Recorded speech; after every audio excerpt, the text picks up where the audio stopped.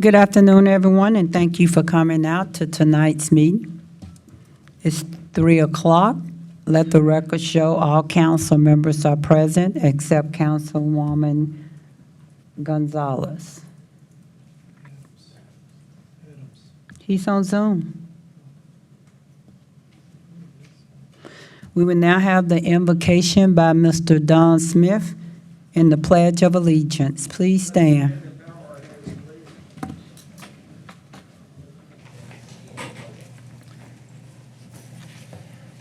Lord, thank you for all you do for us. We owe you so much. Lord, as we get older, we can look back on our lives and see all the great things and some not so great things that we have done. While we are constantly changing, there's one thing that stays the same. That is the love Jesus Christ has for us.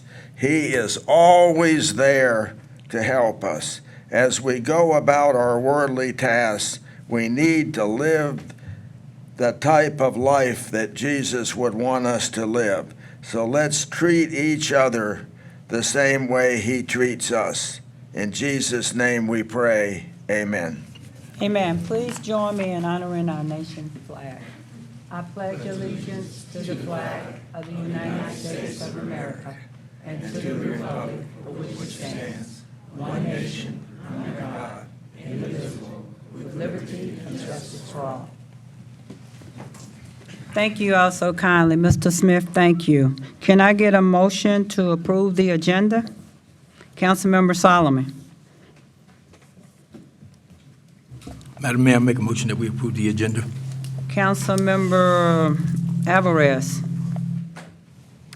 Mayor, I'll second that motion. All in favor, yes. All opposed, no.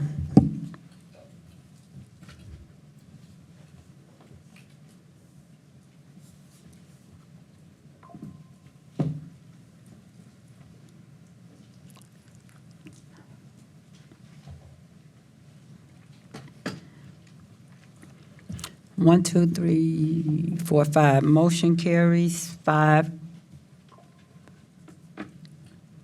6-0. Presentations. Council, you have 3 minutes each, 3 times to speak. Madam Secretary. PR 25012, Parks Facility Sponsorship Process. Thank you. Assistant City Manager Wilson. Yes, ma'am. Well, good afternoon, Council. As you know, earlier this year, you awarded an RFP for sponsorships of city facilities for the Parks and Recreation Department to a vendor that seeks these sponsorships nationwide. And so that company is Sportsman Solutions. As we've had our first 2 sponsorship opportunities come to the City Council, there were a few questions that you all had about how we get to these numbers when we're awarding that dollar figure for the city facility naming rights. So today I have Ryan Patrick, the Vice President of Sportsman Solutions, joining us on Zoom to talk a little bit more about their company and their process. Thank you. Mr. Patrick. Hi, yes. Good afternoon, all. Good afternoon, You guys hear me sir. okay? Yes, sir. Good afternoon. We're going to start your presentation. Absolutely. So I'm waiting for it to pull up, and I have it pulled up on my screen as well. Yes, sir. Well, excellent. Yeah, earlier this year, there was an RFP that went out, and our group, along with a few other groups, put in for a proposal to help out with sponsorships for the city of Killeen. And it was nice to see that. I mean, there was 3 really good proposals that came in, and it was also nice to see that the council unanimously voted in favor of Sportsman Solutions to act on its behalf and craft a sponsorship pro forma and an organization to attract, public-private partnerships around the area. And, here today, I'm excited to share a little bit more about that process, kind of a little bit of explanation as to how we come up with valuations for sponsorship packets, who we go after, and how the city can feel comfortable knowing that we pre-qualified a lot of these businesses, organizations, whether they're a local business in the area, whether they're a regional business outside of the area, but essentially it is our best intention to look local first in the community, ultimately providing, as much of those opportunities that might be existing within, whether it's crafting it to somebody's budget or interest based off of, whether there's a soccer complex, a baseball complex, a walking trail. We try to take everything into consideration as far as what would be an available sponsorship opportunity. And through that, we pull from an existing Rolodex of projects all across the country. So to date, we probably have about $1 billion in new construction projects from as far as the West Coast in Arizona, all the way to the East Coast, the Upper Midwest and Southwest. And unfortunately, the Texas, it's essentially its own market. And fortunately, we have, plenty of projects that we've been able to pull from and ultimately assign kind of a good, better, best as far as go-to-market valuation. And before we even took anything to market, we sat down with Mr. Antonio Murphy and the assistant city manager and as well as Hilda and a few other members from the Parks and Rec department, and shared a little bit more about, why we felt these sponsorships were this way. We start off every packet kind of in a good go-to-market aggressive manner to where it's a lot like selling a house. And essentially, throughout those negotiations, we ultimately try and create those go-to-market numbers in a packet that creates a little bit of buffer.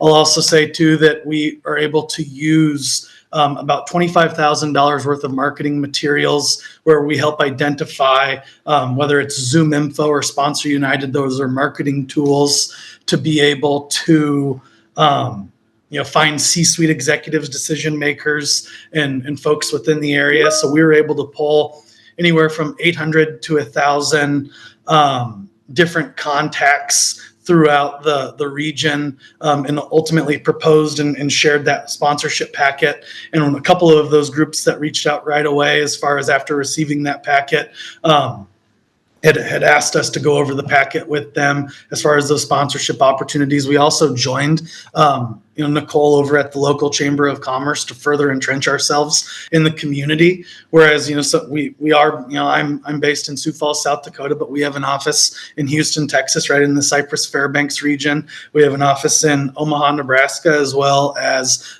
West Des Moines. So we're definitely growing. And, while as, I'm the project leader here. We have a team of about 5 or 6 of us that are ultimately, working through projects on a fairly consistent basis. Sometimes, there's 3 different approaches that we take to projects. We have about 25,000 kids we take care of. So we run youth sports leagues, really all across Iowa. And then we also build out pro formas, feasibility studies for municipalities, school districts, as well as private organizations all across the country. And then sometimes we even come in and manage the day-to-day operations of facilities too, depending on the level of interest. But specifically here, it was for sponsorships. And really, as far as our approach and mobilization of our opportunities that we take place, once we're greenlit and we have a good packet that we've put together and it's been approved by,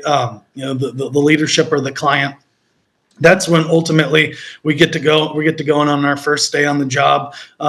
Really there's not a lot of waiting around. And fortunately, we have relationships in other markets. We put together a live Excel spreadsheet that, the client's able to review at any time. And then basically too, we share our other existing facilities, and it's a review of those facilities within the first, 2 to 3 days of pulling that information, figuring out, hey, where's the baseball complex located at? How many eyeballs does that complex get? When was the last time any updates were done to that specific complex? And ultimately, what is it used for and who's using it versus, if it's a local user group or if it pulls from a regional location. So if you're pulling people in from Waco or Austin, we take that all into consideration on the first day on the job as we're putting that packet together.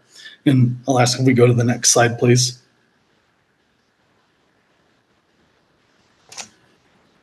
So, and then throughout that pre-sales execution, the develop of that prospect database, as I shared, we had 200 businesses at one point, as we were building that go-to-market packet, identifying potential clients and potential sponsors through our database of Zoom Info, Sponsor United, and then being a part of the chamber. So that got us to roughly, 800 to 900 contacts before we even, we approached those groups, 800 to 900 companies within the first few weeks and shared that packet. So, doing our best to, throughout this process, make everybody aware of the project. We took out ads as well through EIN Presswire to make some folks aware of our announcement with the project, and then ultimately throughout that database, we were able to tier, hey, if, based off of total net revenue that a company does, or maybe our pre-existing relationship with them in another market, and knowing what they would a particular business, let's say Whataburger,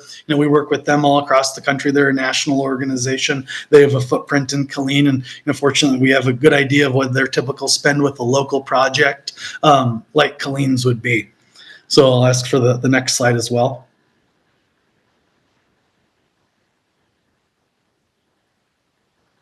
Awesome.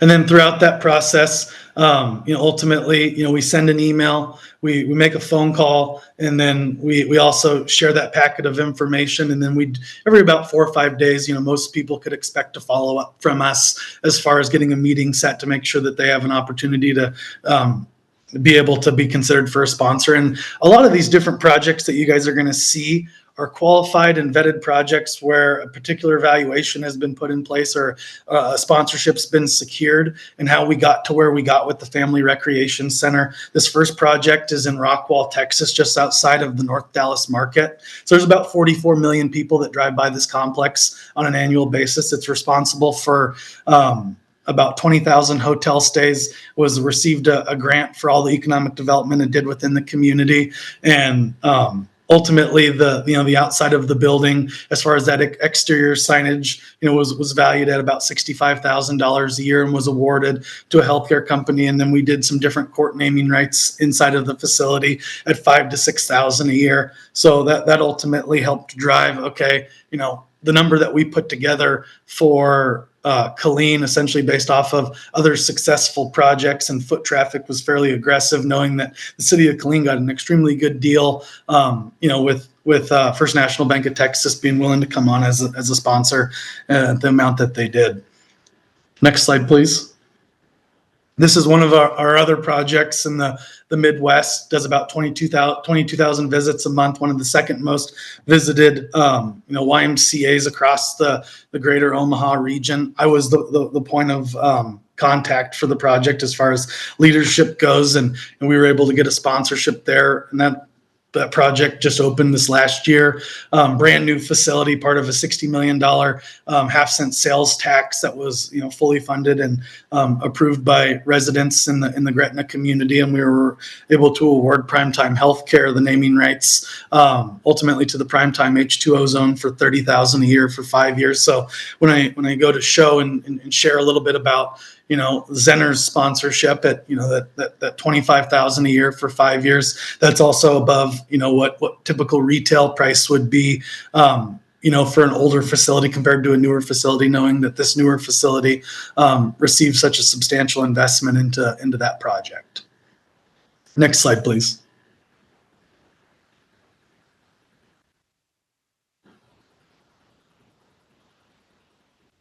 And then Hunziker Sports Complex. This was a powered by naming rights opportunity with a local automotive dealer. It was powered by to where, you're looking at a 70-acre park over in Ames, Iowa, just outside, and pretty large market as far as having Iowa State University located there. So when, students are there in town, pretty much the town doubles in size. And then ultimately, a little bit older park, and we were able to, similar to a little bit to what, the multi-sport fields are over at Lions Club Park. We were able to get $15,000 a year for 5 years for naming rights to the entire complex. And that's visible, really off the side of the highway. That's, there'll be a sign that goes up.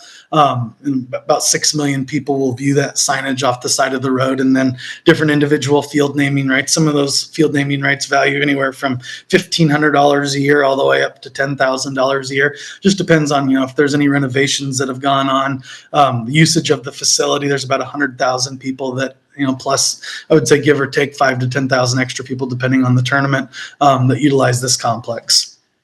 Next slide, please. The Melissa Sports Village. This is one of my crown jewels as far as facilities and naming rights that went on in the North Dallas market. Melissa, growing city in North Dallas and Collin County. One of the most visited sports complexes in the state of Texas, about 1.2 to 1.3 million visitors, constantly being updated and renovated. Had a national partner in Ford that took the naming rights to this facility. That went for $70,000 a year for 5 years, paid quarterly, not all up at front too. So what's nice about the Family Recreation Center is that payment is due, in one lump sum rather than quarterly. You have your outfield sign partners, your scoreboard partners, all similar offerings that are being, offered to the city of Killeen's recreation facilities. But this project has won numerous awards. There's a bunch more development as far as what's going on with I-90C and then professional soccer too. That's coming to as far as FIFA's coming to town and in negotiations about utilizing this facility, so it's getting a ton of eyeballs. Next slide, please. The Norwalk Fieldhouse, this is a facility that we own. Part of the resources that we have, sometimes we come into a project and finance our own facility called the Greg Young Auto Sports Campus. This was a private-public relationship with the city of Norwalk. So the city of Norwalk bonded about anywhere from $8 to $9 million, might be a little bit more, on this particular facility, 45,000 square foot building, and we teamed up with City State Bank to take the naming rights to the facility for $32,000 a year for 5 years. And you'll notice that City State Bank's name comes first. Their logo is pretty much synonymous with the city of Norwalk. The city of Norwalk also wanted to make sure that the community knew that it was still a city-owned facility.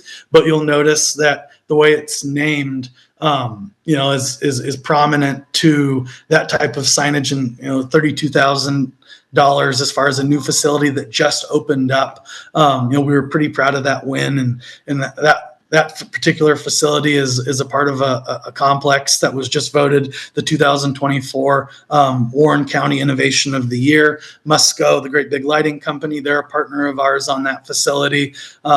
We're probably looking at, anywhere from 1.2 to 1.3 million visitors this next year, and in 2025, and then into 2026 once we get the restaurant opened up as well. So a lot of exciting developments there, and it continues to be the blueprint for a lot of communities that fly in from the Des Moines International Airport. That's about 5 minutes from this complex, and ultimately a lot of people, a lot of municipalities come in, and as far as when they're renovating a facility or taking on this task of what does it look like to potentially build a sports complex, on 20 acres of space and utilize that space 24/7.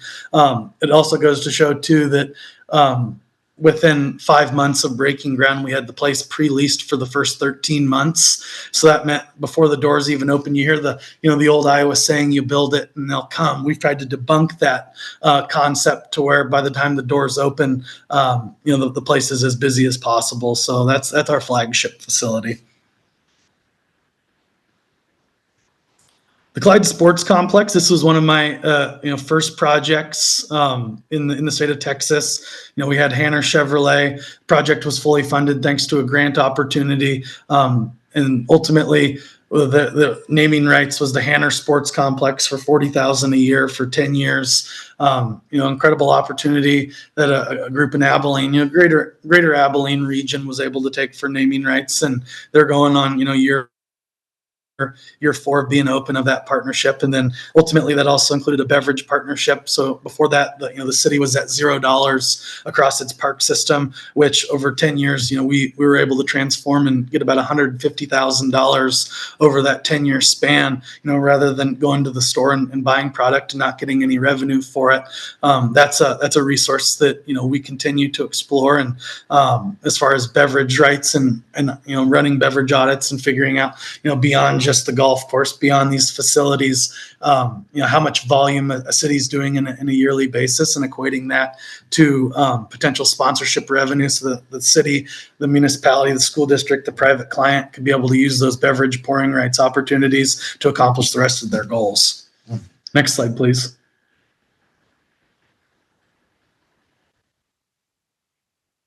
Awesome. Yeah, and that's our team. So another person that we're missing is Mike Mahoney. He caught, Mr. Carpenter's Cy Young year, was a part of that with the St. Louis Cardinals. Pat Yasinich, he comes from, a large education background. His dad was a longtime coach at Grandview University, in NAIA College in Des Moines. Jake Chandry, he was a college athlete at Wartburg College in Waverly, Iowa. And then Jacob Quakey, we just hired on this last year. That's partnership services coordinator, working on, we're working with Hilda and myself as far as, signage and identifying, signage partners to help best get signage installed and then appropriately priced.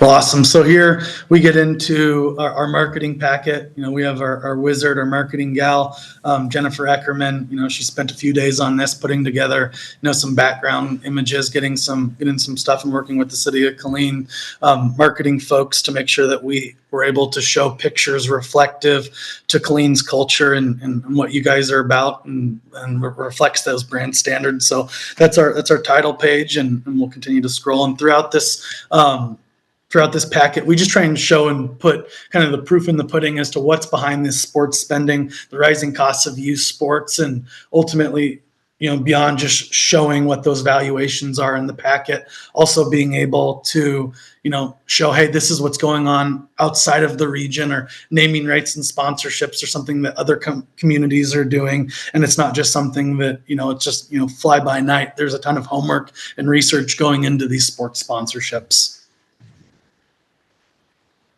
Awesome. And that goes into show too. I got that from the Killeen Parks Master Plan. The city of Killeen invested some time and money into making this plan, and being able to share a little bit of information with the community. So we wanted to be able to be transparent and show the community, these are our demographics. This is what's going on in the community. And this is your audience. This is the group that you're essentially marketing to. Awesome. And then again, the heat map of basically, as far as who's using these facilities, you'll know that this is a very local community as far as these facilities. We're not really pulling from too many people, in the Austin, Waco, outside of the other communities as far as usage of these facilities. So, for Killeen to be able to have these amenities and make those investments, it goes to show that the city of Killeen is definitely doing their homework. Their parks director is amazing. Everybody within their department is all boots on the ground. The events that are being taken place. Every time I talk with a sponsor about potentially signing on to become a sponsor, they're aware of the city of Killeen's parks director and his team's ongoing efforts to put together their best foot forward, the events, and ultimately have put on a good show for people and have something to do when you get off of work. Hey, Ryan, I'm going to interrupt you for just Awesome. a minute. Counselor, are there questions that you have? I was just we don't know how long the presentation is, and I was just trying to wait till he go through the presentation, because my focus is City of Killeen, and I do understand that he went over the history, how they came about comparing us to other cities. So my question's just about Killeen, and I don't want to cut the slides until we go through all of them. I don't have a question right now. Awesome. Till we go through all the slides. Yes, ma'am.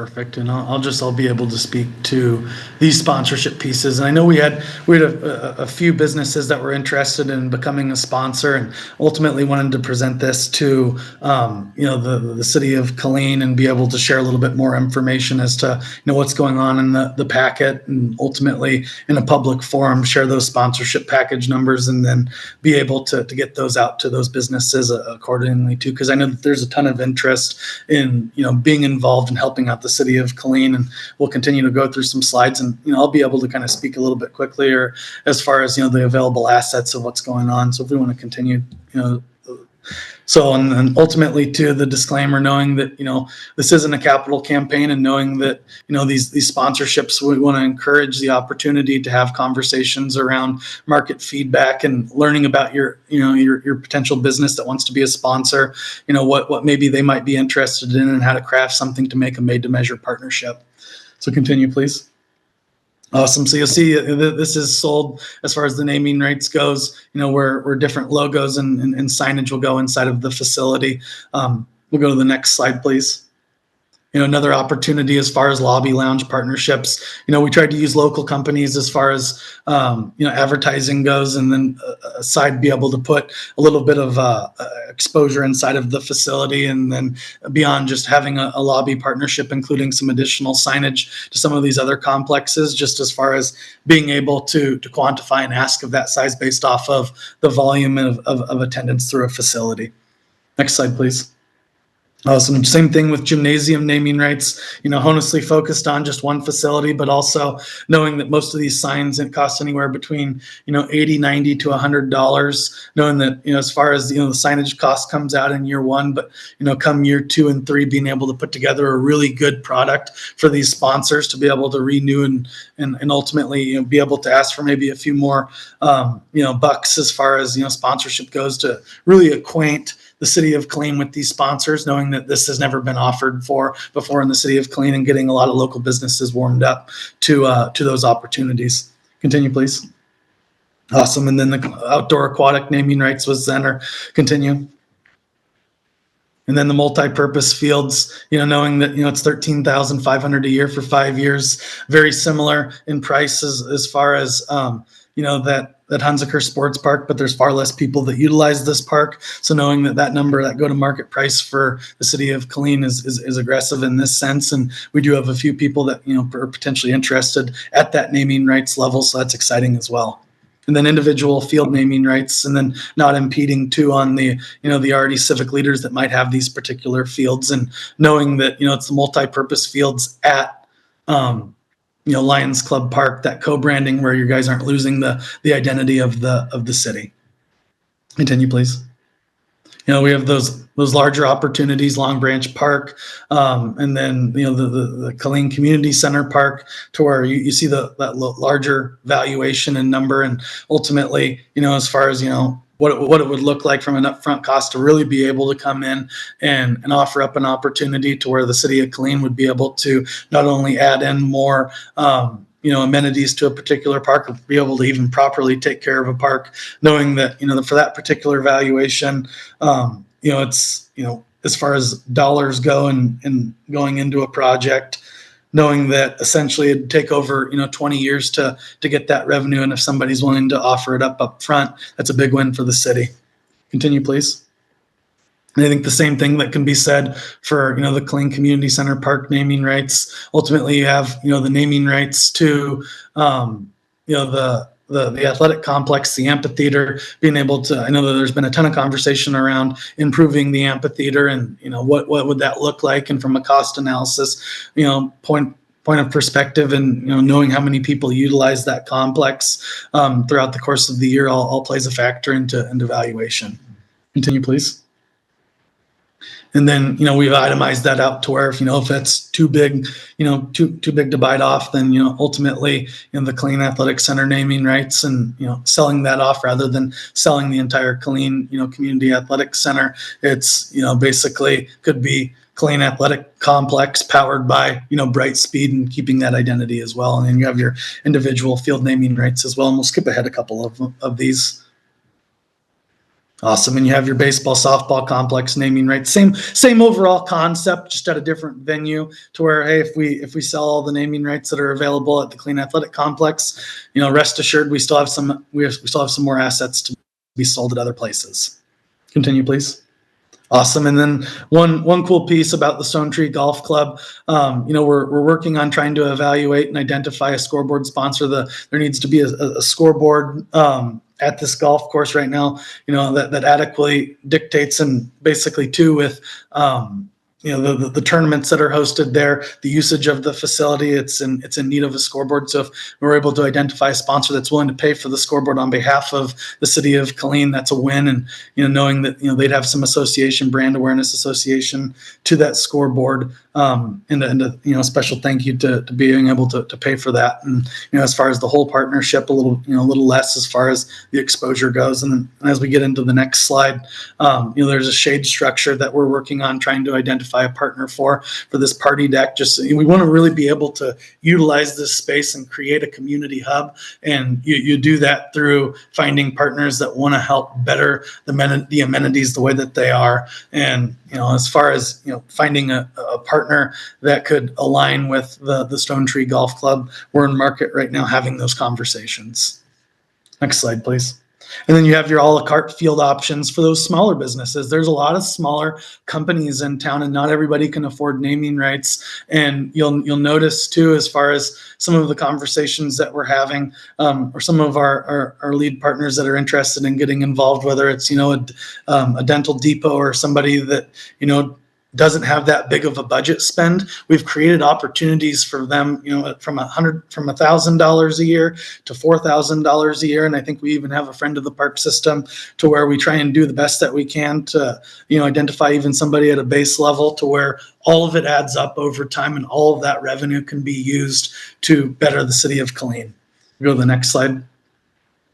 And that's where that friend of the park system, and then offering up that opportunity as that outdoor fitness station naming rights, knowing if somebody's willing to foot the bill and pay $325,000 for that station, heck yeah, they'll be able to get their name on it. And then the same way that the nonprofit partner, the cost associated with that and wanting to put together some nonprofit bins and ultimately, be able to give back for back to school items or be able to fundraise for non-perishable food items and helping the community out in various ways beyond just traditional sponsorships. That's what those opportunities are for. Awesome. Yeah. And then just the friend of the park system, and then just a roadmap of the Clean Parks Master Plan. And I believe that's the presentation. A little bit long-winded, but I ultimately wanted to be able to share everything that we had going. The city of Killeen has a lot of different assets, and you guys have definitely done your homework. And whether it's grant opportunities or other ways of financing these facilities and projects, kudos to you guys. Thank you, sir. You gave us a very detailed presentation. But my focus is the city of Killeen. I thank you for that overall overview. So one of the things you said, I'm not sure because it was a lot of information, about a $25,000 marketing fee. Yes. Could you elaborate on that a little bit?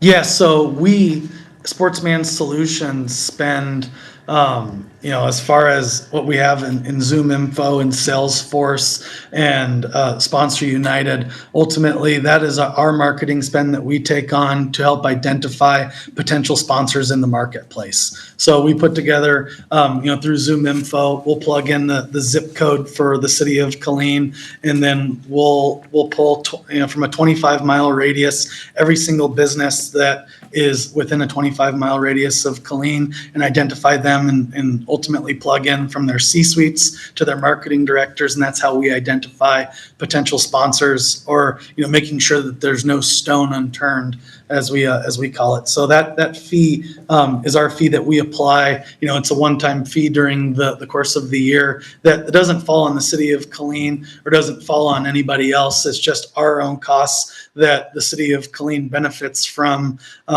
knowing that, hey, we're making these contacts and this is our investment. Essentially, we've gone into the red on this project, not only by, having this this opportunity on a commission-only basis, but on knowing that we're bringing our tools over and then joining the Chamber of Commerce as well before, any revenue comes in. Yes, sir, and thank So you it's for, a benefit. to lead into my next question, you said, we have more than one chamber in the city of Killeen.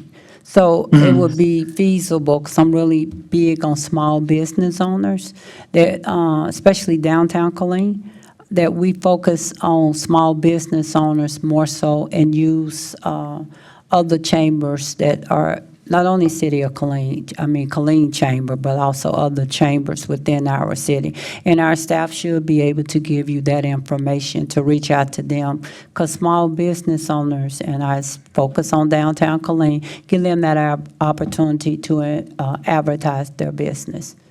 And my last question. Absolutely. Yes, sir, thank you.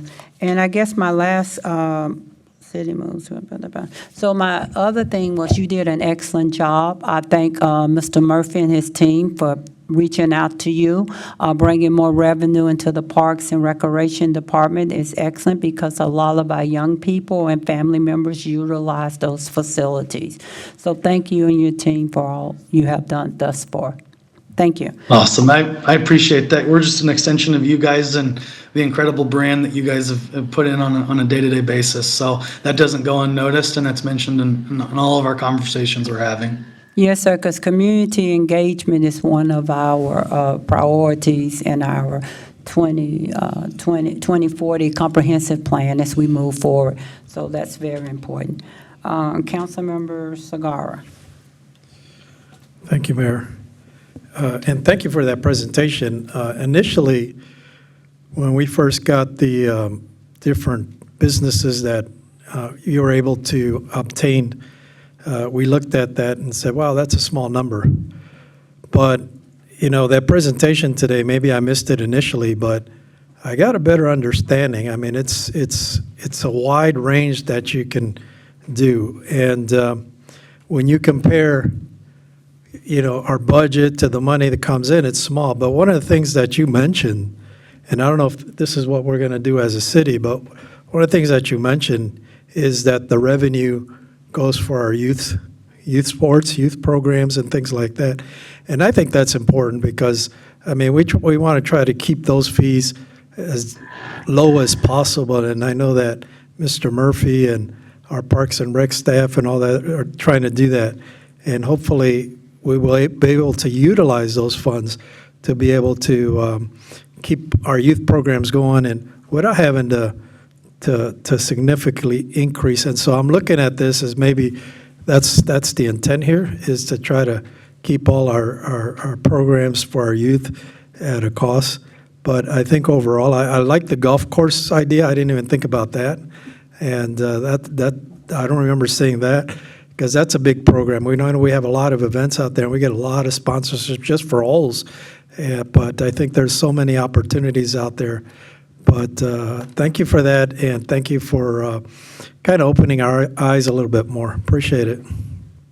Absolutely. A lot more excitement to come, too. Thank you, Councilmember Sagarba. I just want to piggyback on what you just stated.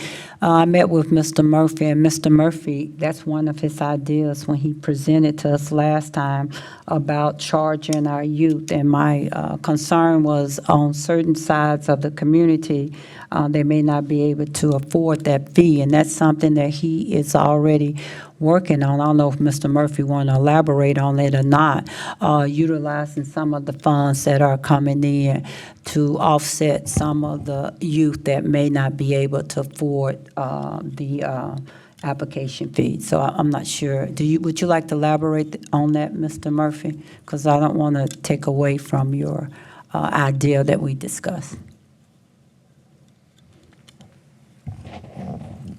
Good afternoon, Council, Madam Mayor. Just to further extend the idea of this is to take a certain percentage of what would be garnered revenue from these sponsorship agreements and these naming right agreements and set up sort of like, for loosely based terminology, a scholarship fund that would facilitate anybody who is not economically in a position to be able to afford our memberships have an alternative still to be able to get access and use our facilities and enjoy a quality of life. It would be modeled similar to what the Boys and Girls Club does, what the YMCA does, what they do for families who are at risk or in adverse situations, but we are crafting that out as we speak, and we'll have something to come to you at a later date. Thank you, sir. And Mr. Patrick, you are so correct. As our team, our future focus, our Park and Rec Director, Mr. Murphy, he forecasts the future and try to really plan to take care of our youth. Thank you for that, Mr. Murphy. All right, thank you, sir, for briefing the council today. Thank you.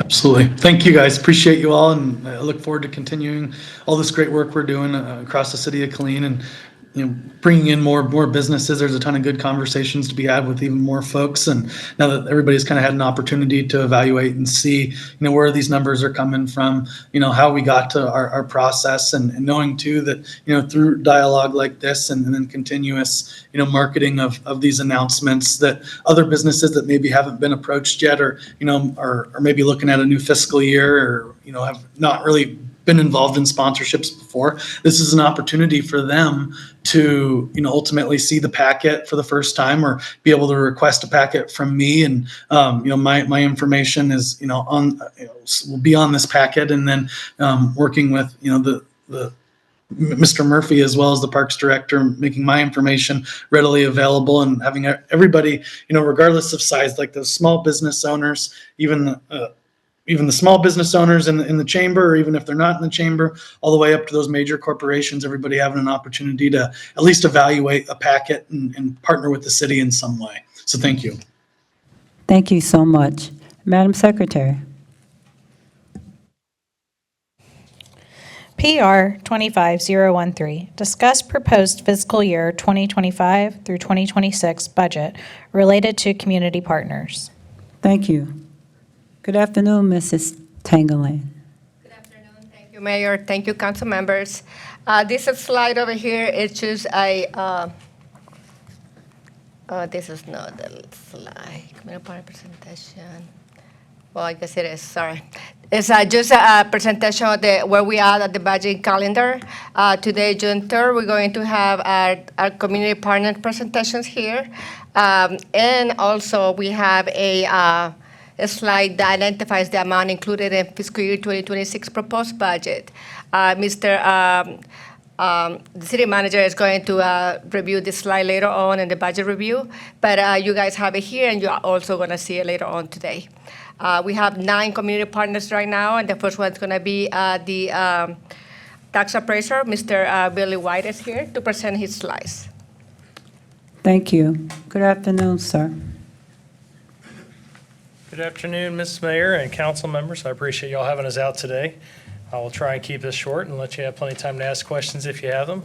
So we just got a few slides to go over here talking about what we do for you and what part of the budget that you pay for us does. So our 2026 budget that was proposed and adopted last month, this just shows you kind of a history of what our budget has done in the past few years, back to 2013. You can show that, see that the total levy for the county and the cities and the school districts all within the Bell County have gone up increasingly much throughout the years. And you can see as our cost per dollar levy, or what we are charging you to do the services of appraisal and collection and tax rate services, has stayed fairly flat in the past few years. So this just gives you a comparison of us compared to other counties that are similar in size and similar to us. It just shows you how we compare to those other counties and how much we are charging you per parcel. As you can see, these other counties some are much larger than us, but you can see the bang for your buck, I guess you could say, is how much we are charging and what we are providing for you. These other counties that are there are, those in blue are other ones that do just appraisal services. Those in black also do appraisal and collection services. So you can see we're well below all the others that all they do is the appraisal. They don't have year-round collections and tax rates to provide you with your funding also. And those counties, the tax assessor does those collections for the most part.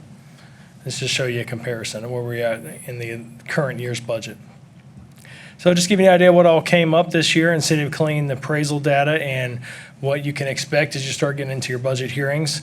This was the city of Killeen total market value. As you all know, the real estate market did kind of stay fairly flat this year, so we saw the market values really kind of taper off a little bit this year. You guys probably noticed that in your appraisals that came out a month or so ago. For the most part, that those values went down in general. So it went down from 15.56 billion to 15.52 billion in market value. Although in I don't believe, we'll have the taxable slide in a minute. So also what keeps that number from going down too far sometimes, especially our taxable value, is the number of new improvements. So you can see these last couple of years, even with the downturn in the real estate market or the flatness of it in Bell County, you can still see we still picked up quite a few improvements or houses this last year, over 1,000 houses that we measured this last year and have put on the appraiser rolls for the city of Killeen. And of course, the average home values for homes that are in the city and not on rural acreage, which most of those in the city of Killeen are on lots and such.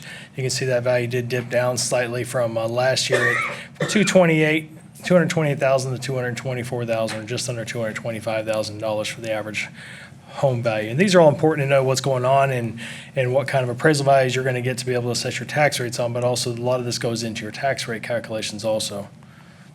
This just shows how y'all compare in comparison to other school districts and cities within the county. It shows you where you're at in comparative how many homes were built and measured for that year, and also what the average value of those homes were built. So this is just the average value of the new homes for those years. So you can see on the, I believe it's right there, TKI in the bottom left corner, you can see 808 strictly just new houses, and the average value was 297,800. So the value of the houses that will be put in were a good bit above the average value of the homes that we currently have throughout the whole city, including everything that's been built in perpetuity in the past. So, and this, of course, is the exemption history, which is also an important topic, I know, when you guys are doing budgets and knowing what kind of money is lost from that market value. This shows the past few years' history of exemptions and what kind of value is taken off the tax roll based off these exemptions, such as disabled veterans, over 65s, total exemptions, and charitable exemptions. So you can see each year that number grows.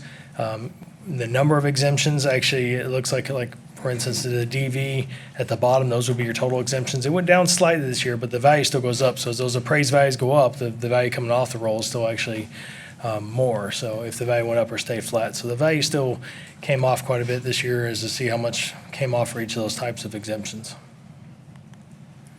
And then lastly, or one of the last slides we have here is commercial multifamily. It shows you what we did on commercial and multifamily values. Again, our job as the appraisal district is to try and appraise everything as of January 1st, market value, what we think it would sell for based on the information that we have. And this year, our multifamily, you can see, actually still went up slightly this year. And our commercial value actually still went up slightly this year based off of the information that we had available to us. Number of new commercial improvements, you can see we still measured over 60 new commercial improvements, which also includes some multifamily apartment complexes in there. So over last year, the city of Killeen was still building more than they were the last year before. So still, even with that market staying flat, what you guys are doing, getting businesses into the city and stuff, is still helping your all's taxable value stay up where it needs to be, or to help you all out with the budget weight to keep the tax rate down as much as possible. Capital Appraisal, they are a firm that we contract with. It does all of our utilities and large industrial manufacturing facilities. They also, most of those they estimated about a 2% change on for this year in value, loss of value from last year. So they appraise about, out of the taxable value that we appraised, they appraised about $300 million of that value. And I believe this is the last slide. So this one shows you pretty much everything at a glance. As you can see, the last one to the right, that is for this last year. The light blue is existing property value. So existing property value actually went down this last year. But because you had the offset in new improvement value, that 0.25, that red, your total taxable value still actually went up from the last year, because even though those values went down, it still offset those enough to the new value offset it, plus homestead caps. There's still a lot of people, even though the values may have gone down this year, because of the rapid increases we had in the last few years, you still see some people, their assessed values are still higher than they were last year, even though their market values are down. And that's also what pushed your taxable value from not changing as much this year. So you can see what we're estimating at the end of all of our appeals, once we certify our tax roll by July 20th, we are expecting about a 1.2% change from last year's value, taxable values. And these are, of course, the estimates for all the cities and school districts and all the entities that we appraise for, just showing you what the taxable values are for each of them. They all vary slightly, but in general, most of them we saw flat to a couple percent up. Some of them a little higher if they had some major building going on, and some of the MUDs and such, they're a little skewed based off of what's going on in those. But a lot of them, if they did go up, it was mostly exemptions and homestead caps still pushing that taxable value up for the last year. So I promised I would keep it short. Do you all have some questions for me? Thank you, sir. Most of this information we received, so thank you. Mr. Cagle have kept the council abreast. So thank you so much, All right. Mr. White. Thank y'all very much. Appreciate it. Thank Thank you you. for having me out. Thank you. Madam Secretary, everybody know their order? Could you go to the next person? Yes, ma'am. Bell County Communications Center. Thank you. Good afternoon.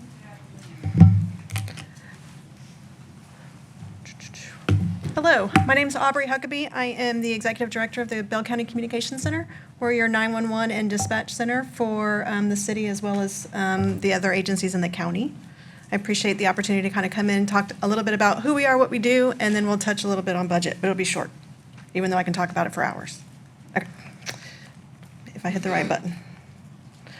So just as a reminder, we were formed in 1999. There was a system agreement between the four largest cities and the county, establishing us as the primary point for 911, as well as the dispatch center for all of the fire, police, and EMS agencies in the county. In that agreement, it also sets up the cost share formula. The budget is shared between the four cities and the county.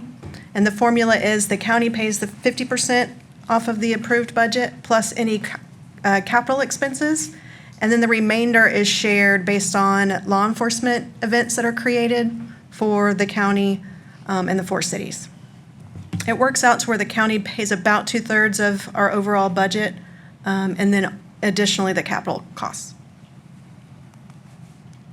Next slide. Just some highlights from 2024. 2024, we took 223,000 911 calls. Our answer percentages of the calls that we answered were 95% within 15 seconds and 98% within 20 seconds, and that does meet the national average, or I'm sorry, the national standard. On the right-hand side looks at call processing time. So from the time the 911 call is received or answered by a call taker, and then has enough information to create an event that's ready to be dispatched. So we average around less than a minute on our high priority calls. And I point that out because on the left-hand side, I point out that on average, our call duration time is a little over 2.5 minutes.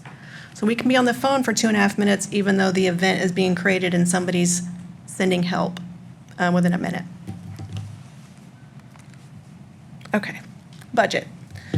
So for 26, we included some projects. We did not add any additional personnel. Because we are somewhat suffering from a staffing shortage, which is not good, but it does have a positive impact to budget. So we basically rolled forward a vacancy adjustment. So while we proposed a budget for 26, that's about $12,500,000, we apply the vacancy adjustment plus projected revenues, and that comes to a total budget of just over $10 million. And then the breakdown of the shared costs, so looking at 25 and 26, we look at law enforcement events that were created for each of the paying entities. We apply that percentage breakdown, 50%, and then based on the usage. The city of Killeen will show actually a decrease from 25's portion to 26 of a little over $100,000.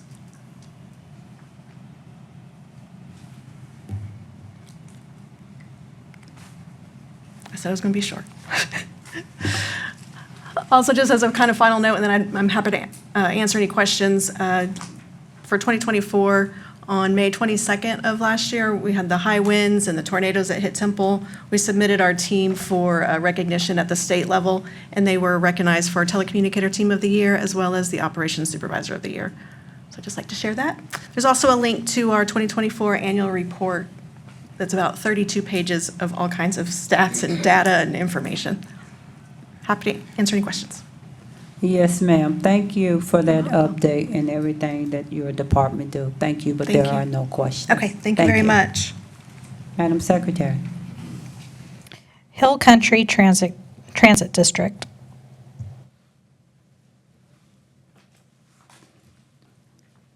Good afternoon, sir. Good afternoon. Madam Mayor, council members, Mr. Cagle, I want to thank you for having me here. My name is Darrell Bertner. I'm the Assistant General Manager with Hill Country Transit District, doing business as the HOP. I've got 7 slides. I'll go quick. Feel free to interrupt at any point, though.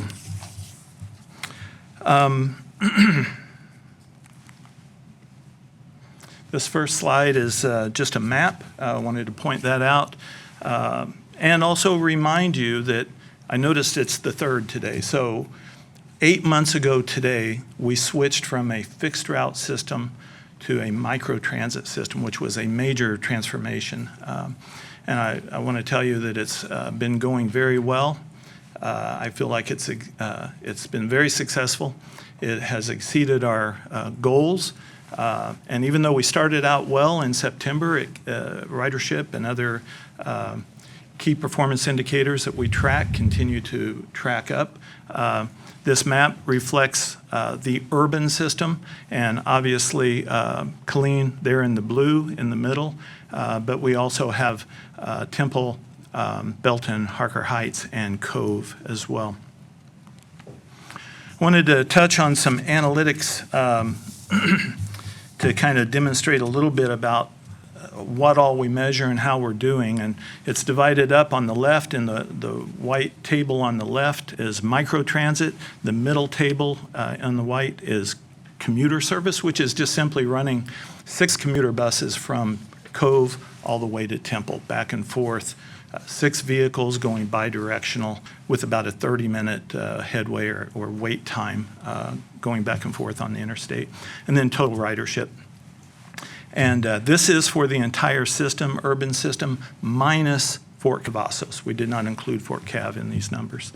But as you can see, total on the upper right, we've in the first 34 weeks of service, I turned this presentation over at the end of April, so we have gone 5 weeks since then, but as of April 25th, we had done 234,211 passenger trips in the system.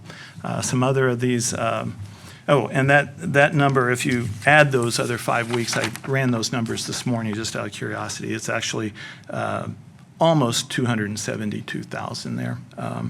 But we've also, you can just see the numbers, but back to the right, the 94% that you see, that's an average review. That's a performance review by the riders. And so we're scoring 94% very consistently. The system is not perfect. We still are tweaking a few things in the software. And so what is that, 94? So we've got 6% people that didn't give us a high grade on that. But in all honesty, most of that has to do with either educational issues with the riders themselves. Maybe they're not catching on to the app on the smartphone, or for whatever reason, they're just still struggling with it. And we do a lot of travel training. I think we've done 70 or 80 travel training sessions in the past year. So we'll continue doing those as well. Also on the right table, 85.4%, that is the on-time performance. Again, a great number. Median wait time, 13.9 minutes. That's great. Remember, in the fixed route system, we were many times waiting an hour, and on the commuter, 2 hours. So the numbers have improved greatly. This is the system-wide. I want to go to this one, which is just specifically the same layout, specifically for Killeen. And On the upper right, in Killeen, in these past 8 months, we've had 97,328 riders as of April 25th there. If you add in the extra 5 weeks, you're at 119,286, based on the numbers I ran just this morning. So again, good numbers. Average review for you within the city of Killeen is 93%. On-time performance is 83.1%. These are good numbers. These are great numbers all the way across the board, and we want to continue doing those. I wanted to show the passenger count for the other cities, just for comparison's sake. Belton there, Copperas Cove, Harker Heights. Again, there's Killeen at almost 178,000 passenger trips, Temple, and then the commuter overall. And what's interesting about this slide is at the bottom, it's showing almost 398,000 passenger trips in those 8 months, and that's not including Fort Cav.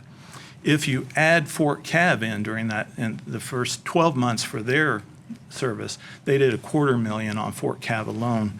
So if you were to add that, call it 400,000 plus 250,000, puts you at 650,000, including Cav.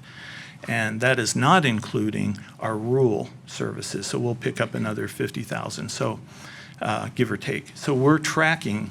This is 8 months worth of service, but we are tracking to do about 700,000 passenger trips in the first year of service under microtransit.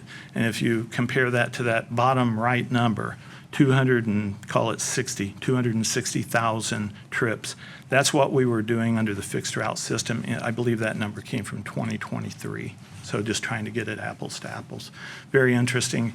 So from 260 to what will be 700,000 is a great number. Cost, a little bit of budget information. I wanted to show you what was contributed last year in 2025 and what we're asking for this year in 2026. And you can see each of the city dollar amounts there. For Killeen, we are asking $650,000.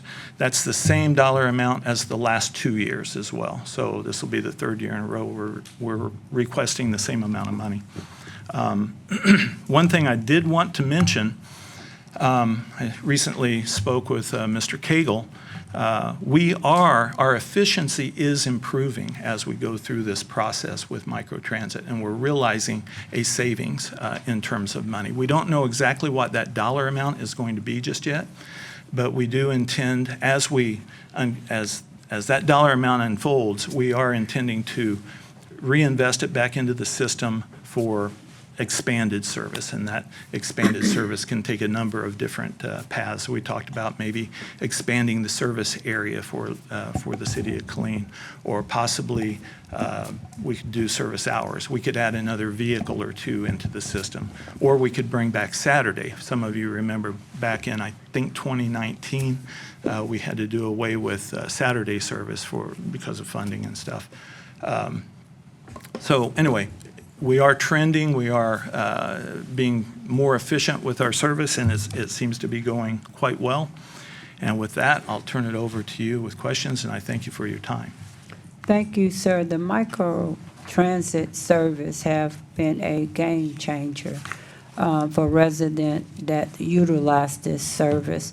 I spoke to some seniors at the senior center, and I mean, they enjoy it, they utilize it. Right. And also, I want to compliment your staff. We receive emails with some concerns, and you're correct, it's the app that most of them have to get used to using it. But your team, once we send those emails, when you reply back to that individual resident, you CC us. And it's not a week later, it's not a day later. Yeah. They receive a response the same day. Yeah. So for that, I thank you and your staff Thank for you. that hard work. And also, we have Councilmember Kendrick, who has a question. Yes, sir. Good afternoon. I was just looking at your numbers up there, just trying to figure out how do you come about the $650,000? That's for the region. We're projecting 400,000 riders in the 5 cities, plus 250,000 from Fort Cavazos. So that puts you at 650. And then we also, I don't have the rural in here as well, which is another, we're guessing, probably projecting about 50,000 there. So potentially about 70,000 within the first 12 months of service. I think the question was, how do you get to the dollar amount? Oh, The I'm budget sorry. amount, yeah. Yeah, I'm sorry. Thank you. 650, I was thinking 650 passengers. No, the dollar amount, keep in mind, we're funded from the federal government, FTA, Federal Transit Sir, I Administration. apologize. He's a new council member. Okay, So, yeah. yes, sir. Yes, Okay, sir. yeah.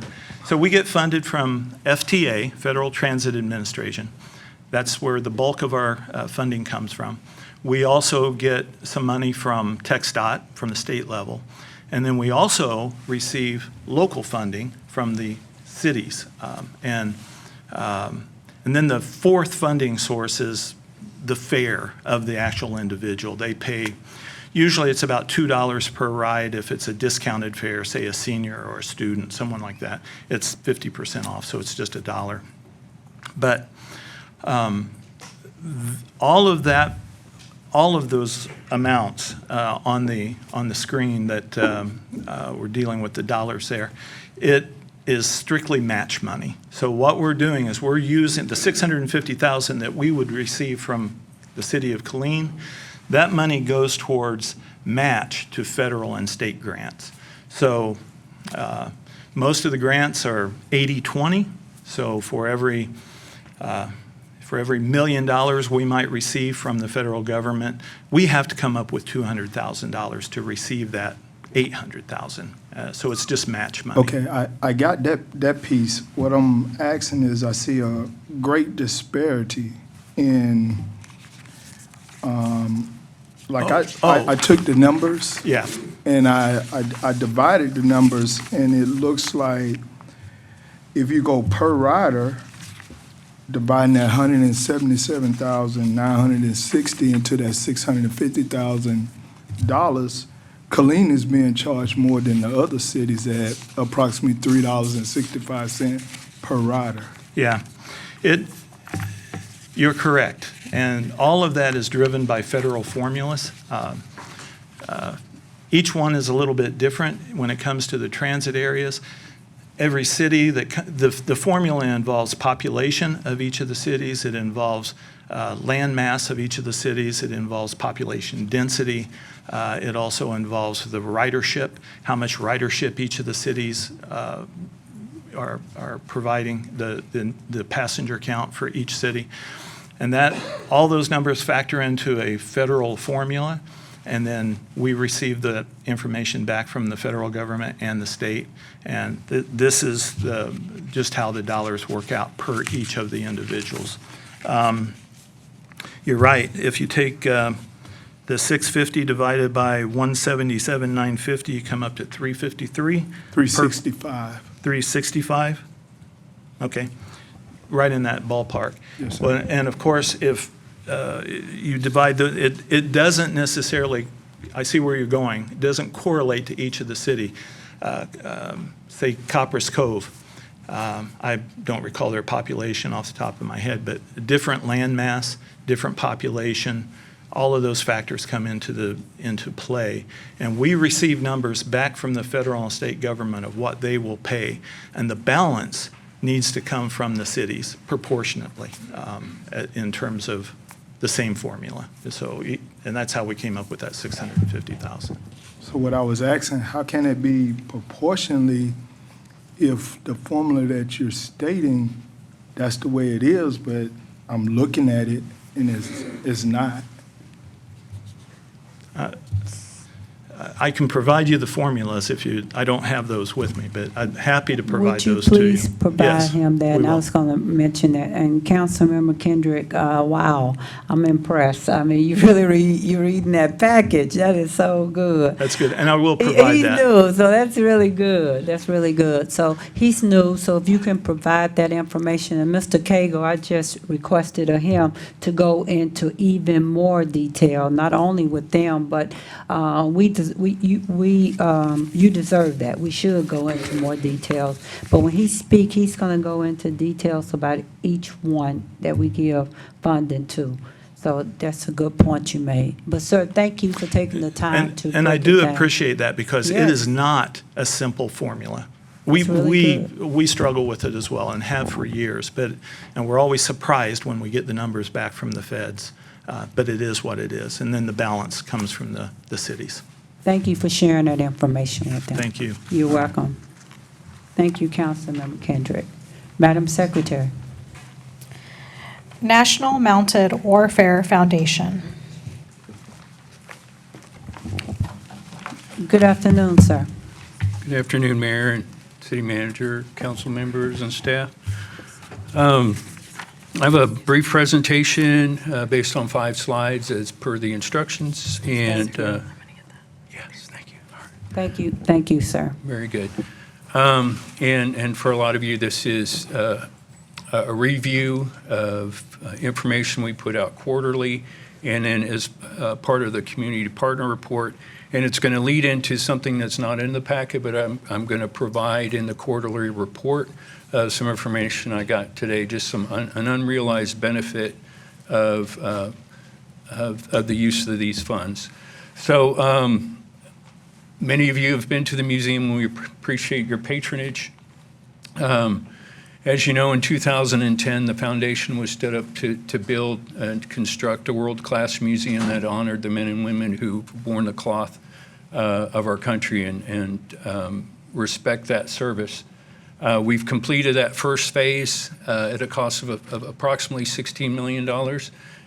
Our job as the foundation continues to build the additions to the full build-out of the facility, which would be approximately a $35 million or so altogether. There's one of the really, we listen to our constituents and to the public and do a lot of research and review a lot of research related to these types of facilities.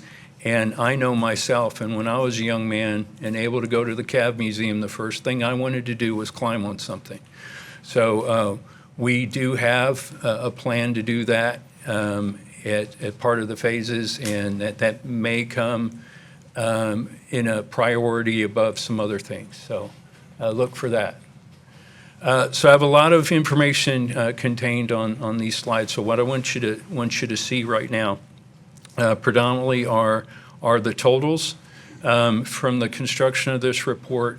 We submitted it just after March. The grand total, about 15,786,000 people have visited the museum. Per our interest and your investment is particularly important in the third column. So as you know, the city has awarded us the use of hotel occupancy tax funds. And our job and the expense of those funds is to attract tourists and to use this as a product to bring people to Killeen and the MSA. And as you can see, a large number of individuals come from outside the MSA. November was a really good month. January, because there was a slowdown in the museum with the AC system, that number isn't as high as it would normally be, we believe, because of the shutdown to get the facility back up and going. So we're averaging about in that 30% range of the visitors coming from outside the MSA. The folks that have traveled the farthest, we've had folks, 2 individuals that were on Project Fort Cavazos that came from South Africa, and 2 that came from Australia. And the 2 gentlemen from Australia do intend to bring a contingent back because they were very impressed with the work that's been done with the museum. From my earlier presentations, you know this first year of development is what we call a leveling year. And you're familiar with the research that I brought, the 2 from Lord Cultural Services and also from Texas A&M University Central Texas that says during this leveling year we're using marketing materials, and those marketing materials are allowing us to get our reach out. So we currently have 6 static billboards from Waco up to the DFW Metroplex, and 1 just past that along I-35. We have 1 that is our digital components. We have 1 that just because we have a good partnership, and these funds have allowed us to have good partnerships with the ad companies. You'll see the museum's ad running in the local digital box in Harker Heights. That doesn't cost anyone anything. That's free space that accommodates some dead space, because these are put out in 8 to 10 second increments, and because they truly believe in this project and been very generous to us, they allow when we're one of the individuals that gets to take advantage of that space. Those billboards tend to be very expensive, the construction of the vinyls and things, and a number of these we're able to pay for just strictly the vinyl, and then some of the cost of the actual rental of the actual board is thrown in by the company. Sometimes when we're getting into some of these on I-35, we're getting a pretty good deal on those, because some of those for another individual might run $20,000 a month, and we're not paying that at this point. You'll see the rack card printing and distribution. So there are 21 tourist centers and visitor centers along the northern border of Texas and upward along I-35, I-20, and I-30. Those have been very good for us. So we distribute all of our marketing materials. Our rack cards go in all of those facilities.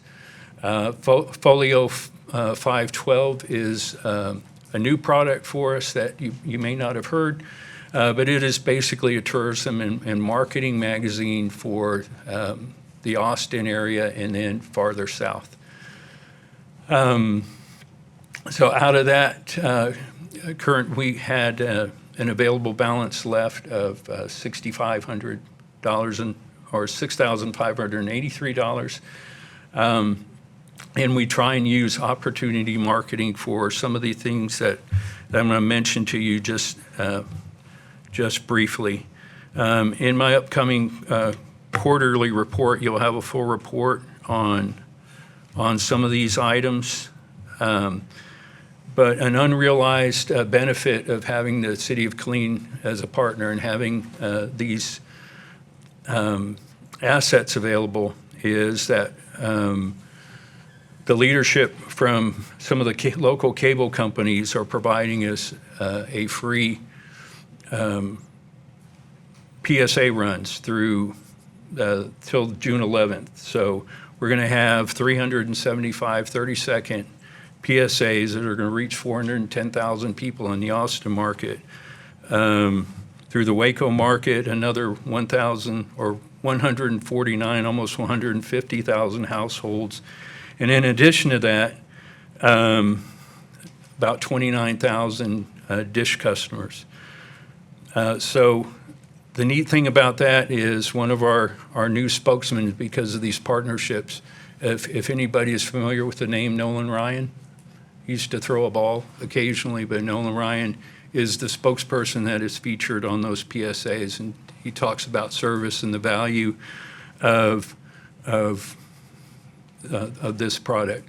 We continue to meet with some of your advice. We meet quarterly with your local tourism office, and we make sure we're on point as far as marketing the product. And we have opportunities to market to the city of Killeen. We do that very regularly. And I want to thank them for receiving that award. That's a very prestigious recognition. So just to tell you real quick about the average visitorship during the day, Saturdays tend to be the largest. We did have a time when 428 people visited. That's by far been the largest day. We're hoping as the leveling year begins to go into what we call the full year, we'll get closer to some of those projected numbers of 1,000 a day. So thank you once again for the opportunity to come and speak with you, and to the partnership that we have, and the great opportunities that it's created, just being able to put the word out. And thank you for allowing our foundation to honor the men and women that served our country. So. Thank you. Is there any questions from the council? Sir, Yes, ma'am. I'm glad that there's success going on, but will 428 visitors, or the numbers that you're giving us, will it continue to keep the center going?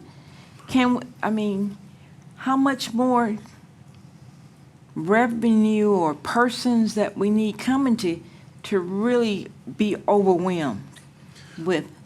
You get where I'm going with numbers, and to be able to sustain the Warrior Museum. Beautiful museum. I love the things that it offers, but we need more. How can we increase persons coming? We've got to do something seemingly. Sure, and part of that is the foundation is the nonprofit vehicle that provides the development of the museum. When we, with the act of Congress, the museum now belongs within the Army's museum system. So the staffing, the operation of the museum, unless the federal government decides to close it down, which we got a good word this week, that they are starting to eliminate numbers of museums and things within the inventory. We're not on that list, and we're not intended to be on that list.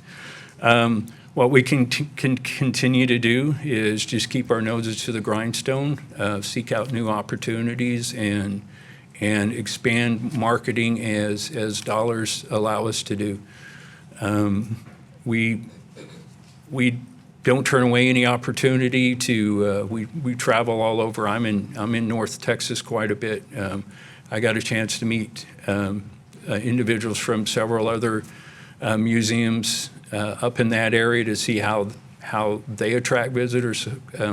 A benefit that we have is that we are free of charge, or the museum is free of charge. Those other complexes, they have a different issue because they are paid to see. So, and any opportunity that we have to use that dollar valuable, we do. So. Yes, ma'am. Mayor Pro Tem, I see you, Mayor Pro Tem Adams.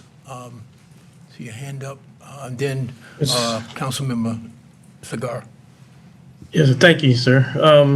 I noticed in your presentation, sir, that you, and I hope this isn't nitpicking, but you're not doing digital boards for 26, or you don't have it in your budget. And the price for your static boards almost more than doubled. What, can you explain why that is? Yeah, that's simple marketing, because a digital board requires a PDF. Right. A static board requires space, construction, insurance, the vinyl, and then the installation of the vinyl. And then there's a rental component, or the lease component. Basically a rental for simplification of the word, so the period of time, the contracted time when that's going to be up there, is essentially the time that you're paying for. The more visualizations, or the more impressions, as they call it, that you have, the more populous the area, the more traffic, the more interchanges, the higher the cost of having ad space or things of that nature are going to be. So you're kind of changing your focus on where those are. That's what, essentially. No, sir. We're I-35 gets a, I think up the farther you get north, the more the impressions go up. So our focus in the use of these funds is outside the MSA, because we're trying to attract people in, Right. trying to attract tourists. So we do have, when we have partnerships too, we did, if you might recall a few years ago, we did have a board up in the Reagan National Airport in Washington, D.C. When funds are available for those types of things, and that was a very costly one, we also look at the value of some of these boards, and we've had people come back. One of the things that we ask is, how did you find out? And when they say a billboard here or a billboard there, those tend to be good. I know that, and we kind of compete. If you've been up and down I-35, you know that about every 5 feet, there's a Buc-ee's billboard.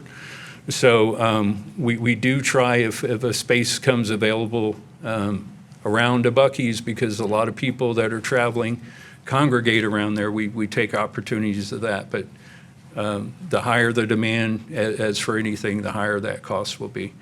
And digitals there's a much lower cost for digital, just because it's essentially a PDF or a cleaned PDF, as they say, that runs through basically as a slideshow. Yeah, so I was basically, I'll close it out. I was basically looking at what you're projecting for this year, how to use the 80,000. And I noticed the changing in it's almost double the cost for static, and there is no digital listed. Mm-hmm. But I can get with you later if you don't have that information. Sure. Councilmember Cigar. Thank you. Real quick, just two questions. And the first one, I don't know if you have the numbers, but you talk about the attendance. Have we able to compare the attendance that we have at the Modern Warfare Museum to what they used to have when they had the two museums on the post? I can get that for you. I do know we had several months ago. It felt very good because the National Museum was averaging about not even 75 people a day. And at that point, we had our big day. We had 300 and so people there. So the marketing and the things are working. And there is a trend to, right now in the federal government, to defund those things that aren't working. Yeah. No, I would assume you'd have more traffic, especially since it's outside the gate. You don't have to go through the security check. Yes, sir. So, and then the other thing is, have we had any schools go out there? I know that when we started it, one of the visitors were going to have schools, and not just KISD, but that's another area that we want to try to look at. You mentioned like Austin and all those.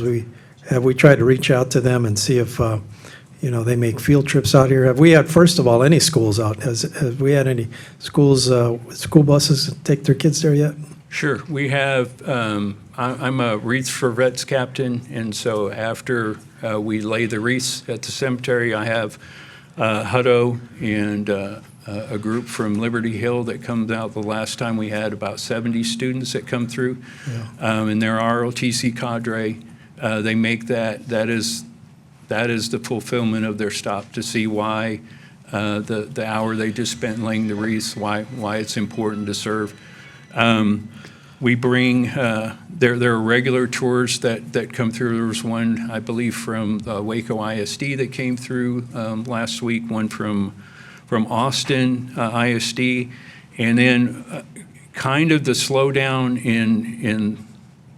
and not to get so political at this point, but kind of the slowdown in the development of and the staffing at the museum, they've had to resource and reprioritize the needs of running the museum versus the need to build a curriculum.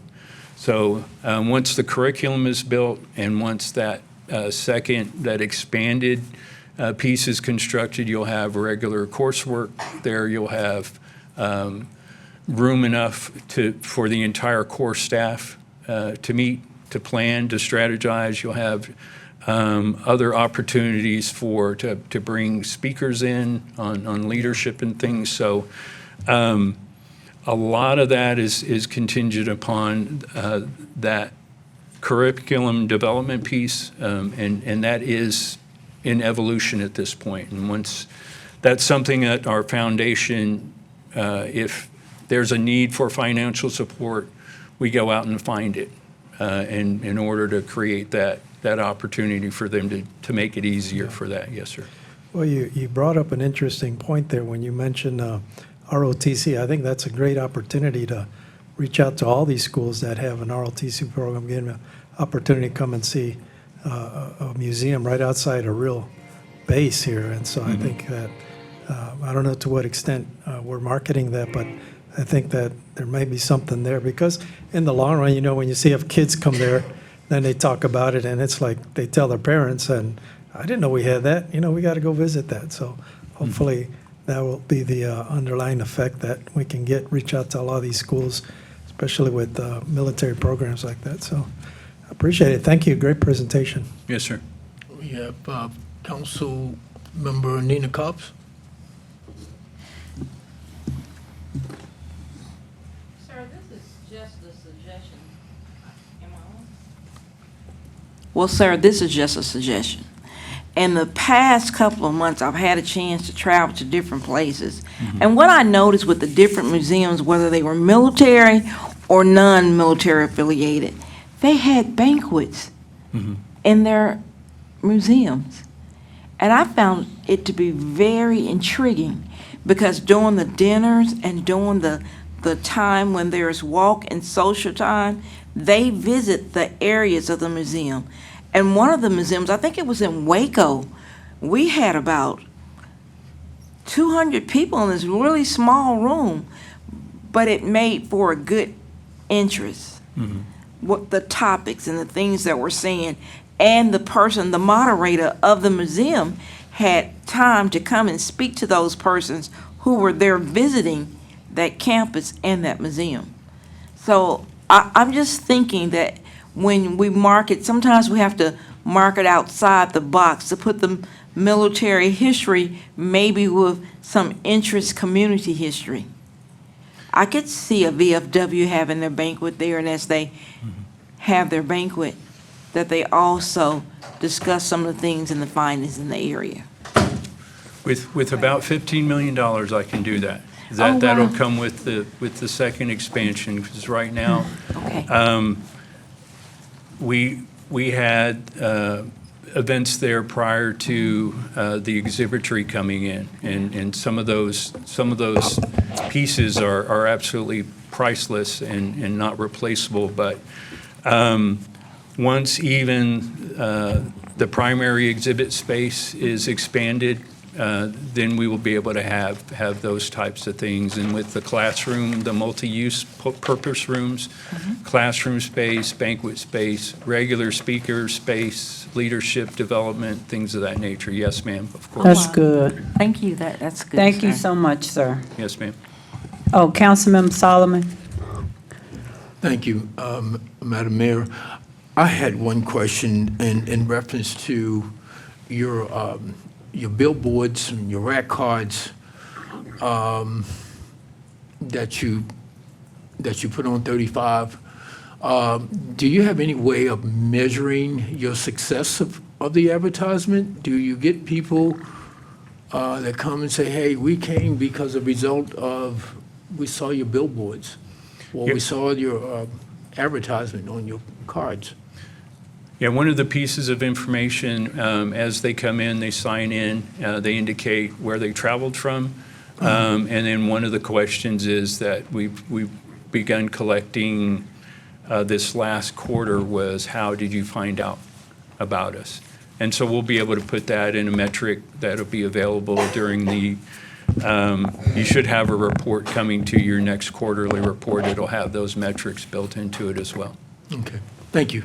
Thank you, sir. Councilman Solomon, that was a great question. Thank you. Yes, ma'am. All right, council, we have to move this agenda. Madam Secretary. Clean Economic Development Corporation. Thank you. Good afternoon, sir.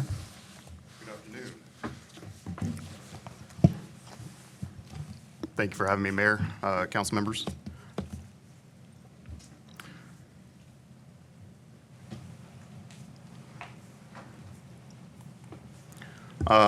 Just for reference, my name is Tyler Robert. I am the Vice President of the Clean Economic Development Corporation. I won't belabor too much of these topics, but I kind of wanted to bring up some of the current projects that we've been working on, and what we're excited to kind of come to fruition here now. USAM is currently about to build out and complete their project. We're hoping September 2025. This is a project the KEDC helped facilitate the land acquisition for. Similar to Workspace USA, they started their phase 1 development, hope to have that completed in summer 2025, and we're partnering with the developer in their marketing efforts to help create more jobs into the local economy. Southern Roots opened this past Friday. This was in partnership with the city, KEDC. We're excited for them to actually be moving forward with their project, and we actually have some incentive payouts potentially in 2026 if everything goes according to plan. Dongjin Semichem, they finished construction about this time last year. Currently working with the company, as you all might know, to look at foreign trade zone status, working with the city, county, and Clean Independent School District. And then MPC, which is also MGC, over within the industrial park. We're happy to see them expand. Currently, KDC is housing their engineering firm in one of our buildings. We're looking like it's a late summer 2025 that they'll be finishing out. So we're excited to see them expand, but we're also excited to potentially open up a new building within the industrial park. And obviously, part of this, we have other projects in the works, and we're excited in anticipation of sharing those with council and public as those move along. So kind of continuing those discussions, where are we as a community today, and where is the KEDC? Right now, you can kind of see in this map in the far left corner, KEDC owns about just under 19 acres within our industrial park. Those are notified in the pink lots. None of them are really contiguous. Our largest lot is 9 acres. And so those range between 1, 2, 9, and 5 acre lots. We also have an additional 20 acres of undeveloped tracts owned between 4 different individual parties. But what we're really showing here is that, with the growth with new businesses coming to town, our industrial park is nearly built out at this moment. And so we saw this coming this past year. And so last year in February, KEDC purchased what we call now the Wolf Technology Park. This is a 94-acre parcel that sits just adjacent to Texas A&M University, Central Texas, along 195 and Stagecoach Road. We envision this to actually be the build-out and development and diversification of our local economy with more high-paying jobs that relate to the technology sectors. And so we'll kind of touch into this topic on the next slide. But then what we're also looking forward to within this next fiscal year is kind of building out the brand of KEDC. What is it that we're saying about our community? What is it we're saying about the organization, not only within the community, but also outside our borders? So we're looking at building out a new website, enhancing the branding of KEDC, making sure that we're developing content that speaks to what we're looking for as we go out and recruit new companies, and also building on our community campaigns, making sure that the story that we're telling at the end of the day is not the story of yesterday, but it's the story of our future and what we're building towards as a community. And so, in continuation, next steps, one of the big projects that we're looking for, and one of the reasons we've included this is because we've identified this within our budget request, is the actual advancement of the development for Wolf Technology Park. What we're showing here is a phase 1 development that we're providing for retail development, which will help us enhance and provide our own paths to developing the southern portions of the site. So it allows us to effectively open up nearly 80 acres for advanced manufacturing technology, data centers, and what have you that relate to those fields. And so what we're looking at doing is trying to be good stewards of the city's funds, is showing that we're going to be using what we're in our budget request to allow for the development and beginning of that phase. So we're going to be looking to actually start clearing land and progress our engineering to make sure that we're ready for what's to come next. And so this gets into our budget request for 2025-26. We're at $1.1 million, which is a $215,000 increase from last fiscal year. We do want to make sure that we were showing exactly within our line items where we were breaking out and spending funds. We thought this was important. We do also want to recognize that within our budget, nearly 50% of this is really earmarked for restricted funds. And that's really what our contracts and incentives are. At the end of the day, that is our agreements in part with our community partners in the city, such as the SCASDA grant with the Greater Killeen Regional Airport, our contract through the city with the Heart of Texas Defense Alliance, and the Texas A&M Scholarship, as well as our incentives with Southern Roots Brewery. Going through marketing, travel, and events. That's throughout, obviously, what I mentioned, the website development, new video production, kind of enhancing, our storytelling of the community, as well as events to what we've scheduled for in our fiscal years, 12 events, plus additional events that our new president has indicated that we'd like to look at effectively with the defense community. And then what we're kind of also showing in those last two slides with the professional fees of $103,500 and land development is all directly tied to the Wolf Technology Park. So effectively what we're doing is requesting that the city work in conjunction with our project to help facilitate the groundbreaking and make sure that we are moving forward within fiscal year 2025-26, and that we're moving forward with that project. We're breaking ground, and we're going to get the infrastructure in place to make sure that that site is ready to move forward. Organizational-wise, we're showing in our budget $1.9 million, $612,500. We are showing profitability in terms of our net operations cost, but we do carry a $1.3 million debt service for the Wolf Technology Park over the next 2 years. And so I wanted to make sure that that was at the council's disposal for information. If y'all have any other questions, please feel free. Thank you. Madam Secretary. Families in Crisis Incorporated.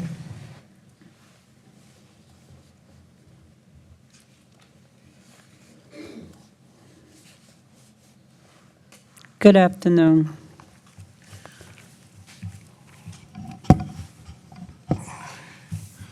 Good afternoon, City Council, Mayor, City Manager. My name is William Hall. I'm the Director of Operations for Families in Crisis, and this is Susanna Moore. She's the Director of Programs for Families in Crisis. And we're here today to go over our proposal.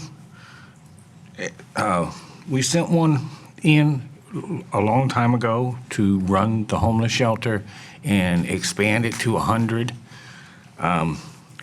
Due to the cost, Families in Crisis is now requesting gap funding from the City of Killeen to transfer its current capacity to the city proposed Community Resource Center for $492,218 for the first year.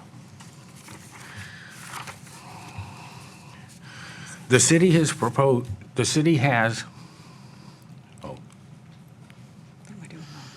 don't know.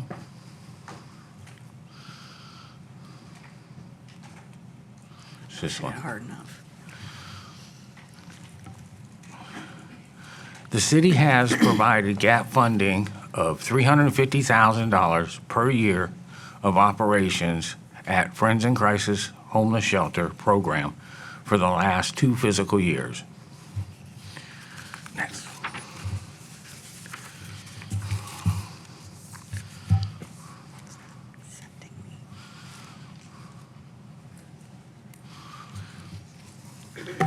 The emergency shelter operates,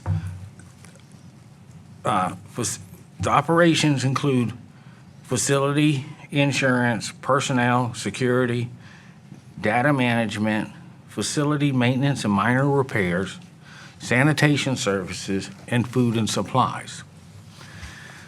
What Families in Crisis brings along with us is service coordination, a community partner site to help get people their food stamps faster, Medicaid, Medicare. We are a HUD certified counselor and tenant-based rental assistance through ESG. And we also have a veteran navigator for Families in Crisis. And we ask the community for things, to donate things to us, and that's the center column there.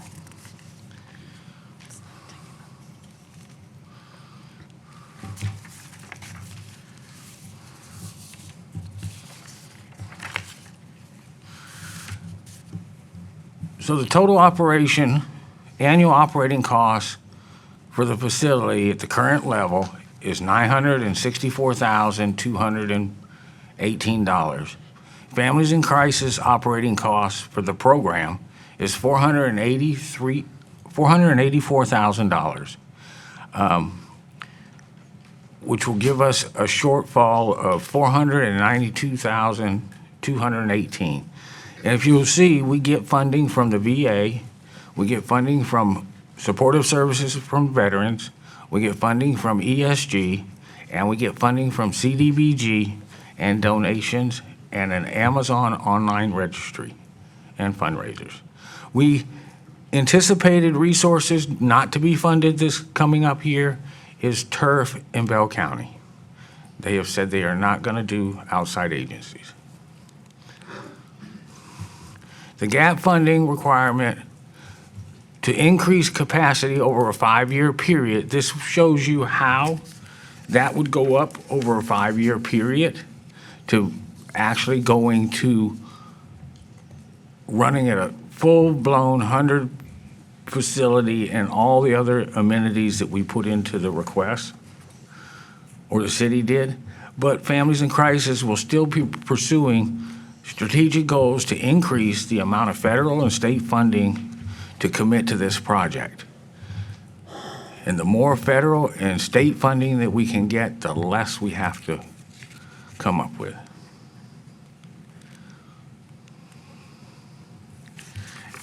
And then I'm here to answer any questions. I wanted to keep this short, right to the 5 slides. You have a copy of our budget and the proposal that was put together, and give you time to ask questions. Thank you, sir. There are no questions. Madam Secretary. Children's Advocacy Center. I had my hand up. We have a question. Yes, sir. Looking at your slide, you had stated 964, but your slide had 976. In your short, with your operating fund. I misspoke the number. You're talking about slide 4? Yes. Yeah, it's the numbers on the slide. Okay, and then you're asking this from I know you guys got the RFP for the reunifications. Are you asking this from that 2 million or whatever number we set aside? Or this is outside of that? I don't understand the question. It was mentioned in the presentation about the RFP that was received, I think it was 1.3 million. And is this request from that, or is it included in it? So will we deduct, if we were to give this, will we be deducting this from that number? No, sir. Okay. This is a forecast for adding more beds. That's what it is, going to a capacity of 100 people. In the current facility? No. Okay. They're forecasting that they're going to increase beds within the facility that we are building in the future, and for the gap in between, how they make that transition. So Got it. Yes, sir. All right. Thanks. Thank you, sir. Madam Secretary. Children's Advocacy Center of Central Texas. Good afternoon, ma'am. Good afternoon, leaders of Killeen. I want to thank you for having me. I'm Deborah Longley. I am the Executive Director of the Children's Advocacy Center of Central Texas. We serve Bell, Milam, and Coryell County.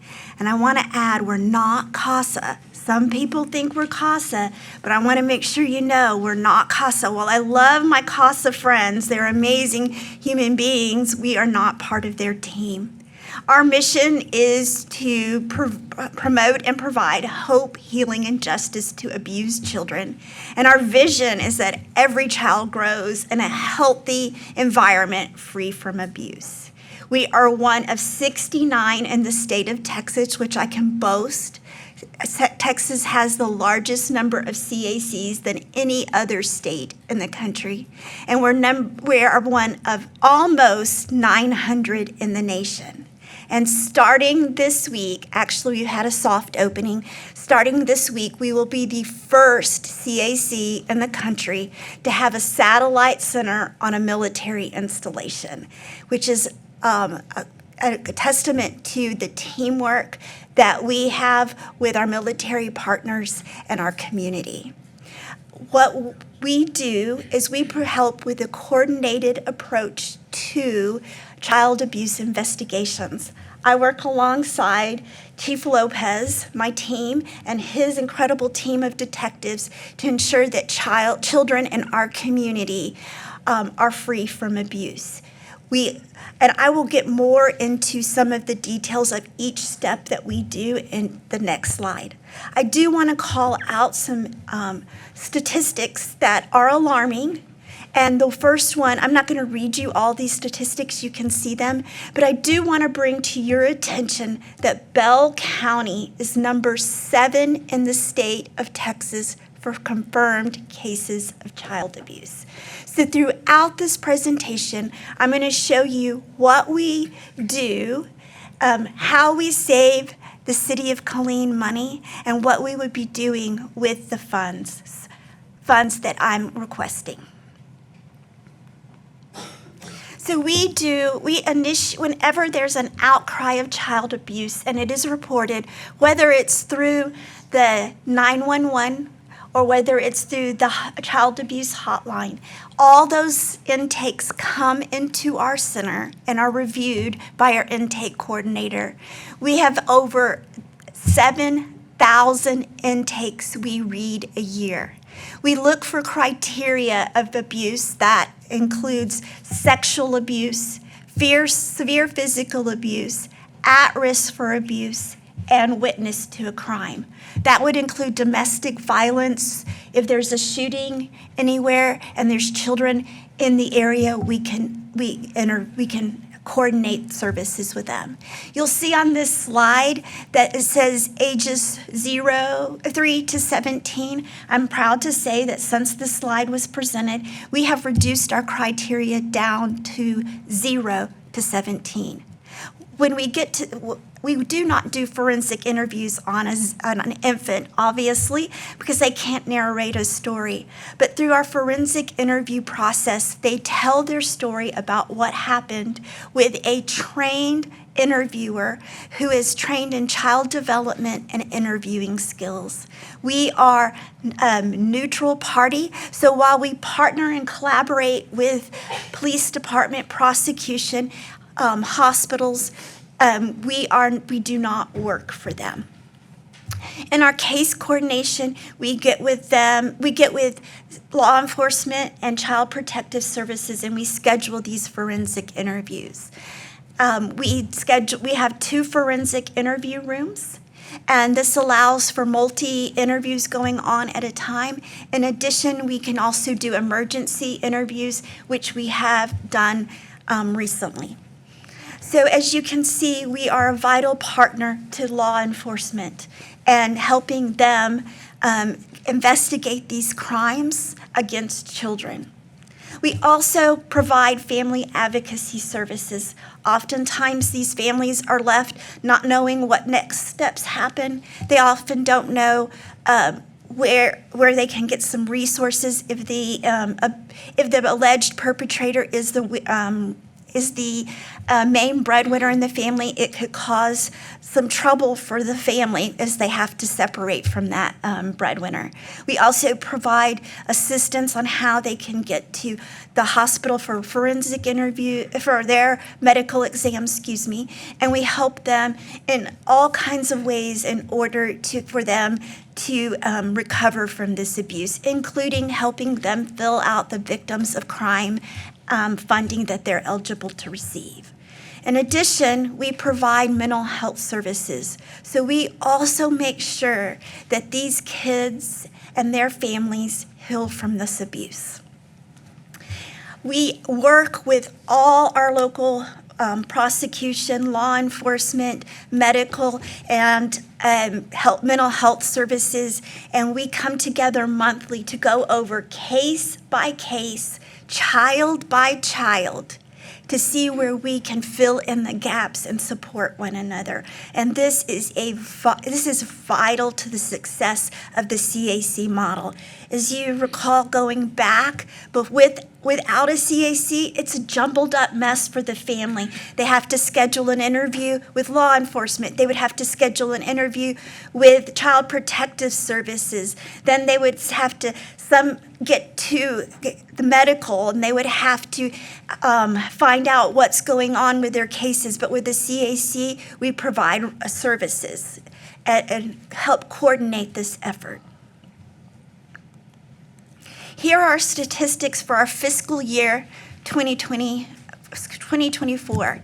944 children served through 8,429 services. We conducted 699 forensic interviews. Our incredible partnership with McLean's Children's Hospital conducted 230 medical exams. We provided 2,463 family advocacy services, conducted 2,221 mental health sessions, 1,992 case reviews, and the coordinated intake reviews at 7,800. We are already on track to exceed all of these numbers in our current fiscal year. But don't lose hope when I say that, because that also means that these children are getting services. They're stepping away from those perpetrators that are in their midst, and they are getting help. So we don't live in the sadness of these children are being victimized. We live in the hope that their lives will change. So I'm here today to ask you to partner with me. We have a formalized partner process with Killeen PD, where we sign MOUs and protocols, and how we work and operate together. But I'm asking you to join other community partners in seeing that we have adequate funding to ensure that the center is fully operational day in and day out. And I can tell you we are, but we also want to hit a few areas that we're not taking care of our families. That's the younger children that aren't able to, that didn't make the case criteria originally set. They're younger, we can provide family advocacy for them. We can help those families get education and healing. Also, we want to add more staff and more volunteers to partner with educating in our community.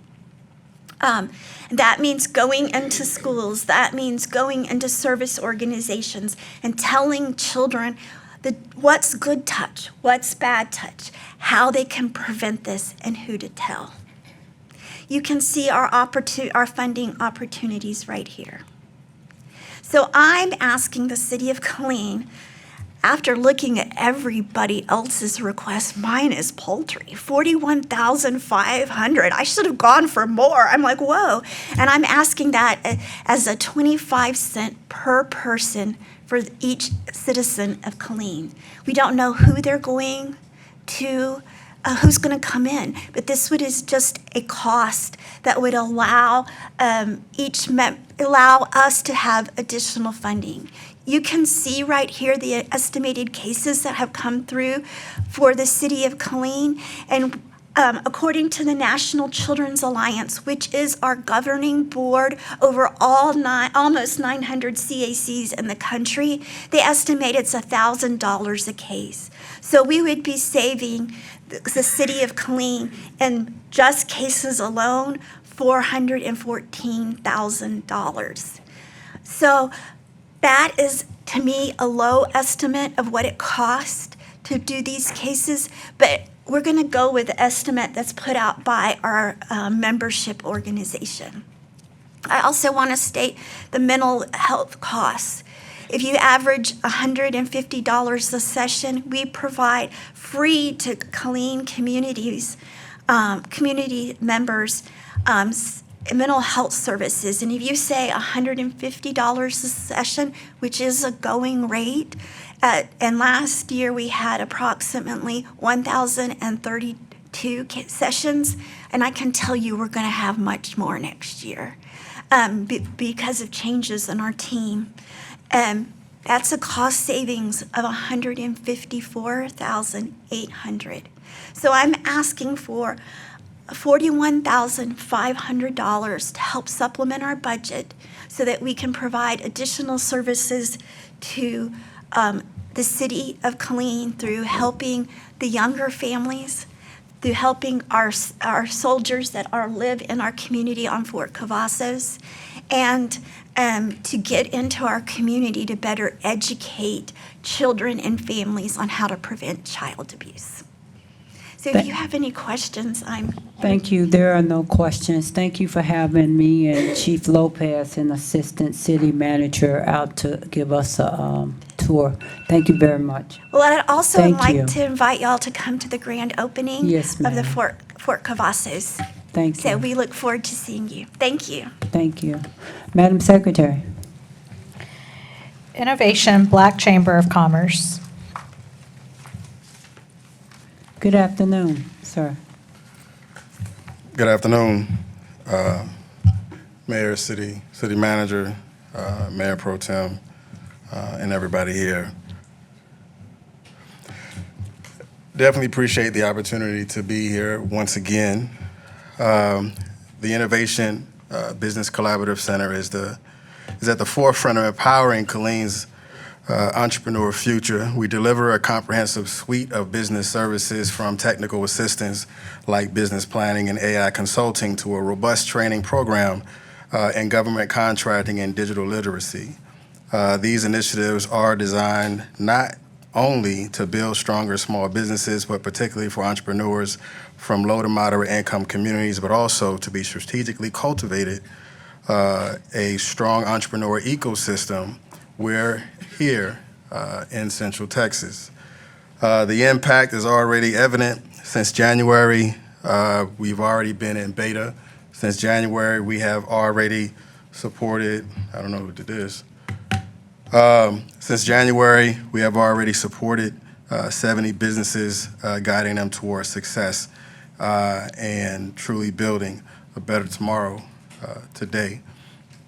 As you can see, as we empower the clean economic future, the mission would definitely be focused on particularly supporting businesses and individuals through target services. Of course, we all know some, definitely those who have been here for a while, some that are new. It is not apparent to you. When the BRC left, the BRC did leave a substantial gap in the ecosystem of entrepreneurs, small businesses, and micro enterprises as well. So the BRC was definitely pre-COVID. Pre-COVID was giving out flyers, passing out information, giving out resources, Post-COVID, is more so services. I can give you a flyer, but if I'm not giving you and sitting down with you and giving you the opportunity to learn how to do it, where you can take it and do it yourself, that's where we are. That's where those targeted service programs and workshops will go into. We aim to expand our existing services and create new initiatives that address those specific needs of our community. So these technical services, of course, business planning, financial management, we have great relationships with the banks.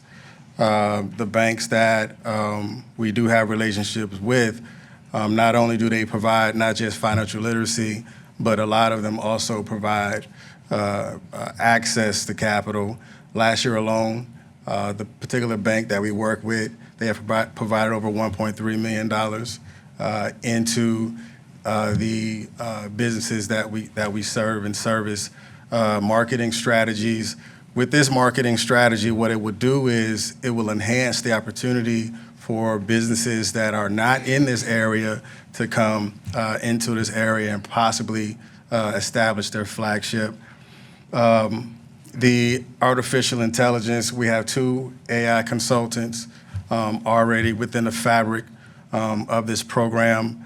And one of the things that we've already done was already invest into some technologies, purchasing printers, copiers, and stuff like that. So as this really grow, we can enhance those things as well.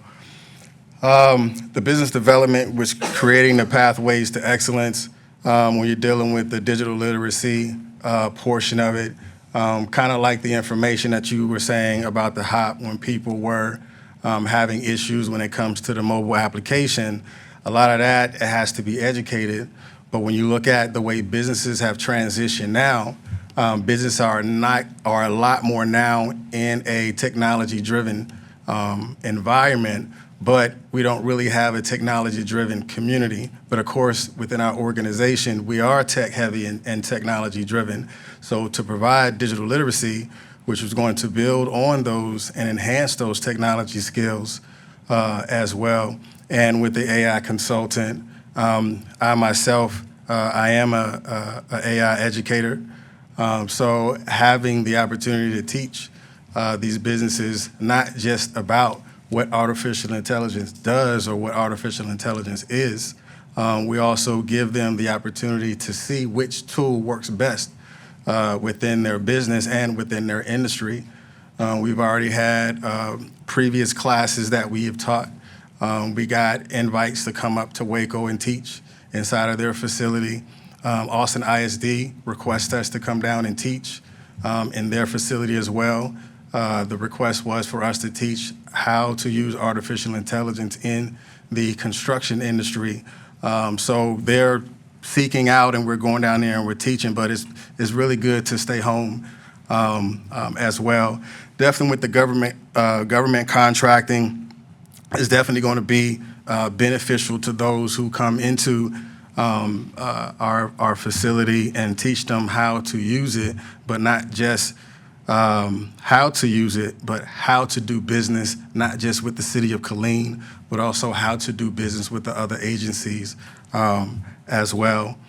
Customer service development, that's when you're dealing with the psyche of the individual.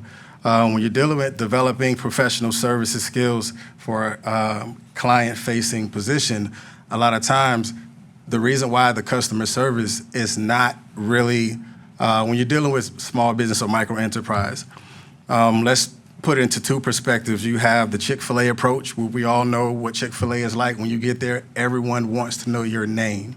Name comes from someone who is interested in learning more about you. So being incorporated into these businesses and the individuals that come through this program and teaching them get to learn and understand not just who you are as an individual, but have that relationship with the person that is approaching your business, because that experience is going to surpass the first conversation and the last conversation.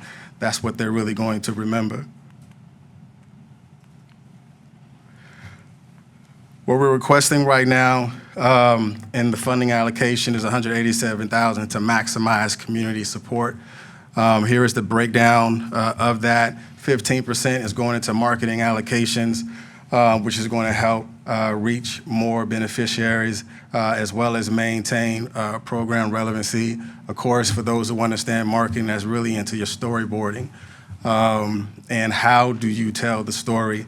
Now, the market research is really going out and going into other areas and pulling in, just like when we did the AI and Innovation Week, where that came from. There is a large program, it's called Afrotech.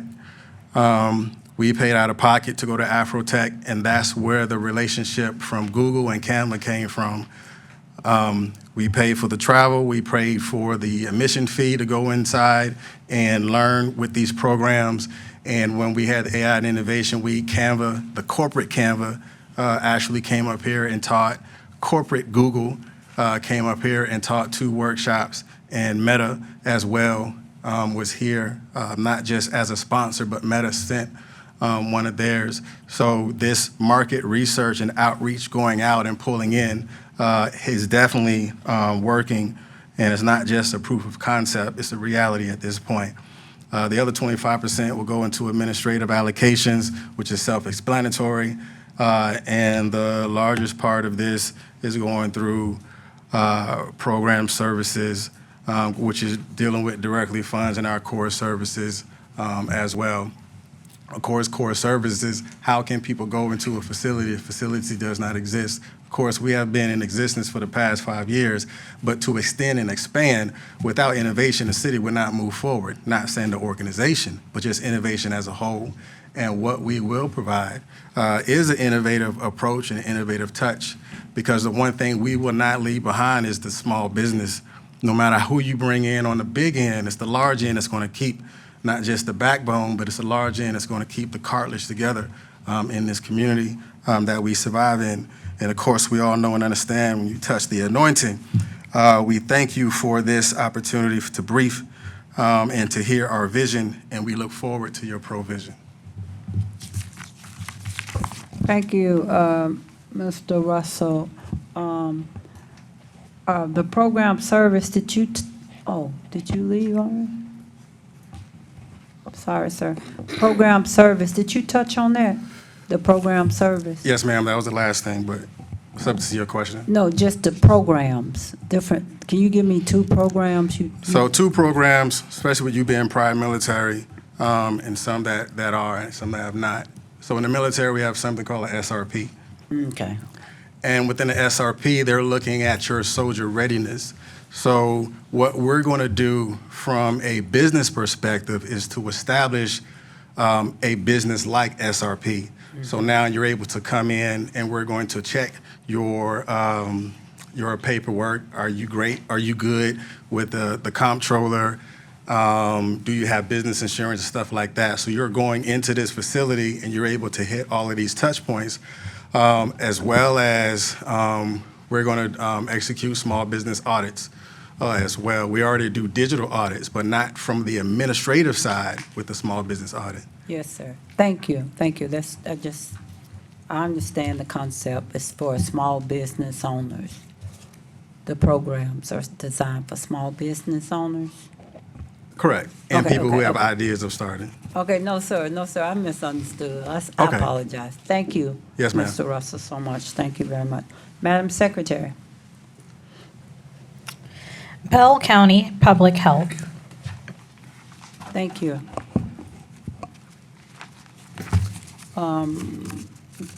Good afternoon, ma'am. Hi, good afternoon. Thank you. Good evening, I guess it is now. Thank you for having me. You're right. Yeah. My name is Amy Yeager. I'm the District Director of Bell County Public Health. I've met most of you. Welcome to the council, Mr. Kendrick. I've been here 3 years and 3 months. Yes, I'm still counting months, Ms. Cobb, because it still feels like that. We've made a tremendous amount of progress in the 3 years that I've been there with identifying issues and cleaning up things, and we are almost finished setting up our new accounting system, and things are moving forward very well, for the most part. So I think I'm last, and we want to get through the 5 slides in 10 minutes, like we promised. I could talk public health all day. When we get to the end, I also have a request additionally for all of you for some future things we want to build over the next year, and we're going to need your help and input in those as well. So we'll get started. We are a government entity. Most people may or may not know that, but public health is a government entity. And here in Texas, I've heard that we're a government entity and we're quasi-government, which nobody can define that for me. So if y'all know what that is, please tell me, because I can't find it in state statute. We're here to promote, protect, and prevent. That's what public health does. We're serving all of those who live, work, play, and pass through Bell County. If you're not aware, we have currently just under, by only a couple hundred folks, we are just under 400,000 residents in Bell County, and that doesn't count those that reside on Fort Cavazos, because we can't count those because they're on a military federal installation. I don't know how to get it up there. Anybody know how to put it up there? Oh, there we go. Okay, that was the first slide. So just to give you an overview, absolutely the most watered down way I can do this. Public health, what is public health? Public health's core mission is to serve and protect the public's health. There are 3 core functions to public health. That is assessment, policy development, and assurance. And over the next year, I've actually just spoken with a bunch of reporters over the last few days, and we are going to launch a year-long campaign to help all the residents understand more about what public health is and what we're here to do, and what public health is here in Bell County as well. We're finding that people think that we're just some clinic for people of low income that can't afford any care. And that's really not who we are or what we do at all. So we decided we're gonna take the proactive approach and work in conjunction with the media to get the message out and help people learn. So the assessment is all of those assessing and surveilling and all of that data that we collect and analyze, and we work with community partners to help make improvements. The policy development, that's a lot of policies that are written for public health, as well as regulation that you see like with OSSF, which is septic and sewer, and retail food. At more of the state and national level are the policies that you'll see that are more relative to things like vaccines, drugs that are allowed to be used or not used, and by what guidelines, those kind of things. And then assurance is that public health is here to lead, not to be. We aren't the ones that are supposed to be doing all of it. All these folks you just heard contribute to a larger picture of public health, and so do all of you, because we each do something to help serve and protect the public's health in various ways. Little picture public health is what we can do as a local health district. So we're supposed to help lead and coordinate and provide that, God bless you, data and assessment to help impact the residents here in Bell County with what they need, where they are, and where we see that they are. So the core areas that we have in public health here in Bell County include, we have environmental health, which includes the OSSF, which is the septic and sewer folks, which I know you all have worked with over the years. Retail food, which, as you know, you have a lot of folks. We even have 2 inspectors housed out of the Killeen office because you have so many facilities here. So they cover Killeen in this area of the county just because it's so densely populated. We have a vector surveillance program. This will be our 3rd summer. We have started it out, just so you know. We've had hundreds and hundreds of mosquitoes because it's been so wet. We have not had any positives yet, but we will. Some of the surrounding counties have already had their positives. We've noticed people are showing more interest in it and understanding of what vector surveillance is and what the importance is of understanding mosquitoes, mitigation of mosquitoes, and the kind of diseases that mosquitoes carry. The one that we currently do is for primarily West Nile virus, St. Louis encephalitis, and 1 or 2 others that probably aren't going to really pop up here. We also bought traps, and this year we're going to start monitoring for dengue fever. We have had 1 case in Bell County, but it was travel-related last year. Dengue fever, it's a different size mosquito, so we have different size traps for that. So just as a heads up, because we were told within the next 3 to 5 years, we will probably see more of a presence of dengue fever. That's the projection here for Texas, because it's pretty prevalent now in Florida, and it's coming this way with all of the modeling that we're watching. So just a heads up, we're looking for it. This is what public health does. We prevent and watch and surveil on the back part so that you all don't have to pay attention to it or suffer on the front end if we can cut it off before it gets to a certain point. We also have the WIC program. A lot of people are familiar with that Women, Infants, and Children's program that provides a lot of prenatal and postnatal care for women and their kids, formula, nutrition education, healthy eating, healthy cooking, things like that, especially for low-income mothers and their children. It's a national program. Texas has one of the largest programs in the country for WIC. It's pretty robust. About half of our health district right now is WIC. We have 4 WIC locations. We have 1 in Temple. We have 1 here in downtown Killeen. We have 1 in Copperas Cove in Coryell County that's been there for 20-some years, I guess because someone asked for it at one point, and someone at the agency said yes, but I wasn't here, so I don't know the history. And then we have 1 on Fort Cavazos, and we also have the very first milk depot of any military installation in the United States on Fort Cavazos. It's been open about 2 years. It's been very successful, and it's breast milk that moms can donate, and then the Austin Milk Bank picks it up once a week, and most of that milk goes to babies in the NICU that are in desperate need of it. That's what keeps them alive and healthy, especially whenever they're in the NICU in the hospital. We have community health. Unfortunately, due to some funding losses, we've gone from 6 community health educators my first year down to 2 community health educators. They're amazing. We're shifting their focus since we only have 2 right at the moment because of funding cuts. God bless you. And they're going to do a lot. They do a lot of the work on the communication end. They're going to do a lot more in emergency preparedness this coming year. And we're trying to integrate across the agency, and they're going to help support all of our other Bell County specific missions because we just don't have the bandwidth with 2 of them and 400,000 people to spread too far. Public health emergency preparedness, we have, effective yesterday, a brand new public health emergency preparedness coordinator. It's Kurt Kraus, who was our clinic manager here in Killeen. Some of you might have known him. He has a lot of extensive background in healthcare, plus he served a long time in the military. He's going to be an amazing fit. He has already started revising plans and doing all kinds of things. So we're really excited to have him on board. Epidemiology, we have 2 epidemiologists who are phenomenal. You'll have no idea.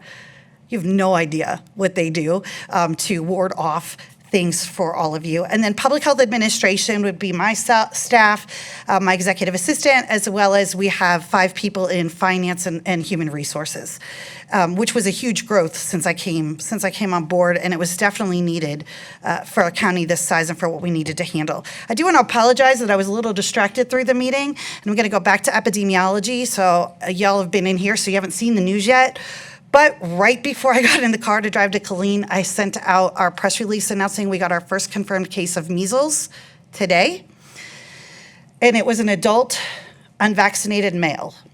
Other than that, I can't disclose any other information due to privacy concerns. However, our epidemiologists are investigating and looking into that. They're trying to identify, was there any international travel? Was there domestic travel?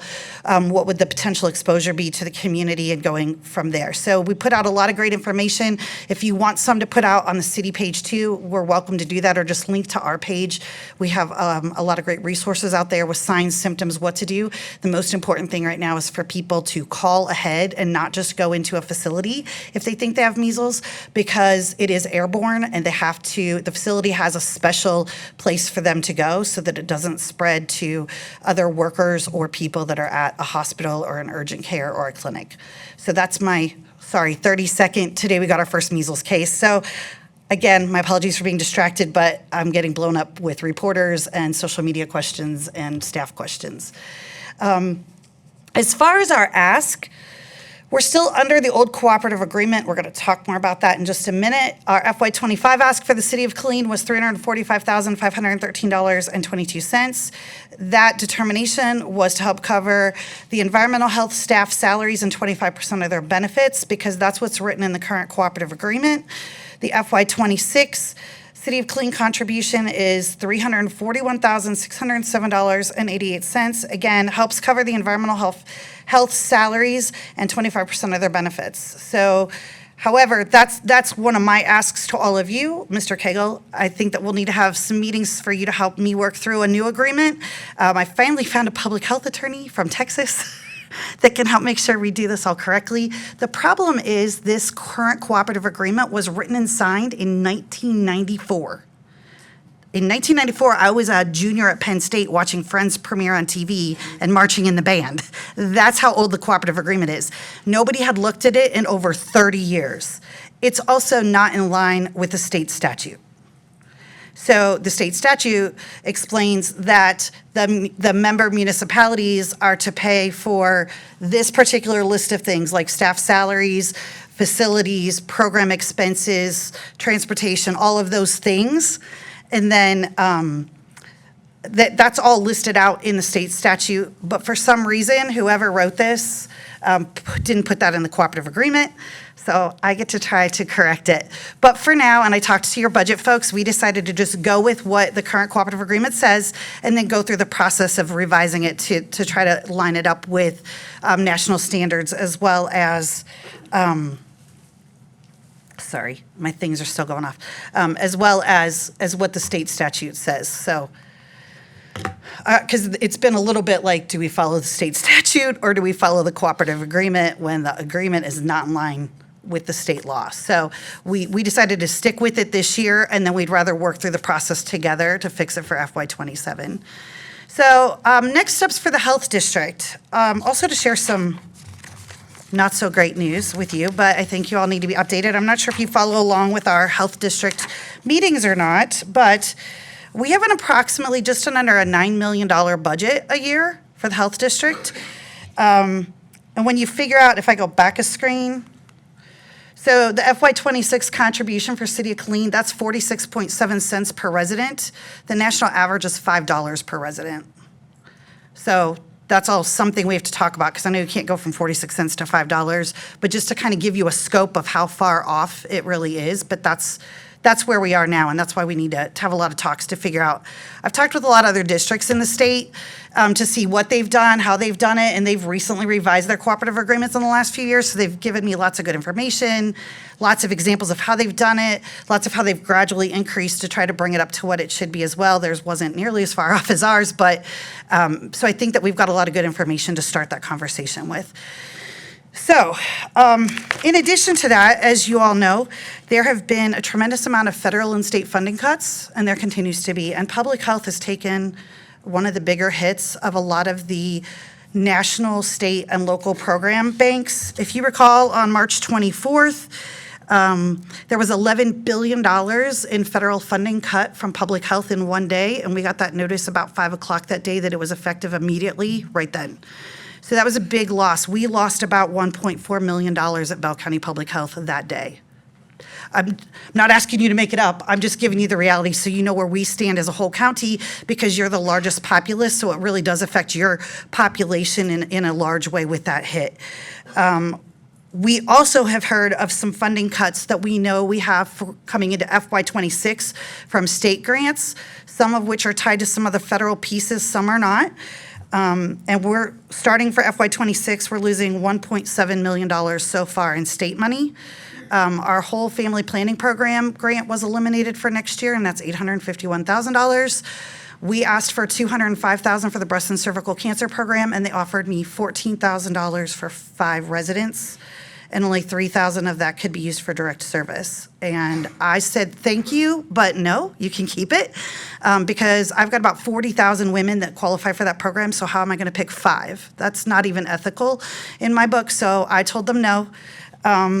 And so we are closing the women's health programs in Bell County because we have lost the funding. We've not heard anything about Healthy Texas Women, but even if we got Healthy Texas Women, we cannot pay the nurses or a nurse practitioner anymore off of that funding, nor off of the funding we lost.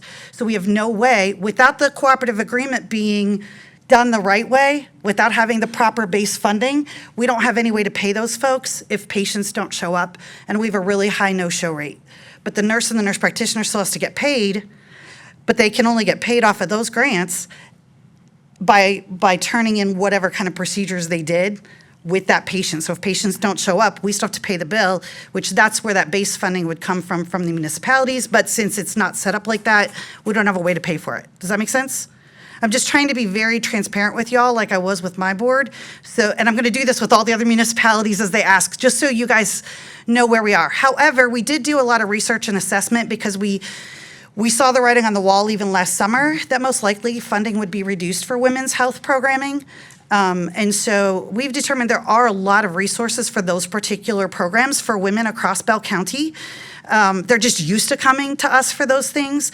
But we did feel an assurance, plus our rates for those programs, the prevalence of those diseases in our county are actually much lower than the state rate. So that again gave us that assurance piece of public health that if we have to sacrifice something, then that's not going to be as big of a sacrifice as what I'm going to go into in a minute.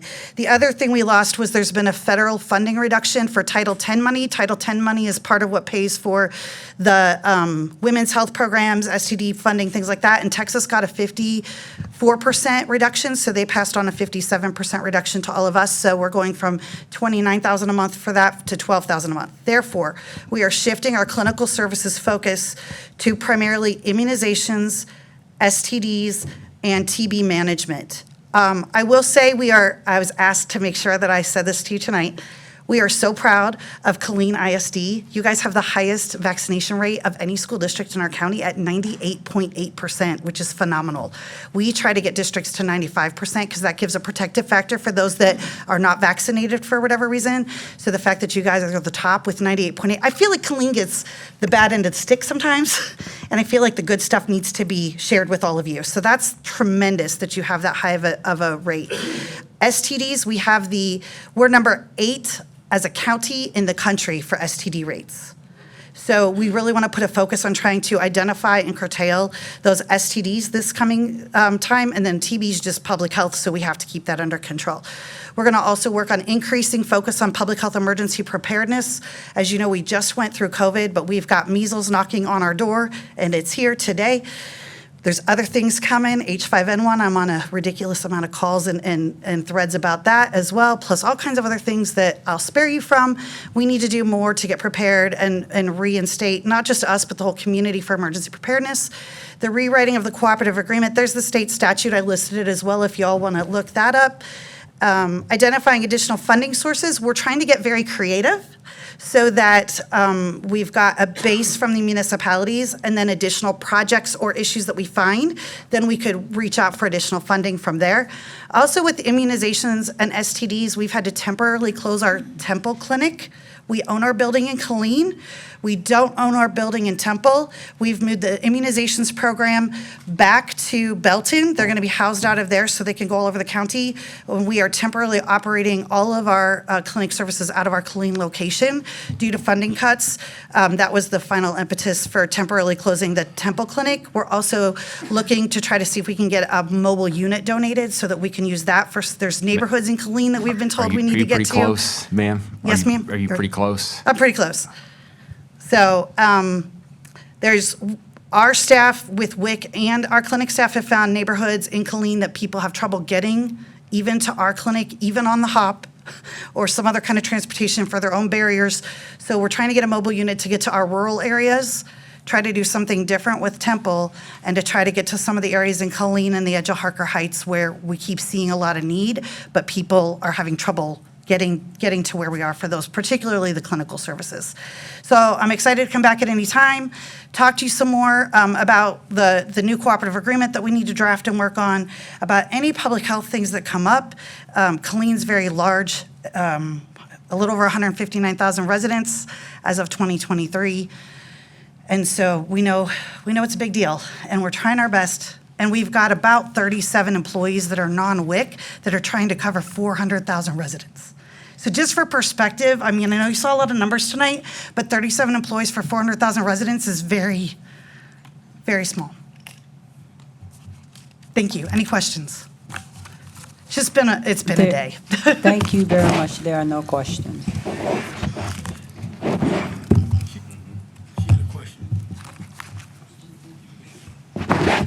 Mrs. Yeager, I just have a quick question. With the standard and the loss that you've experienced, that means that healthcare is really at a loss now. I know that our Secretary of Health, Senator Kennedy, has made those cuts, and he doesn't believe in it. But with cases such as a measles case now and some of the cases that you're about to face, who are you going to co-op with? Not sure. I'm more concerned about the president gave a zero funding cut for about 12 categories of public health, including emergency preparedness, to Congress. So I'm hoping that they negotiate and restore that funding that's suggested to be cut. Because if that's the case, we're going to have a whole different conversation than about a new cooperative agreement. I'm really saddened at this because I know you're coming to the council and you're asking for money, but I know the funding and the money that it takes for public health. And I don't think that our city will be able to fund the funding. Women's planning, that's my girls and women, to cut that. I just don't see how we're going to be able to meet some of those needs, even with maybe you all going to do a supersonic contract. I don't know. But I am weary at the fact that we're going to be taken away from healthcare in this county. I don't think we're going to be able to restore the women's health funding. But like I said, we felt assured. Dr. Hicklin, Dr. Jesse Hicklin is our new health authority. If you know him, he's at Ascension. He's amazing. And he actually dug into some of the data too. And he feels comfortable between the clinics that we contacted and the data that he reviewed and the data that EPI's had, that the women's health is available in the county. That's why we had chosen to really dive into what we saw the need for, which clinically was STDs, immunizations, and TB. So we're trying to be economical. We can't do everything. We can't touch everything, but with the funding that we think we can secure or that we already have access to try to really hone in on those three issues that are of highest need and see what we can do to affect those. I will say we haven't had to lay anybody off yet. We had 2 people resign right before the cuts, or I may have had to make a few cuts. So far, we haven't had to lay anybody off, but if Congress makes more cuts, then that I'm going to have to probably lay some people Will off. administration consider, this is my last question, will administration consider having volunteer nurses, maybe retired nurses or nurses that are no longer there that can come and give at least 20 hours a week? So I am looking at restarting the Medical Reserve Corps, which would give us a vehicle to have volunteer nurses to come and do those kind of things. Just have to figure out who on staff has time to start that too. Okay. So thank you. Councilmember Cigar. I'm sorry. Yeah, my question is not for her, it's just city manager. Oh, thank you, ma'am. Oh, that was all. Thank you. Yes, ma'am, Yeah. thank you. We heard from a lot of our partners, and so my question is, in hearing from all of these, are we seeing an increase in ask from the city, the partners that we see here? It seems like there's more this year than we have in the past. Yes, sir, there are more people asking, and a majority of these, either we're a partner in the organization, or it's a direct contract for service. It's not so much just asking for money. We're like Bell County Health, we're part of that. We're part of that organization. Yeah, some of them I understand, but the reason I bring that up is because hearing some of them, it sounded like, and I know we're uncertain right now of any of our block grants, but it sounded, some of these, if we do get funding, I mean, that's probably up in the air, but some of these would probably be directed towards the block grant funding that we get. Is that the case or no? I don't think so. No, you know how they compete and we. Yes, sir. Yeah. Because it's going to be tough. I know that the tax guy or tax rate, lower home prices, that means we're going to get less revenue. We see a decrease in reimbursements from the state. We're going to see that. And so, and the funding from the government, as somebody mentioned, we're probably going to see cuts on that. So I know you got your hands tied. It's going to be tough, but I know it's going to be balanced. So, I mean, are we looking at more cuts or us as a council figuring out ways to come up with ways to raise more revenue? Well, I've got the last agenda item's kind of a budget preview. Okay. So I think I'll be able to touch on most of that. All right, sounds good. Thank you. Thank you, Councilmember Sagara, but as you all know, the county, from the state, the county, and the municipality, we all got cut. So we all are in a situation. But council, before we take a break, we do have a guest here for our investment update, and he's from out of town, Mr. Gerber. And I would like to change the agenda so he can try to get, well, it's almost dark outside. I thought we can get him home before dark. So if Ms. Tangleland, if council, is that okay for you, for me to bring him out? I apologize. But I'm see, can we get him so he can get home safe? Thank you, Mrs. Tangleland. We're just gonna move you up sooner. Thank you. And council, let me, Madam Secretary, would you read this? This is RS dash 25-089.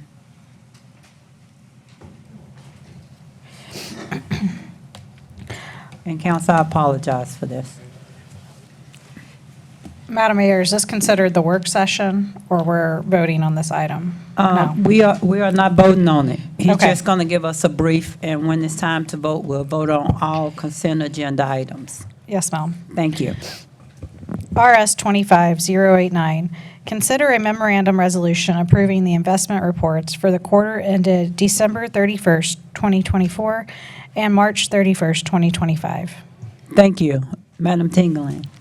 Thank- I'm sorry, I'm so sorry for that, Mrs. Thank you, Tingling. Mayor.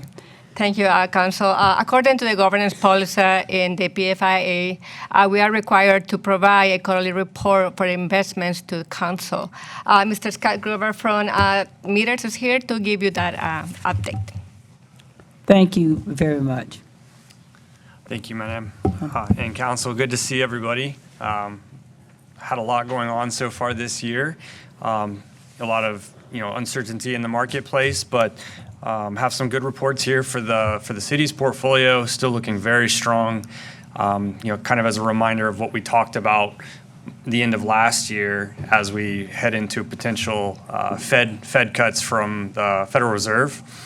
Rates have come down a little bit, but because of our positioning heading into the end of last year, proud to say that we have been well positioned and been able to protect some of the city's future interest income against some of those cuts. So as we give a brief update here on the economic outlook, the biggest thing obviously that we continue to focus on is what direction is the Federal Reserve going with their policy.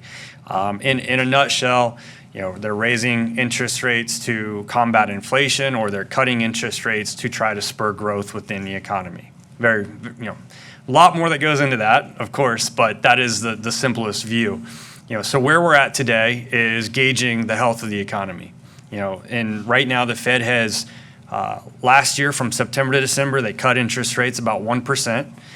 As we progress into this year, they have not cut interest rate yet at any of the meetings, but it is an expectation that we get 2 to 3 more rate cuts this year. And that continues to swing back and forth. At one point they were projecting 4 rate cuts this year. Now it's down to 2 to 3.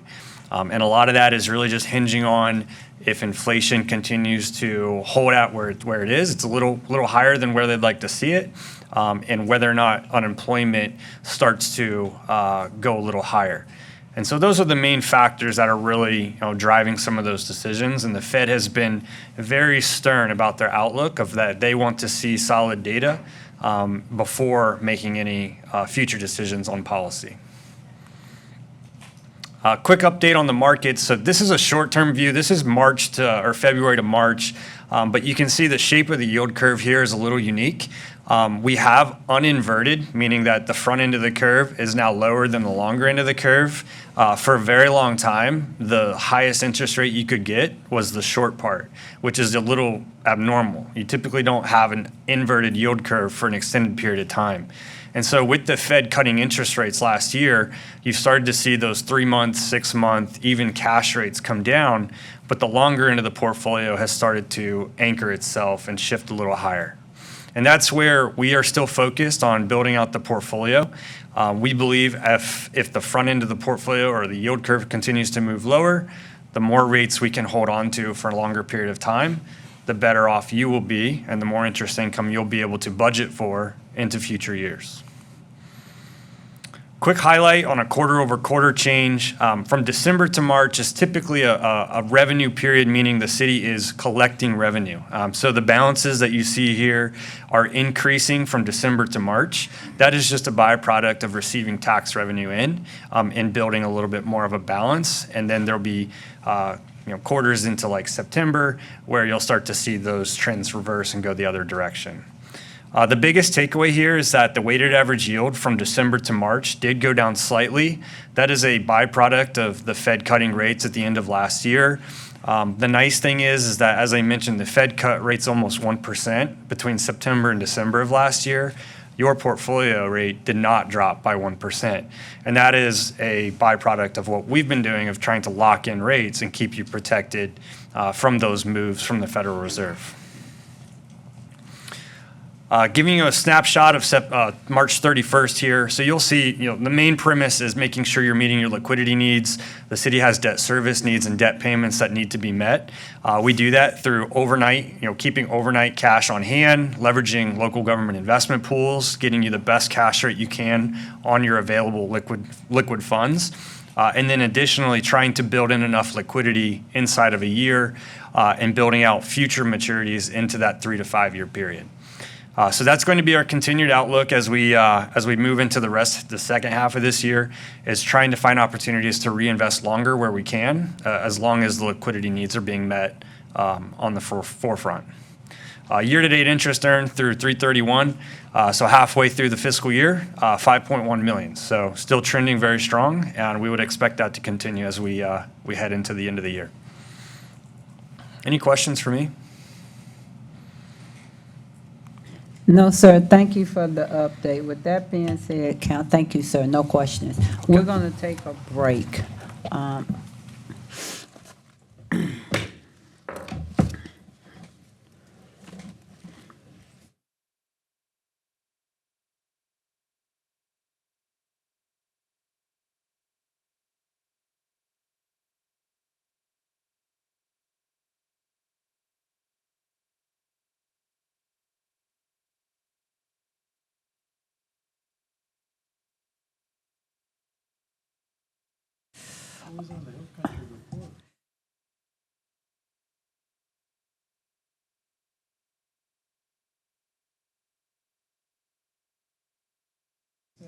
All right, we're going to call this meeting back to order at 5:55. Council, we're going to go into our work session. You have 3 minutes to speak. With that being said, Madam Secretary?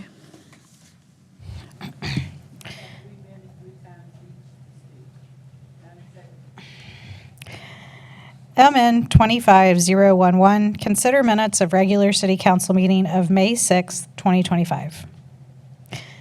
MN 25012, consider minutes of special city council meeting of May 13th, 2025 at 4:00 p.m. MN 25013, consider minutes of special city council meeting of May 13th, 2025 at 5 p.m. RS 25087, consider a memorandum resolution approving a lease agreement with BTS Towers LLC to build a 50-foot by 50-foot lease area for a monopole cell tower and utilize a 30-foot wide access and utility easement at Lions Club Park. Thank you. Mr. Murphy. Good evening. Just to give a little bit of background on this proposed lease agreement. On October 18, 2024, Gen 7 Engineering LLC contacted the City of Killeen to discuss the availability of land suitable for constructing a 50-foot by 50-foot lease area for a monopole cell tower and a 30-foot wide access and utility easement. The anchor tenant for this project would be AT&T, which has identified parcel ID 409117 located at Lions Club Park within the designated search area. The easement will be perpetual, with the lease agreement having an initial term of 5 years followed by 9 consecutive 5-year extensions totaling up to 50 years. The initial agreement stipulates a monthly payment of $2,000 with an annual escalation of 1.5%. Additionally, Vertical Bridge Development LLC will require a 2-year option period during which they will pay the city of Killeen $2,000. The easement will be, Cell towers provide significant benefits to cities, improve coverage, which supports public safety and facilitates smart city initiatives, ultimately fostering a more informed and connected community. This is an aerial shot of where the proposed cell tower would be. And our recommendation is to authorize the city manager or his designee to approve the lease agreement with BTS Towers LLC to build a 50 by 50 foot lease area for a monopole cell tower utilizing a 30-foot wide access and utility easement at Lions Club Park. Thank you, Mr. Murphy. There are no questions. Madam Secretary. RS 25088, consider a memorandum resolution renewing the agreement with Patillo, Brown and Hill LLP to provide independent auditing services for the City of Killeen for the fiscal year ending September 30th, 2025. Thank you. Madam, Mrs. Tangleland, welcome back. Thank you, ma'am. Thank you, council members. This item is for the independent auditing services. The audit firm selection background. City charter and the financial governance policy requires the city council appoints a certified accountant to perform the city's annual audit. The city's financial governance policy requires also that the city to request proposals every 5 years from qualified firms. City council awarded the auditing services agreement to Patillo, Brown and Hill LLP on August 16, 2022. The initial agreement was for the audit of fiscal years 22 and 23, with the option to renew for 3 additional fiscal years. Fiscal year 25 is the second of the additional 3 subsequent fiscal year options. Fiscal year 25 estimated audit cost is $171,000. The audit committee met on May 19 and voted to recommend the appointment of Patillo, Brown and Hill LLP for the fiscal year 2025 audit. And the recommendation is that the city council renew the agreement with Patillo, Brown and Hill LLP to provide auditing services for the fiscal year ending September 30, 2025. Thank you, Mrs. Tangleland. No questions. Madam Secretary. Thank you. You have the next item, Ms. Tangleland. Madam Yes, Mayor, ma'am. we've Yes, already ma'am. heard that item. Oh, yes, we did. Yes, Thank you, Madam Secretary. Yeah. Thank you. You're welcome. RS 25090, consider a memorandum resolution authorizing a letter of agreement with Pump Solutions Incorporated for removal and installation of 2 submersible chopper pumps at lift station number 20 in the amount of $123,000. Thank you. Council, Mr. Reynolds is late. Oh. Good evening, Mr. Reynolds. Madam Mayor, Council, good evening. This is, thank you, Chief. He know how to make an entrance. Of course he does. All right, little background here. Lift Station 20 was constructed in 2009. It is the largest lift station on the south side of the city of Killeen and is located within the Tremere Creek Basin. It operates with 2 submersible pumps. The pumps are responsible for elevating wastewater from the lower to higher elevations. With a rated capacity of 5.9 million gallons per day, it receives flow from a 15-inch gravity collection main and an 18-inch main fed from 2 other lift stations. So it's one of our most critical lift stations within our network. In January of this year, staff advertised for multi-year replacement bids. It was incomplete on its submission. It's not working. So on March 18th of this year, City Council approved the rejection of the 1 bid that was received as it did not meet specifications. On March 19th of this year, Water and Sewer received a quote for replacement and installation of 2 submersible pumps at Lift Station 20 from Pump Solutions in the amount of $123,000 utilizing their contract through the interlocal purchasing system, which is also known as TIPS. These are the submersible pumps. They're look small here, but they're a bit larger pumps. But they're also called grinder pumps. So what's going to happen here when all the stuff that comes into this station, it's actually going to grind all the tissues, the towels, the baby wipes that everybody think is flushable, that are not really flushable, that cause these things to fail. So that's going to help grind it up and push it through the system. So staff has recommended the city council authorize the city manager or his designee to execute a letter of agreement with Pump Solutions utilizing purchasing cooperative tips contract number 2301-0401 in the amount of $123,000. And that's what we have here tonight. Thank you, Mr. Rivers. There are no questions for you. And I was on time. Yes, sir, you were. Oh, Madam Secretary. RS 25091, consider a memorandum resolution renewing group employee medical and pharmaceutical benefits with Blue Cross and Blue Shield of Texas and employee dental insurance with MetLife effective October 1st, 2025. Thank you. Good evening, Mrs. McDaniel. Good evening, Mayor and Council. Like she discussed, we're here to talk about the renewal for our medical and dental benefits. Just a little bit of a recap. Last year, if you remember right, we went out for bid for our medical and RX programs, and we contracted with Blue Cross Blue Shield of Texas. When we entered into that agreement with them, there was a three-year administrative fee lock for us at zero cost, and so we will be starting year 2 of that agreement. We currently have 1,008 employee medical participants. When we renewed with MetLife last year, they guaranteed a rate for us for 2 years. So renewing with them for the coming fiscal year would enter us into the second year of that agreement as well. And we currently have 1,140 employees that choose that dental plan. Here are the projected cost of claims. We have estimated cost of claims for FY25 ending in the 7.9 million range. The City of Killeen's cost relative to those claims is roughly $6.4 million. The estimated claim costs for FY26 are currently projected to be about $8.67 million. The city's portion of that would be $7.3 million. Additionally, for the fully insured insurance for dental, our costs will remain exactly the same, as will the city's contribution towards that cost.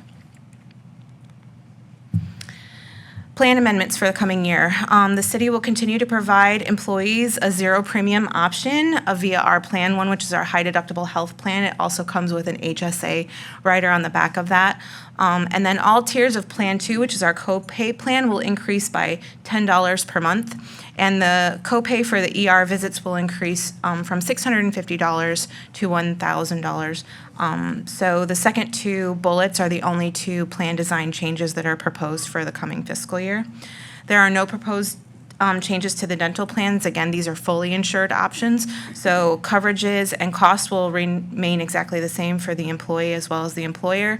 Again, we will continue to offer a zero premium option for employees on Plan 1, and again, no other changes.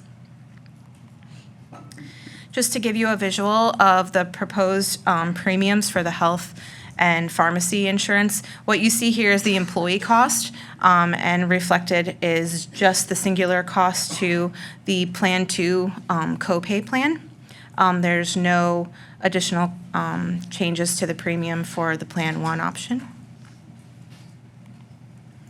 Here you see the premiums for dental plans, and again, you see no increases for the employee premium on the dental plan. Also, there's no increase to the employer.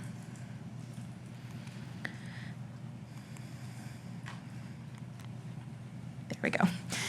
So staff is recommending that the City Council approve the city to renew its contracts or agreements with Blue Cross Blue Shield of Texas for its medical and pharmacy plans for an anticipated claims cost of roughly $8,677,205 for FY26, and to renew its agreements with MetLife for its dental plans for a total cost of $794,457 for FY26, and authorize the city manager or his designee to execute agreements with both Blue Cross and MetLife effective October 1 of 2025, and also allow the city manager or designee to execute any necessary changes in accordance with state or local law. Thank you. Mrs. McDaniel, I have a question for Sure. you. In reference to employees, Did I understand that they will have an increase of $10? On Plan 2. So if they choose Plan 2, the employee premiums are on each tier are going up $10.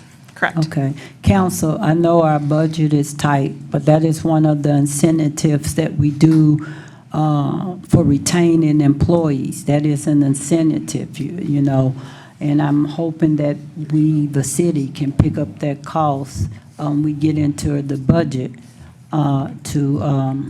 it's just $10. I know it's not that big a deal, like, oh, yeah, that's a lot of money, but if that is an incentive that we're offering our employees, and last year they didn't pay that amount, an increase in $10 on some households, that can make an impact on their budget. So that is something that when we do get into the budget, that we take under consideration. Councilwoman, that's just a recommendation, Mr. Cagle. We should take care of our employees first before we take care of any outside entity. That should be our top priority. Councilwoman Cobb. I have a simple question. Okay. And it's in reference to mental health. I know this is the general, dental, physical, and different care for PCM, but do we have anything in there for mental health? If one of our staff members, that's so important to me Yes, right ma'am. now. So just to ease your mind a little bit, there are requirements under federal law that there be mental health provisions and that those have like a commensurate parity compared to your medical plan alone. So there are a lot of regulations on what at minimum has to be provided and what that looks like relative to the wealth of the benefit as well as the cost of the benefit. That's wonderful, because when our staff and our city workers and everyone is feeling good, we do good work. Great. So thank you. Yes. Also, I did want to let you know, we have always provided an employee assistance program, and that's a benefit in addition to what they can enroll in under this plan. Thank you. Mhm.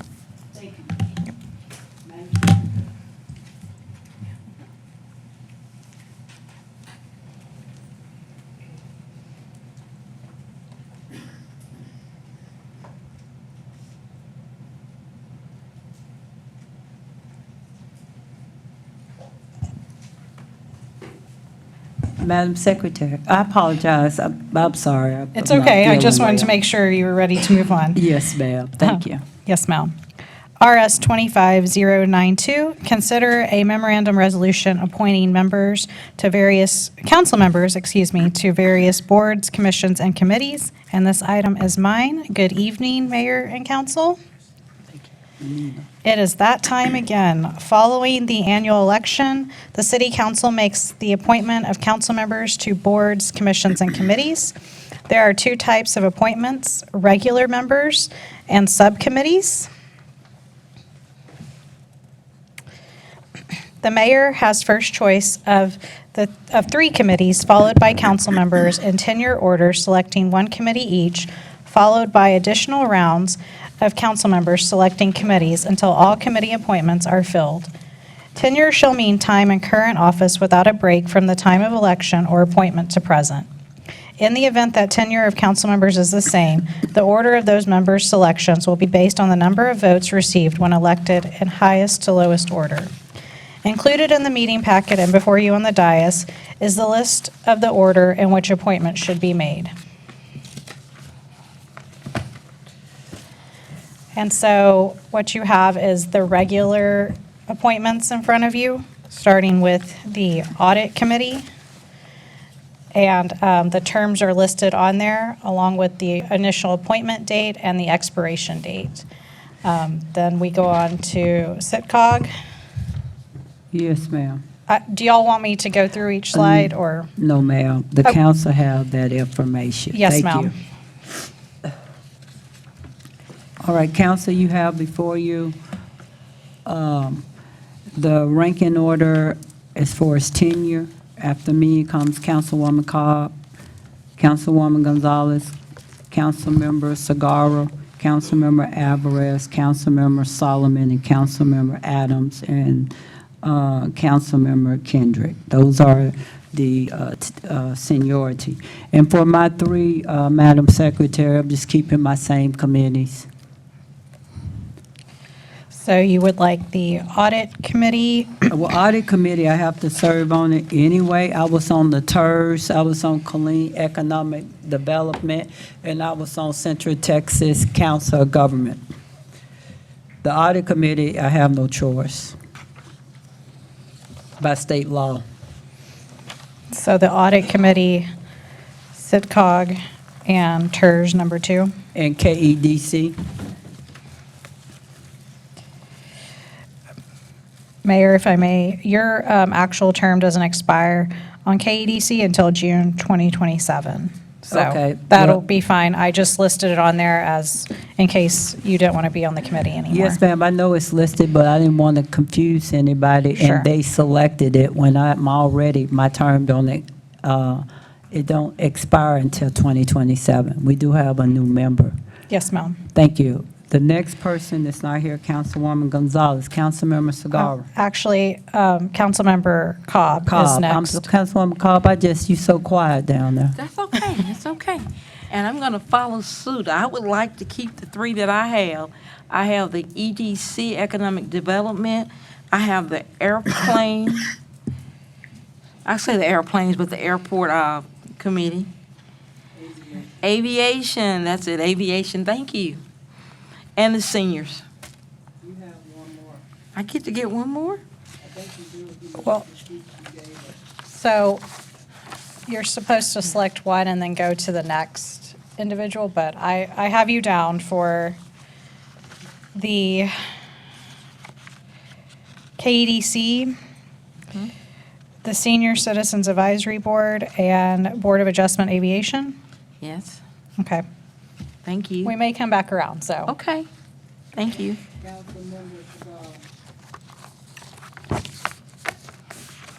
I'm good where I am. I'm all on one committee, Youth Advisor, that's it. I'm good with that. That keeps me busy enough.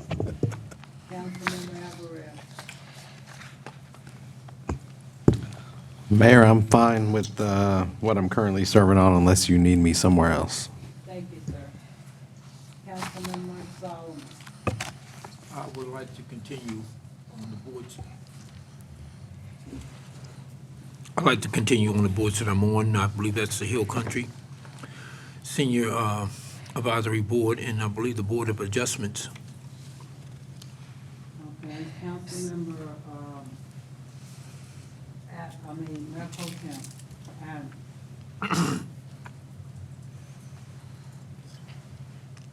you okay with the boards you on?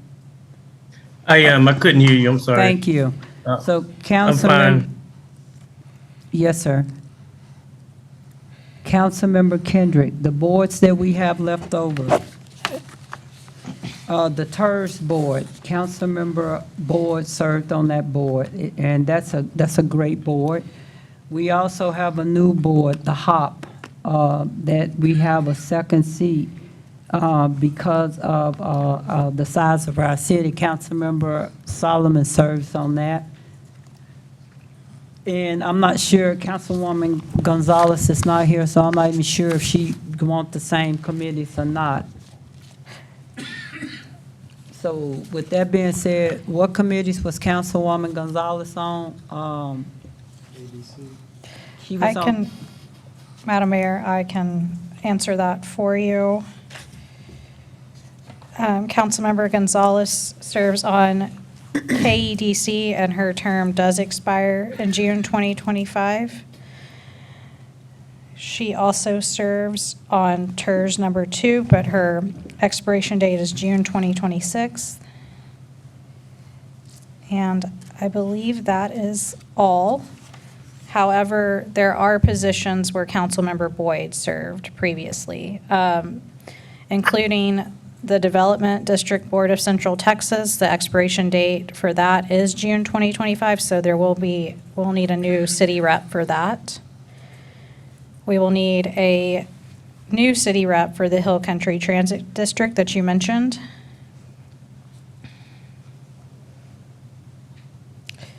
We will need another member on TERS number 2 for Mr. Boyd's place. There's also a vacancy on Board of Adjustment Construction. There's a vacancy on Board of Adjustment Fire Prevention Code. And that looks to be it, unless I missed something. Thank you, ma'am. So back to Mr. Kendrick. Mr. Kendrick, you have a choice between Hill Country, TERS 2, KEDC, Board of Development, Board of Adjustment, and fire, you said fire prevention? Which one would, you can pick 3 out of them if you wanted to. I'll take the Hill Country and the TERS, number 2. Okay. So the Councilwoman Gonzalez, since her term due, Did you have somebody for audit, Mr. Boyd? oh, right, she didn't, yeah, we'll get back to that. Yes, you're So correct. we going back, everybody done went, we going back to Councilwoman, it goes back to the beginning. We have to serve Councilwoman Cobb, you finished, everybody good with where they at? All right, so going to the audit committee, who would like to serve on the audit committee? Mayor, I'd be interested to get back there. All right. All right, so everybody got 4. I'm just looking at the list. Councilmember Kendrick, would you like to serve on KEDC? Since everybody else got 3, 4, would you like to serve on KEDC or not? Yes, All right. yes, Mayor. All right, thank you. So we have other boards that council member, if nobody else want them, we will give them to Councilwoman Gonzalez. Because her term expired in she was going to get off and her term expired. And so Kendrick did not really have but 2. I'm sorry, Councilmember Kendrick. All right, with that being said, any more questions, any more statements? Madam Mayor, we, be nice to have another partner on the annual advisory subcommittee. Well, that's up to the council, and Councilwoman Gonzalez, she may choose. They did not choose that committee last year, so, and I'm looking to my left and right, and no one is saying. What is it? The Okay. Animal Advisory Committee. Okay. All right, Madam Secretary, with that being said, are you yes. finished? Yes, ma'am. Before you vote, I will go over the notes that I've made to make sure that everybody is where they would like to be. Thank you Yes, very ma'am. much. But we vote on that tonight. Yes, ma'am. Thank you. With that being said,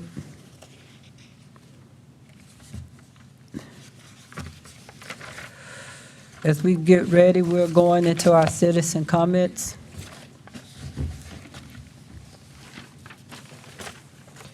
Mr. Gukaisen.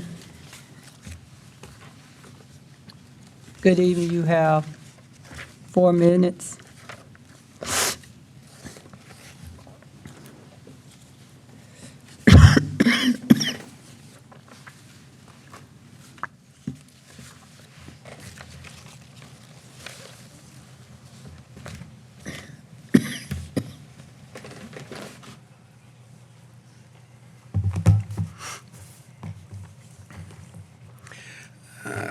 Good evening, Madam Mayor, Mayor Pro Temp via Zoom, and council members. My notes, I wasn't expecting to be first, I do apologize, but starting off as I have done before in the past with a quote. This was addressed by Patrick Henry. It's an excerpt from the resolution to put the Commonwealth into a state of defense. Quotes, Mr. President, no man thinks more highly than I do of the patriotism as well as abilities of the very wealthy gentleman who has just addressed the House. But different men often see the same subject in different lights, and therefore I hope it will not be thought disrespectful to have those gentlemen, if entertaining as I do opinions of character very opposite to theirs. I shall speak forth my sentiments freely and without resolution. First one I would like to talk with is the regarding the National Warfighter Museum. Back in September of '24, there was an article about how well this museum was going to do and how much it was going to bring into the city. Now that it's budget season, what has this museum really brought into the city? Has the hotels been full, like they said? Have millions of dollars been brought into the city because of this museum? You know, is it worthy to go forth on with this matter? We're short money, but we're still spending money on things that we have been promised to bring in to the city that never achieved. In reference to the KEDC, again, I've stated this before on record, and I'm not going to go too far into it because you already know my opinion on it. But my question is, and talking with some folks out in the city, what have they really done? Now they want $1 million. You know, first it was 325, then it went to 800. Now it's $1 million plus. What have they done, really? What do they have to show for it except for nice slides and presentations saying we're working on this, this, this, and this, but we never hear about it? And then somehow it falls off their agenda or their slide, and we don't know what's going on. I think the people have the right to know what we are spending our money on, or I should say what you're spending our money on, referring to taxes. Regarding the Innovation Black Chamber of Commerce, outstanding presentation. They've been up here before and they gave presentation after presentation. They were the only one group here that took the initiative to try to get a grocery store. Unfortunately, it did not work out. All we hear now is, no, we can't do this, we can't do that. We can't make businesses come in. I understand that. But what you and this body and the KEDC could do is offer them entitlements like they do everybody else. The beer factory going on downtown, that was a sweet deal. They're going to, in 5 years, just for being open, they get the building. Plus, we're paying them like $30,000 a year. Why can't we do that to get a grocery store down in northern Killeen? A couple elections ago, that was a hot priority by a council member. Going to get that new food store down there. Then when they got elected, it's like, oh, well, we'll see what we can do. But they were able to open up their own business, but they can't get a grocery store. I think that some of the money you're probably going to give KEDC anyway should be taken and given to this group right here.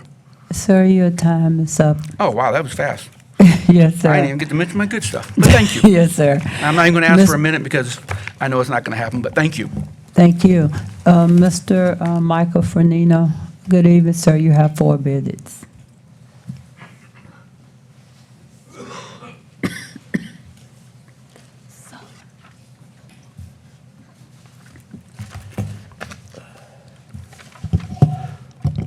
Mounted Warfare Museum is not something I ever fully supported, but we're shackled to it. So listening to his presentation, and as the previous speaker said, what's it done? We're not fighting our way through traffic to get here to compete with the traffic getting to the museum.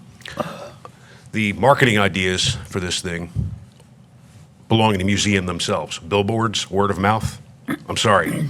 I'm going to present some ideas that you either don't know about, never heard of, or anything like that. There are several gaming platforms online.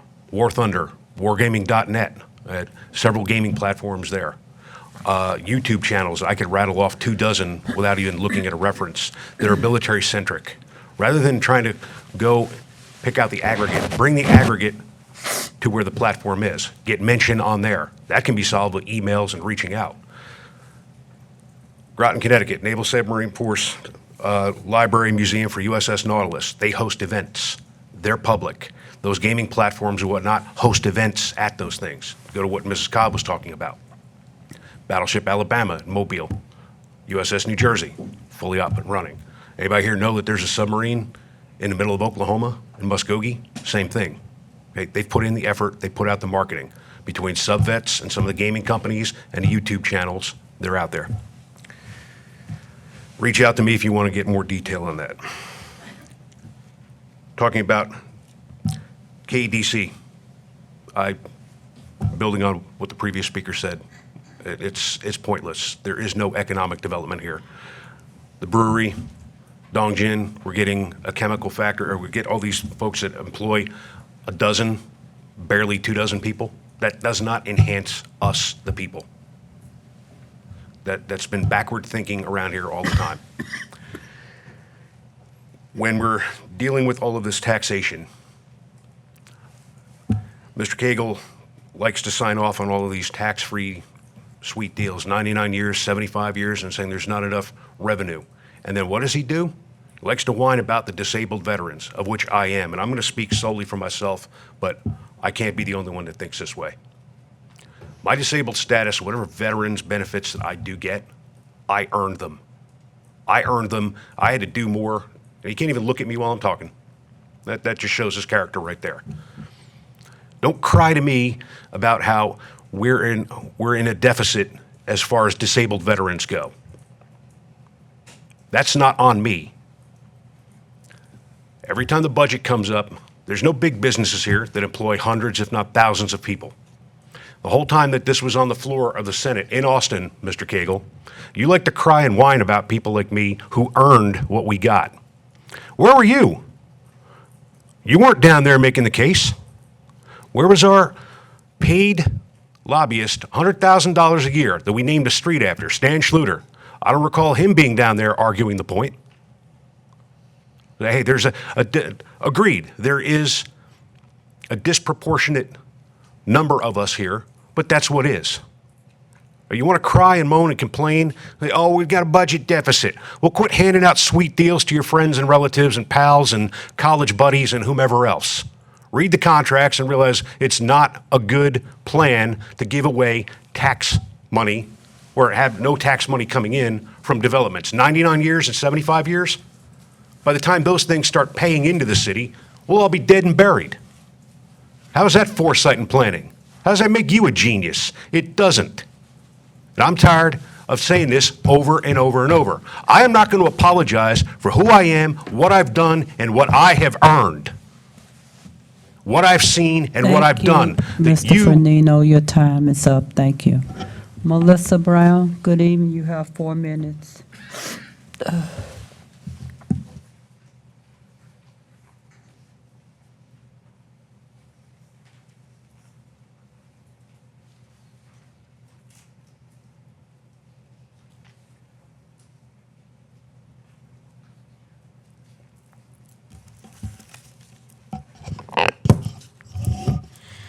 Temple has almost twice as many, or has almost as many riders as us, and they're paying half the price as us. Ridership has increased, our fare revenue has increased, and other funding should be increasing based on increased ridership. Hill Country had K-Tempo pay for all the vehicles for microtransit, so it seems like this match money we are paying for actually covers Fort Cavazos' free rides.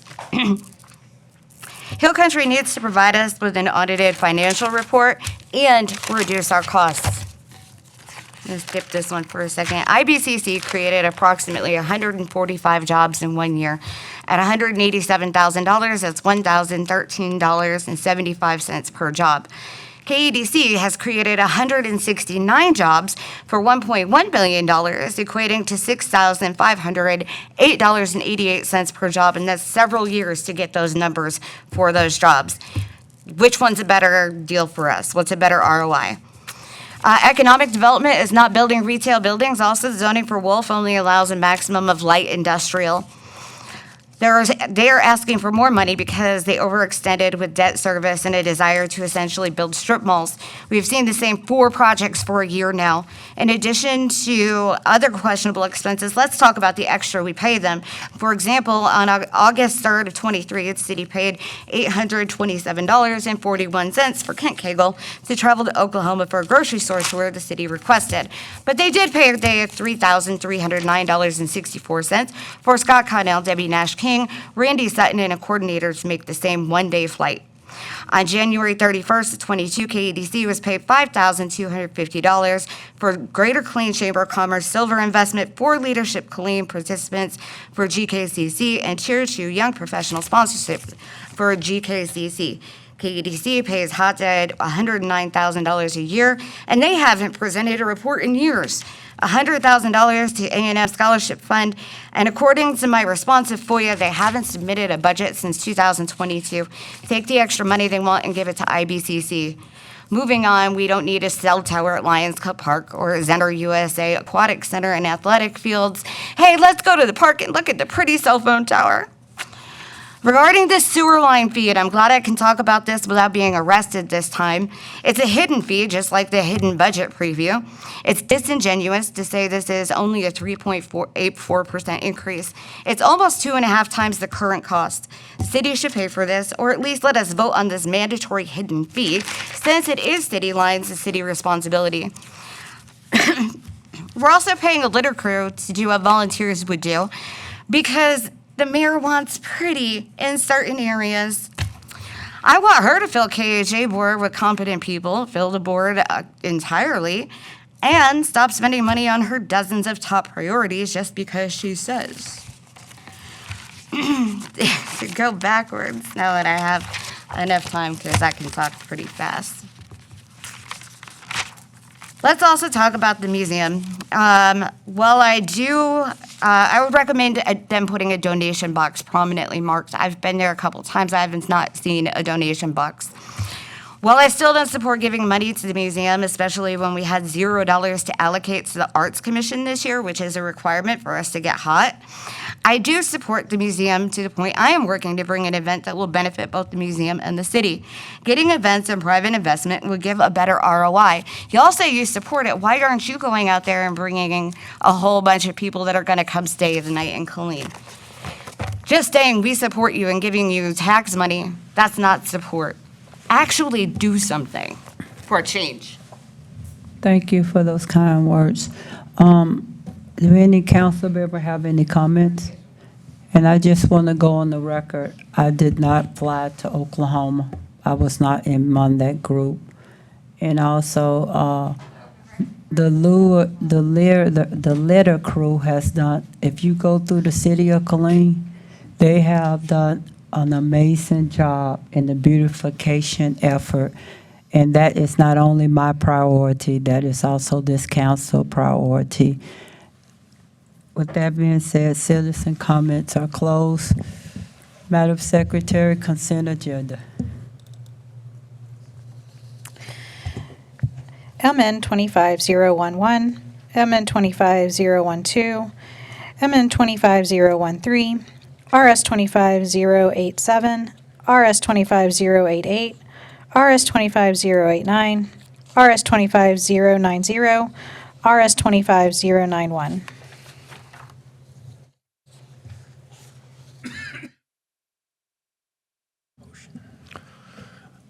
I'd like to have a motion for the consent items. Councilmember Cigar?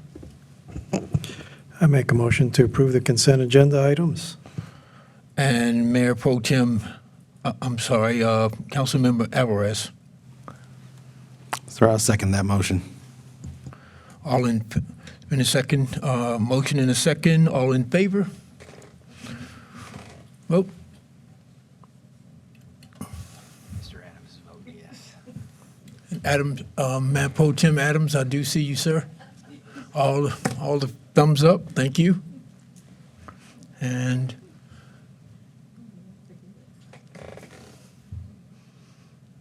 the motion carries 5-0.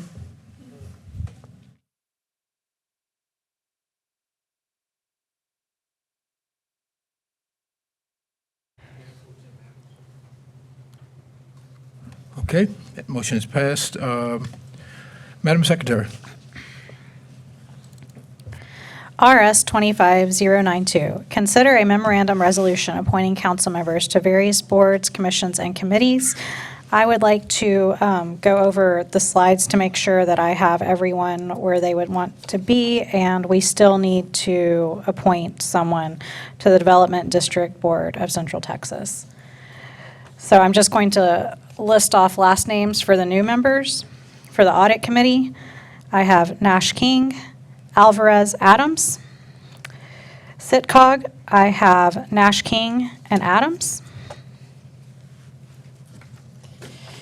Then we get to the Development District Board of Central Texas. Councilmember Boyd was serving on that. Does anyone want to serve for a one-year term? Do you have anyone? I'll take it I if can do nobody it. else wants it. Oh, go ahead if you want it. Okay, Councilmember Alvarez? Councilmember Alvarez, you take that? Thank you. Okay. The Hill Country Transit District, Councilmember Solomon and Councilmember Kendrick. For KEDC, Nash King, Kendrick, and Cobb. Killeen Sister Cities, Adams and Cobb. There are still 2 vacancies if anyone would like to fill those. Anyone? Councilmember Kendrick? Thank you. Anybody else? All right, moving on. Councilmember Cobb, you're already serving on Sister Cities. It'll be you, Councilmember Adams, and Councilmember Kendrick. Not until June of 2026, no ma'am. Oh.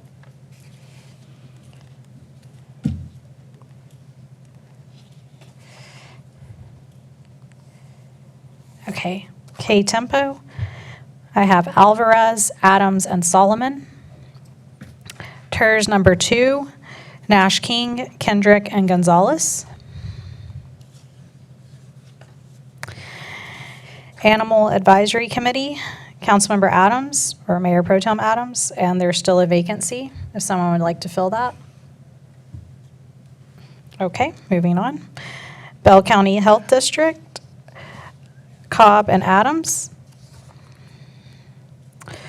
Board of Adjustment Aviation, Cobb, Nash King. Board of Adjustment Construction, Alvarez, there's still a vacancy due to Councilmember Boyd. Councilmember Kendrick, you would, okay. Thank you.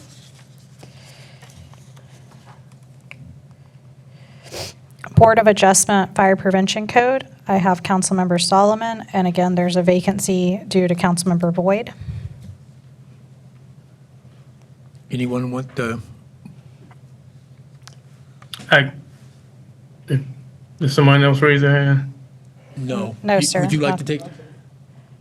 Okay. Councilmember Adams or Councilmember Kendrick? Which Councilmember one? Kendrick, you would like? Okay. Thank you. Board of Adjustment Zoning, Alvarez, Nash King. Senior Citizens Advisory Board, Cobb and Solomon. And the Youth Advisory Commission, Alvarez, Segarra, and Adams. Is that okay with everyone? All right. I think we're Then- good. Thank you. Yes, Councilmember Cigar? I make a motion to approve, what was that number?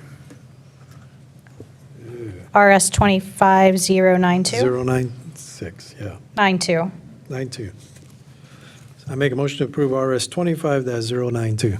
Been a motion, second? Councilmember Alvarez? Sir, I'll second that motion. All in favor?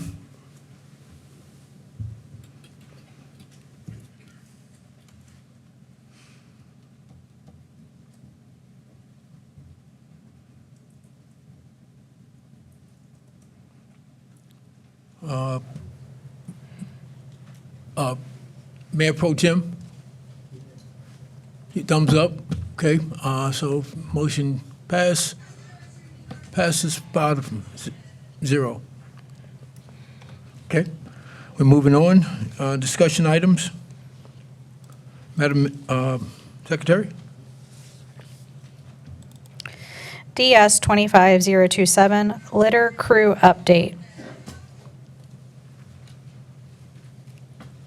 Mr. Reynolds?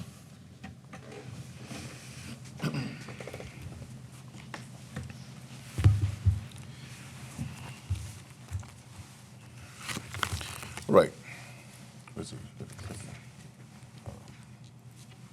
Good evening, council again. This is a litter crew update. The litter crew was added to the budget in 2025 to help remedy some of the problem areas that we have in the city. All right, it's a new crew here. Leading up to the FY 2025 budget, one of the mayor's priorities as well as the council's was to focus more on the overall cleanliness of the city. This has been a priority for a couple of years. We did address it in last year's budget. So on September 3rd of 2024, City Council approved the FY 2025 budget, which included this crew, and it's comprised of 3 highly motivated full-time employees. This litter crew is dedicated to the removing of trash from highly visible roadways, homeless cleanups, illegal dumping, and ensuring downtown is clear of trash and debris for any upcoming events. And if you've been around the city in the last couple of months since December, you've seen a lot of work happen by these guys out there. So this is a crew, and this does focus on the big idea number 2, which it is our shared responsibility to establish a positive culture and environment that people want to be a part of. And I can tell you, I wholeheartedly believe this crew is earning their keep and going above and beyond every day to make sure the city is staying clean, especially when we're looking at our underpasses and areas that we're having problems in. They're doing a phenomenal job. All right, areas of emphasis. While the litter crew can be seen all over the city, their focus areas are, and we did want to focus in areas that we felt was the most important, which is the HOD and downtown area, Lowe's Boulevard and Stan Schluter, I-14 underpass, and Tremere. So all the underpasses that are on I-14 that are in the city of Killeen, the guys go out here weekly, and twice a week they make sure those are free and clear of debris, which is we had a big area with a lot of illegal dumping and homeless encampments under those bridges for years, and you won't see that now because of this crew and their focus out there. 201, 195, and 3470, that underpass, the same thing. It was a lot of debris always out there. They're doing a great job of remedying that. Tremere, ranch here in Fort Hood Street, the Eastgate area, when we had General Bernardi here, the former General CG for the Fort Cavazos, as he did his tour of the city with the mayor, he determined that area was an area that really needed to be focused on. So working with Fort Cavazos and the BOSS program out there, this crew has been doing a phenomenal job of keeping that Eastgate area free and clear of debris. W.S. Young Drive, Elms Road, Rosewood, and like I said, I-14 underpass at Rosewood. We're focusing on the main thoroughfares within the city, the highly traveled areas. This is not the only areas you're going to see the crew at, but this is our rotation on a weekly basis to make sure these areas are clean and clear of debris. And they also work a lot with homeless cleanups as well as when code enforcement have illegal dumping areas that we go ahead and focus on as well. So this crew is definitely earning their keep. Since the crew began in December 10th of 2024, they have collected a total of 13.9 tons of litter from our roadways in the downtown area. It's 14 tons, 28,000 pounds of trash and debris has been picked up by 3 individuals. Yeah, you can see these guys all over the city. I get calls from the city manager all the time because he see them out there everywhere because he's out there just as much as they are in the early mornings and at lunchtime checking these areas. But these guys, I've never seen them not working. When they're out there, they're actually working. So this is, they're highly motivated and we're really thankful to have them out there. So that's want to give you all an overall view of what the added FTEs are doing within Public Works. And if you see them out there, just honk your horn, let them know that we appreciate them. But they have a truck, a trailer that they pull around. They're all over the city, helping out other departments as well. With Parks and Rec, if they have issues, anybody that have issues, this crew is always out there to help them out. Highly motivated team. We couldn't be more proud of them. So this is what the investment is. And I know it was stated earlier that this is a volunteer effort, and volunteers do come out and pick up trash. They put it on the roadside, and these guys go out and pick it up and make sure it gets disposed of properly. So I just wanted to validate what this crew is doing and let you know what the money was spent on last year. So if you have any questions, I'm here to answer those questions at this time.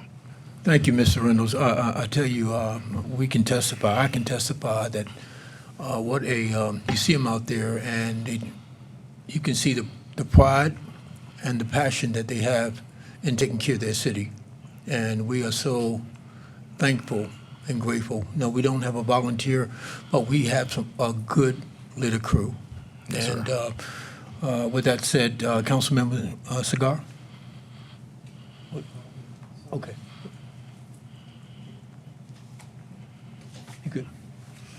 I guess I'll just speak for everybody. We thank you. I'm telling you, I think that we ought, when we see those crews out there, get a chance to wave at them and just thank them because they put a lot into what they do.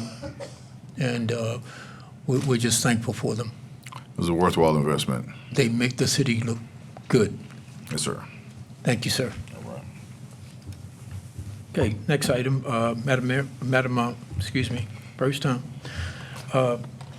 Madam Secretary. DS 25028, HomeServe Row Sewer Warranty Program Renewal.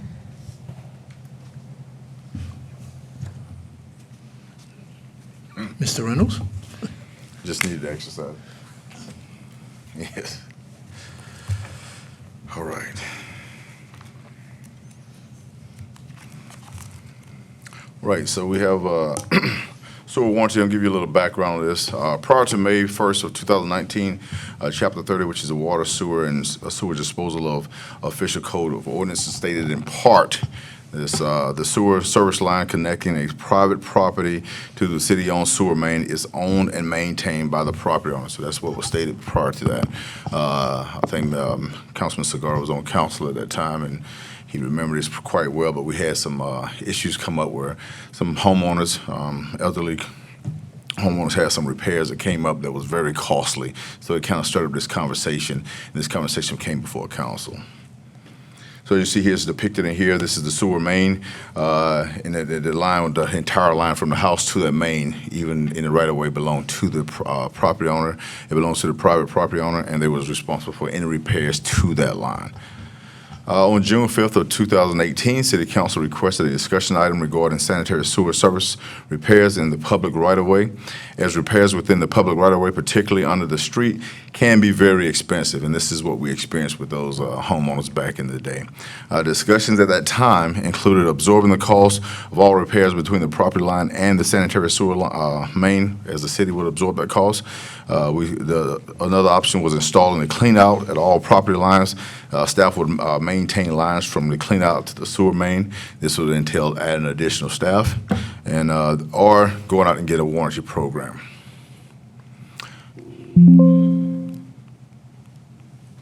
What's going on here?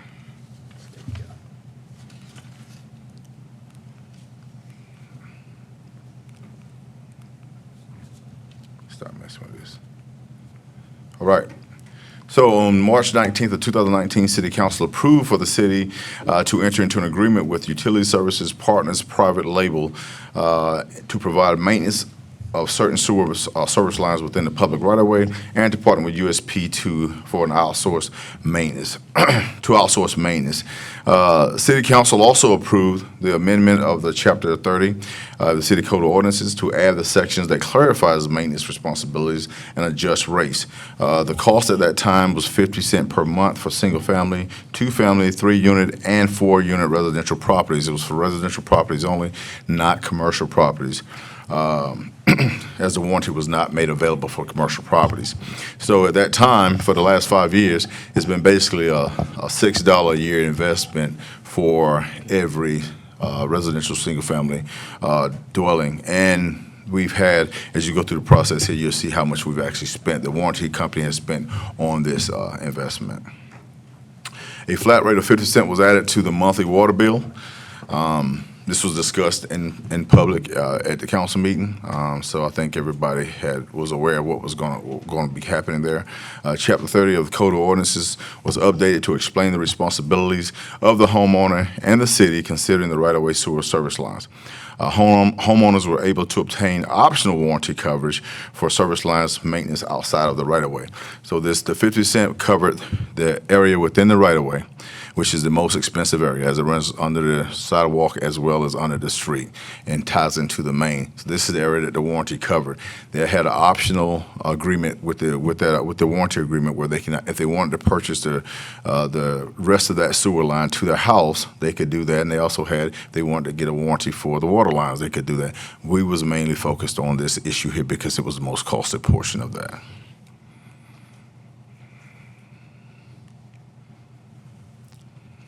All right, the outcome. Before the warranty, the customer owned that entire sewer lateral from the house to the main, as depicted in the photo on the left. Once the agreement was in place, the warranty covered that 50 cents a month, covered the property from the right-of-way, in the right-of-way to the main. So any area within that right-of-way, which is about 11-foot area to that main, was covered with the warranty. And as I stated before, because of having to remove concrete, asphalt, this is the most costly part of the repair for this line. A new outsource agreement has been proposed. There is this increase to the monthly amount to $1.33. So it's an 83-cent increase from what we was at before. We had 50 cents for 5 years. There is cost incurred in this, and you look at the numbers here. The initial 5-year agreement includes annual increase up to 4% once we go into this. So it's be 83-cent initial increase for 26. It will happen in October, and then it will be a 4% increase, up to a 4% increase for the 5 years after that. So right now, we're paying 50 cents a month. The claims that we've had since this agreement went into place has been 1,032 claims. The company, the warranty company, has spent $4.2 million in claims. The average number of claims per year is 172, and the average cost per claim is $4,148.30. This is at a cost for the homeowners, for those 172 homeowners that had to cover this. They would have had to spend, on average, $4,148, and that's average. It could be higher, it could be lower, but their $6 a year has covered them for that. So all they had to do, basically, the city go out, we camera the line, figure out what the issue is. If the issue is in the right of way, we then assist the resident with calling the warranty company. The warranty company on the average response time has been about 2 hours or less. They have one of the contracted plumbers in the city that they've contracted with, which is several, come out and they take care of the issue. Once we camera it, make sure they're out there, our guys leave the site at that time. So over the 5 years, it's been a $30 investment for each homeowner. And as with any insurance that you get it, but you hope you never have to use it. But that one time that you do have to use it, it made it all worth it. It made it all worth it. I tell you, the 1,032 people, homeowners that had to use this program, I can assure you they would attest to the fact they was happy to spend that $30 over 5 years to pay for that $4.2 million investment that we have here. The next steps in this is to seek council approval for the new outsourcing agreement for the sewer line warranty and amend Chapter 30, water, sewers, and sewage disposal of the code of ordinance with the new rates. The reason we brought this item here is to, we're going to be coming back with the ordinance revisions. We wanted to make sure this was going to be something that that the council wanted to move forward with before we put it in the ordinance, so we didn't go back and forth. So we want to bring this here down to discuss it, get a motion direction from this body, and then go ahead and move forward with the ordinance change if that's what we want to do. So the current amount of the sewer is $20.76 monthly. The change amount will be an additional 83 cents, which take that monthly amount to $21.59. That's going to be for residential, on the residential side only, and it's a 3.8% increase is what we're looking at. Other cities in the state of Texas who have this same warranty company, use the same warranty company, are listed here. There's about 45 additional cities. City of Temple, El Paso, several cities here, 45 cities within the state of Texas, but several cities across this nation use this company because of the same reason that we're using it, so that you don't have that big cost that's incurred. We live in really a retirement community for the most part, and a lot of people on fixed incomes. This is something that will help them out, but we're looking for a motion direction from this body tonight. Where do we go with this? And with that being said, I'm here for any questions you may have. Thank you, Mr. Reynolds. Mr. Cagle? Mr. Reynolds, could you go back a couple of slides? All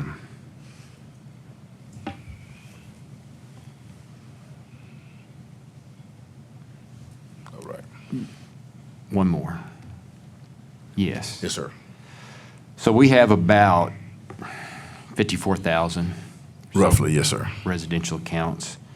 So you take half of that, and that's your revenue a month, and then times 12 to get every month, and then times 5.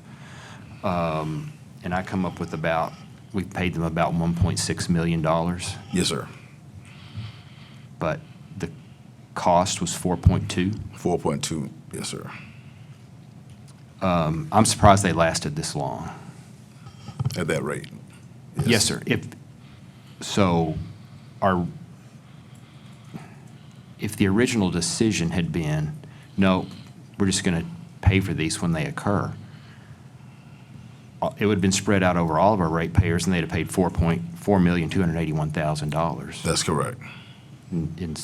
Instead, we paid about 1.6. Yes, sir. So, looking backwards, looks like it was a very good decision. Very good return of investment, absolutely. Council Member Cigar? Yeah, I think I was one of them that used that, by the way. But I think a lot of the people that have the claims pay that extra $6, I think. And then when you get that $6 in there, I think, if you calculate $6 times 1,000, that's probably a higher amount. But my question is, I was going to ask you something here, because as a council member, I used to get a lot of calls from people, and they would ask, because I know when they do their marketing, they start mailing these out to homeowners. Yes, sir. And the calls would be like, is this coming from the city, or is this a fraud or something like that? Because we allow them to use our logo. I think that's part of the agreement. It's part of the marketing agreement, yes, But sir. if we can figure out a way to kind of put somewhere, and I think that is probably their intent, is try to confuse people to make it look like it's coming from the city. But, we do get those calls, and they're like, are you guys, I say, no, that's a private company. They are allowed to use our logo, but it's up to you whether you do it. And I'm sure there's a disclosure in there somewhere, but if we can figure out something, because when it comes on the letterhead and everything, the city logo's on the outside, and, so it looks, and it confuses people. And so I think that if we can kind of get with them and figure out. That is kind of part of the reason we get the cost the way we do, sir.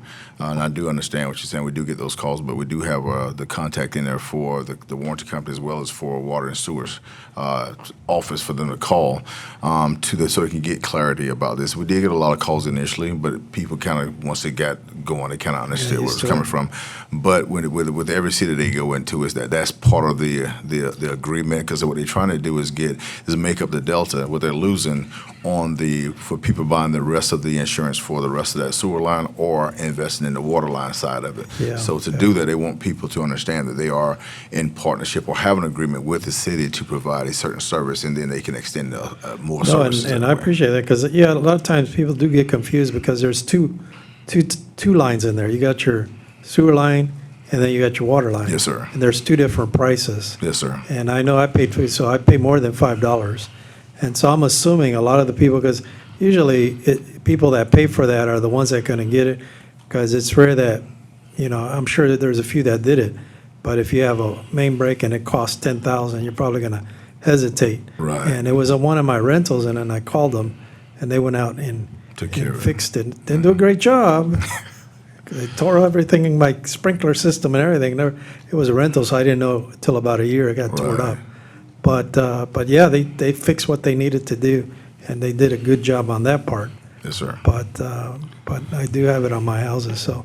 We've got about 7,600 residents that have gotten the water warranty? Yeah, I think it's good. I would encourage people to get the warranty because you just never know. Just like me, I didn't know, and luckily I did. So I do have in my house where I got a lot of trees. Yes, sir. And my fear is one of those trees one day is going to break a line, so. The roots will grow into that line. They kind of attracted to those lines. Yeah. So, yes, sir. Well, thank you. Yes, sir. Yeah, you're right, Councilmember Cigar. I have that as well, and I used it, and it worked, so it's very beneficial, and it's a good deal. Mr. Reynolds, my question is in reference to this cost here. Do you think there will be an increase? I mean, given that they're taking a hit, look like. Yes, sir. The contract states that we're going to go about, they're going to go about 83 cents this in the coming fiscal year. Then it'll be up to 4%. So we just go ahead and factor that 4% in. It's about a 6 cent increase annually after that. Okay, got you. All righty. Okay, thank you, Mr. Reynolds. Yes, sir. Appreciate it. Mr. Gable. Yes, sir. A couple of ways to go here. One thing we were asking for was a motion of direction if you wanted us to include this. Now, we're going to have a budget presentation in a minute, and we're going to be talking about rates. So what we've done in the past, we passed or adopted the fee schedule ahead of the budget, and I think that's still a good practice, but what my recommendation is we take the water and sewer and solid waste rates out of that. Those are big. It's kind of like the tax rate, and adopting them this early on in the process, I don't think works very well. So you don't necessarily have to make a decision tonight because we'll be bringing back more water and sewer issues to you later.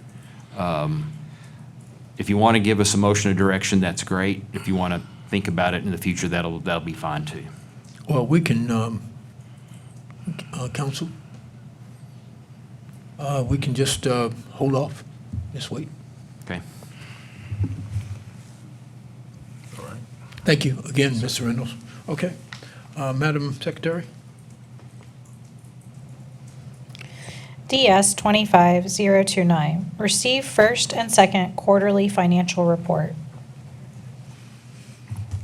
Yes, ma'am.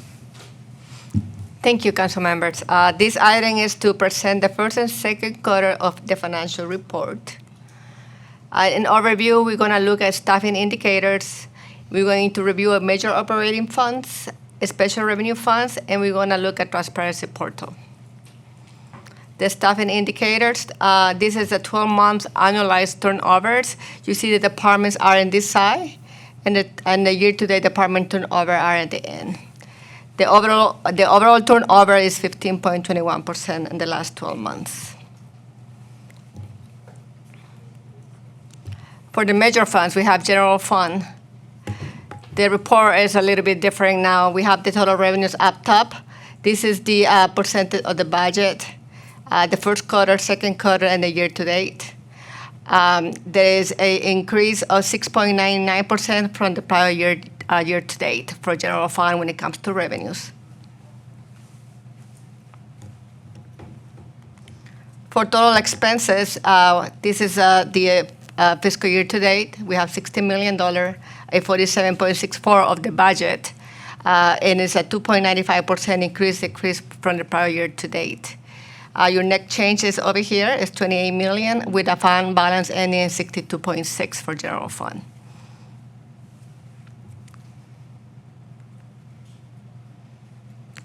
Now we're going to see water and sewer fund. For water and sewer, the fiscal year today is for revenues is 23.1. We are 46.3 of the budget, and a decrease of 4.34% from prior year. On the other hand, total expenses, we have a $24 million spent. It's a 47.5 of the budget and a 17.82% increase from prior year. We have to remember for the expenses, other financial uses includes the transfers to the CIP fund for each fund.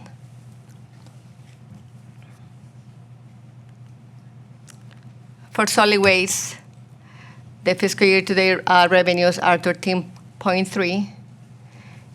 We are at 49% of the budget a 2% increase from prior year. Total expenses, 13.8. We are 50%, an 18% increase from prior year, and always the other financial uses that just transferred out. Your net change is here, and your ending fund balance is 6.7 for the solid waste fund.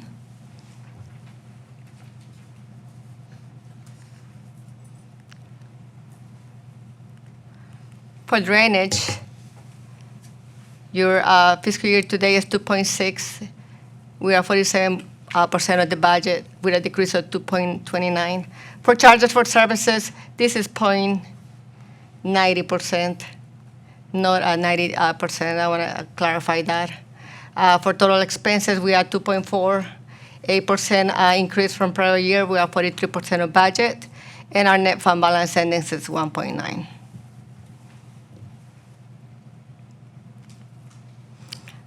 For aviation fund looks pretty good. The fiscal year today is $3 million. It's a 57% increase, and that's because of the intergovernmental agreement we have for Fort Cavazos. We are 47% of budget. Along with the revenue, the expenses increased 40% from prior year because of that intergovernmental agreement we have. We also provide services, and it's a 43.9 from the budget, and our ending fund balance is 1.9.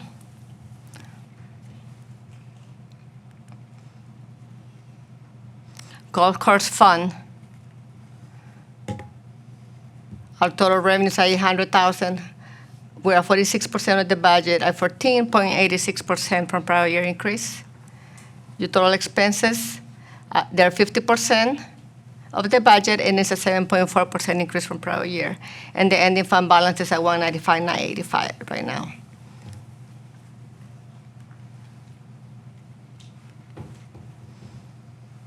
Our hotel occupancy tax fund. We are a 1.3 collected so far, 33% of the budget. We are decreased of 11% from prior year. Our expenses are 1.34, 36% of the budget, and a 7% increase from prior year. And our fund balance ended at 1.6 million from the HUD fund.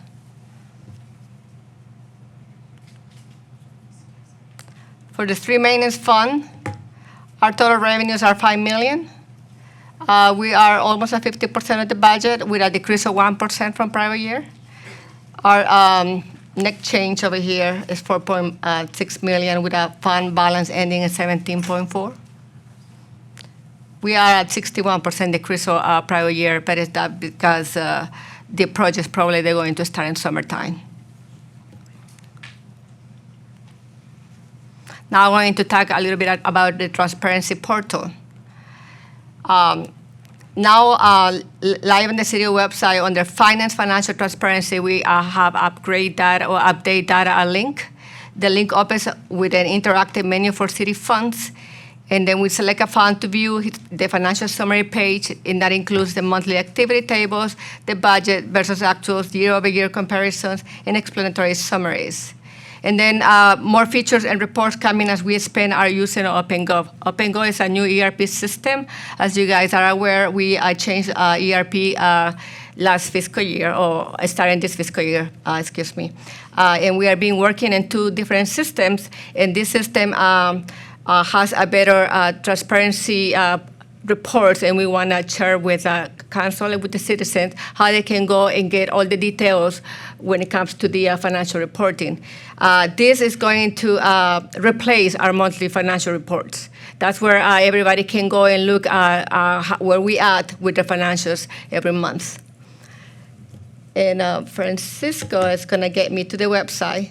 So when they get to the finance and they click in the transparency portal, this is what they're going to see. As you can see, this is table of contents. It looks kind of better right now. We only have a few funds in there.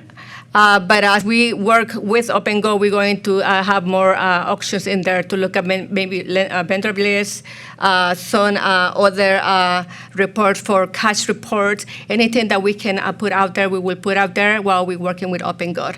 Right now, I want to show you the hotel occupancy tax fund activity, just that way you guys can see how a financial report looks in the transparency portal. So you will see that we have a description at the top. Then we start with charts. This one is the total revenues. And then whenever they go over the chart, they can see the amounts of the, thank you, Francisco, of the charts of the bars. And then we go down, and then we can see the historical trends in hotel occupancy taxes, and it's the same. And we have a little description under the chart explaining and focusing with prior year comparison. Then we go down into the historical trends and expenses, and it's the same thing. And then in the little description below that explains the difference between prior year and current year. We have these cool charts that where it shows you the revenues actuals versus budget and the expense actuals versus budget, and you can clearly see where we at budget, and also a little bit of explanation under that. We go down. Then we go into details. This chart will show month-to-month expenses with the fiscal year total. Right now, we're presenting up to March. In a couple of weeks, we're going to have April in there. And go down, thank you. Then we have also a little explanation there, any comparisons for the prior year. Then we have the actual versus budget. You're going to see the current fiscal year today, the adopted budget, the revised budget, and what percentage we are with the budget by category of revenues and expenses. And then finally, we had the year-over-year comparison. Then you'll see the prior year to date with the fiscal year, the current fiscal year, and the percent of the prior year year to date. And that's the format that we have for all the funds, for anybody who wants to go up there and look at the details of the financial reports. And that's all I have for the quarterly reports. I will be happy to answer any questions you may have.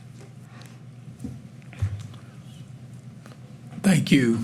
I think that is really good for the citizen. That's a good tool. Yes, Councilman Kendrick. I happened to look at this here the other day online because I was going through a lot of things, and I showed it to a few of my neighbors.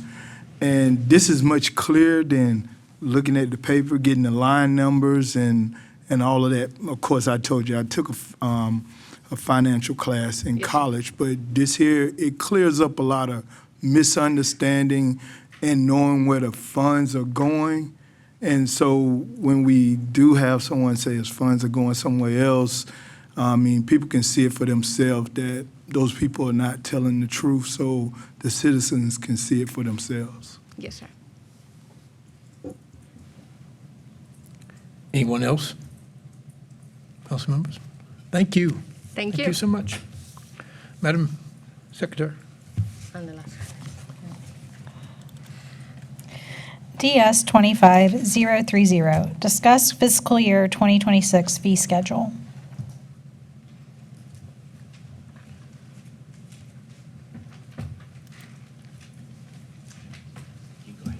Thank you. We are going to look at the fee increases again. This is the second time we're showing it. So I'm going to go through the slides really quick just to show the changes. And then I'm going to open up to if you guys have any questions for the department heads are here present to answer those questions. There's no changes in the proposed fee review process. As you can see here, we are in June 3rd. We are in the second time we are discussing the fee schedule. Our next meeting, we want to have a public hearing for the fee schedules.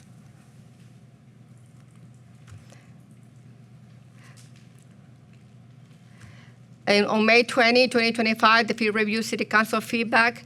Additional citizen comments requested via Facebook on May 22nd. Also, this presentation, no comments have been received via email. Facebook post responses, the post generated approximately 50 comments. While residents expressed a range of concerns, most comments focus on general dissatisfaction with utility rates, water billing practices, and perceived service levels, reflect the broader sentiments about city governance, development, and affordability, and did not reference specific proposed fees included in the fiscal year 2026 schedule. We also were talking about what cities we benchmarking. So we presented a slide with all the cities that we were doing benchmark whenever we comparing our fees.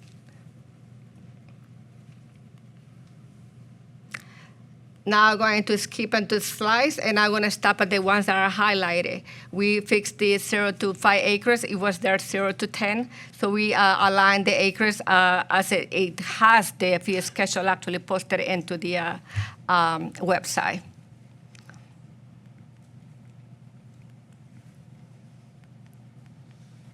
Same thing here.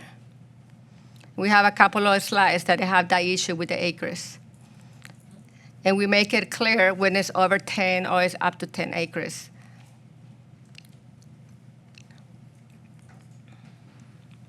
We added over in here.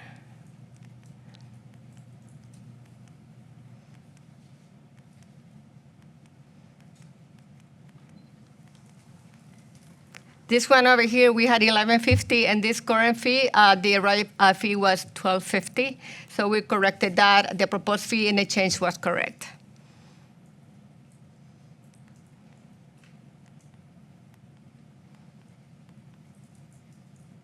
For the restoration fee, we wanted just to give a clarification is to restore plat after unauthorized modification, so we wanted to add that in there.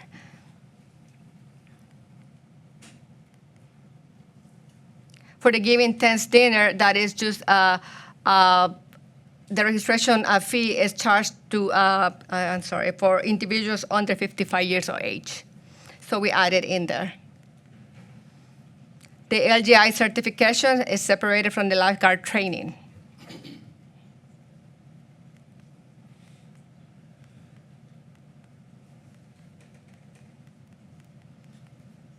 And the utility collections fee, we have 40 there, but it's actually $400 change because it's a new fee.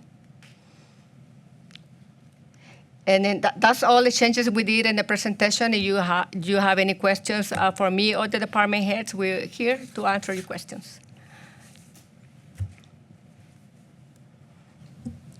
Thank you so much. There's no questions. Thank you. Thank you. I do have a Oh, question. I'm sorry, Mayor Pro Sorry. Tem. No problem. Mayor Pro Tem Adams. Ma'am, thanks. Ma'am, I know we had asked that we reopen the citizen comment period. Have we gotten any comments since? We opened a Facebook, and we did not have comments for specific fees. Okay, no general ones either, just nothing. No, they were. We didn't have no emails. We received Facebook comments, and they were kind of more concerned about water fees, but no specific fees that we presented in the schedule. Okay, thank you. Okay, Madam Secretary. thank you. Thank you, Mr. Thank you.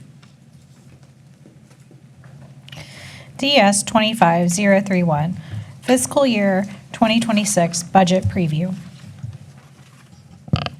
Sir, Council, we have, this is a fairly lengthy presentation, but I'll try to spend the time on the most important parts. And this is just a preview. It's as you see in this calendar, on July 1 is when the proposed budget is due. And the next step, we're here on June 3rd tonight. We've heard about a little bit about the fee schedule, our community partner presentations, and now just a preview. We haven't even finished reviewing all the budget submissions, but we have a decent idea of where we are. We've received the preliminary tax roll. While it's not final, and there will be changes, we doubt that they'll be significant. And then after July 1st, we'll have a public hearing on July 22nd. And because of state law and our charter requirements, some years we have to have a special meeting, and that's what July 22nd will be. And then on August 5th is where you'll have to take a vote to set the preliminary tax rate. It's not the actual tax rate, but you can't go above that without starting the process over. And then on August 19th, if changes are made to the budget, we'll have to have a public hearing. And then September 2nd is the final public hearings and when all the documents are, the budget's approved, the tax rate's approved. So you just heard a little bit about this, about the new financial software, the transparency module. Also, the budget format's going to look a little different, and we're going to save a number of trees and try to do it mostly with PDF and not print so many budgets. But The PDF version, as always, is on our website. Now, starting with the general fund, the largest fund, I'm just going to give you some overview, starting with the revenues. Some of the increases: EMS fees, 1.5 million, investment income, $1 million, sales tax, about 881,000, fines, 600,000, building permits, 385,000. Almost all of these are due to increased use, increased population, and in some cases, increased fees. The biggest one caused me a little bit of concern on the EMS, but we've been doing a lot to get better on collecting our EMS billing. We've got better software, and our paramedics are getting more information in the field. It's easier for them to do now with the tablets and the software that we have, and the quicker you get the information, the easier it is to get paid. Obviously, hospitals do this very well, and we're working on catching up with that. In the past, when we went in the field, the focus was all on care, and it still is, but we're still able now pretty easily to get the information we need to get the bills out. There are some decreases in the revenue. Our reimbursement from the state, we expect on the DV exemption to drop about 1.2 million, and property tax to the general fund will drop almost $1 million. That's based on a couple of things, what you heard tonight, the tax base and the debt issue that we had earlier in the year, so it just shifts tax rate from the general fund to the debt service fund. Now, I'll talk a little bit more about that 1.2 million. So we talk about the disabled veterans exemption a lot around here. What we don't talk about, what we don't say is that we don't blame the veterans. What we have said consistently, is that the state of Texas offered a benefit with a property tax exemption. The catch is the state of Texas doesn't levy a property tax. Local governments levy property taxes. The state's prohibited. And when the state put this to a vote, and I voted for it, and when they told the people how much it was going to cost for the whole state of Texas, the city of Killeen on its own eclipsed that number in the first few years. We're far beyond it now. So the reason we talk about this is it's a significant issue to the city of Killeen. And then back in 2015, we got some legislation passed that said, hey, this is not right. This was supposed to be paid for evenly by all the residents in the state of Texas, but it's falling disproportionately on a few communities, and then especially on those communities that provide the most support to military installations. So the law was passed that said, if you join a military installation, you share a border with them, and your general fund is impacted more than 2%, the state's going to reimburse you some for that to try to make it a little less disproportionate.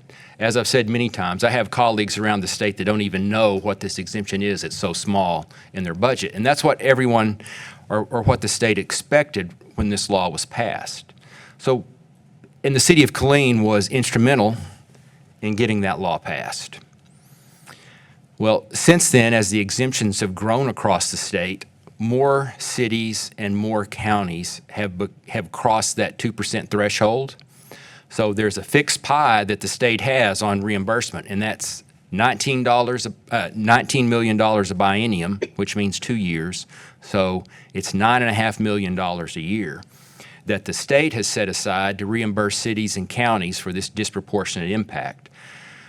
Well, you can see with our preliminary tax roll, we expect to lose $15.6 million. So what the state has set aside to reimburse all the cities and counties in the state that meet that criteria doesn't even come close to reimbursing the city of Killeen. And what you see, we peaked in about with a 49% reimbursement back in 2019, 2020. And what has happened since then is more cities and counties have become eligible. That fixed pie, our piece gets smaller. And what happened to us here, El Paso County, City of El Paso became eligible.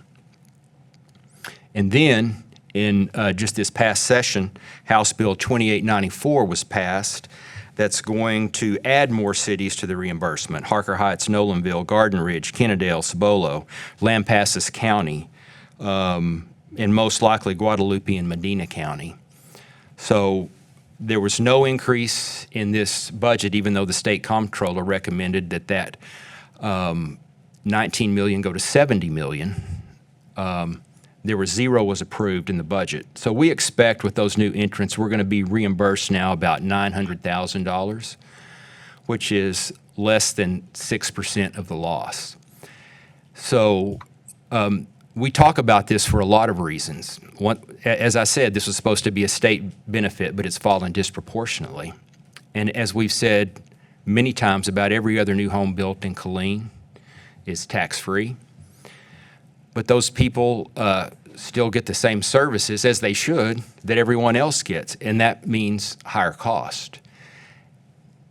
And that's tough in 1 year. But when you look at this over time, look at these totals. So that's 95.8 million in revenue loss versus a reimbursement from the state of roughly $21.3 million. You do that math, and it's $74,562,783. And keep some of these numbers in mind when you are looking at some of the issues we'll be facing in this budget later. And this information, this exact slide, was shared with our state representatives and state senators when House Bill 2894 was passed. Major expense changes. Right now in the budget that is under construction, there's a 4% cost of living citywide. That's 3.3 million, but that's an additional 1 million in the civil service side with the steps that they have. The Axon and Real-Time Crime Center cost $700,000. A warrant specialist that was added in municipal court mid-year, $55,000. And the tax appraisal district, you saw some of that tonight, $49,000. Main decrease that we have of any decrease of any size was Bell County Communications, $104,000. So just the snapshot of where we are right now, revenues versus expenses, there's a deficit of about $816,000. All the fees that you saw tonight, if those are approved, it gets within $50,000-$60,000 of balancing the budget. It gets it pretty close. But the big thing is always, just as important as what's in the budget is what's not in the budget. And of all the requests that there's not room for, almost 27 employees for $2.8 million, and then operational requests. Sometimes that's one-time money. Sometimes it's things that go along with personnel, but all of that adds up to about $11 million. And let me go back just a second. So as I said, we are still working on this, but if the fee schedule is approved, we're more or less balanced in the general fund, but with absolutely no additions. And there's some important things we're going to have to consider.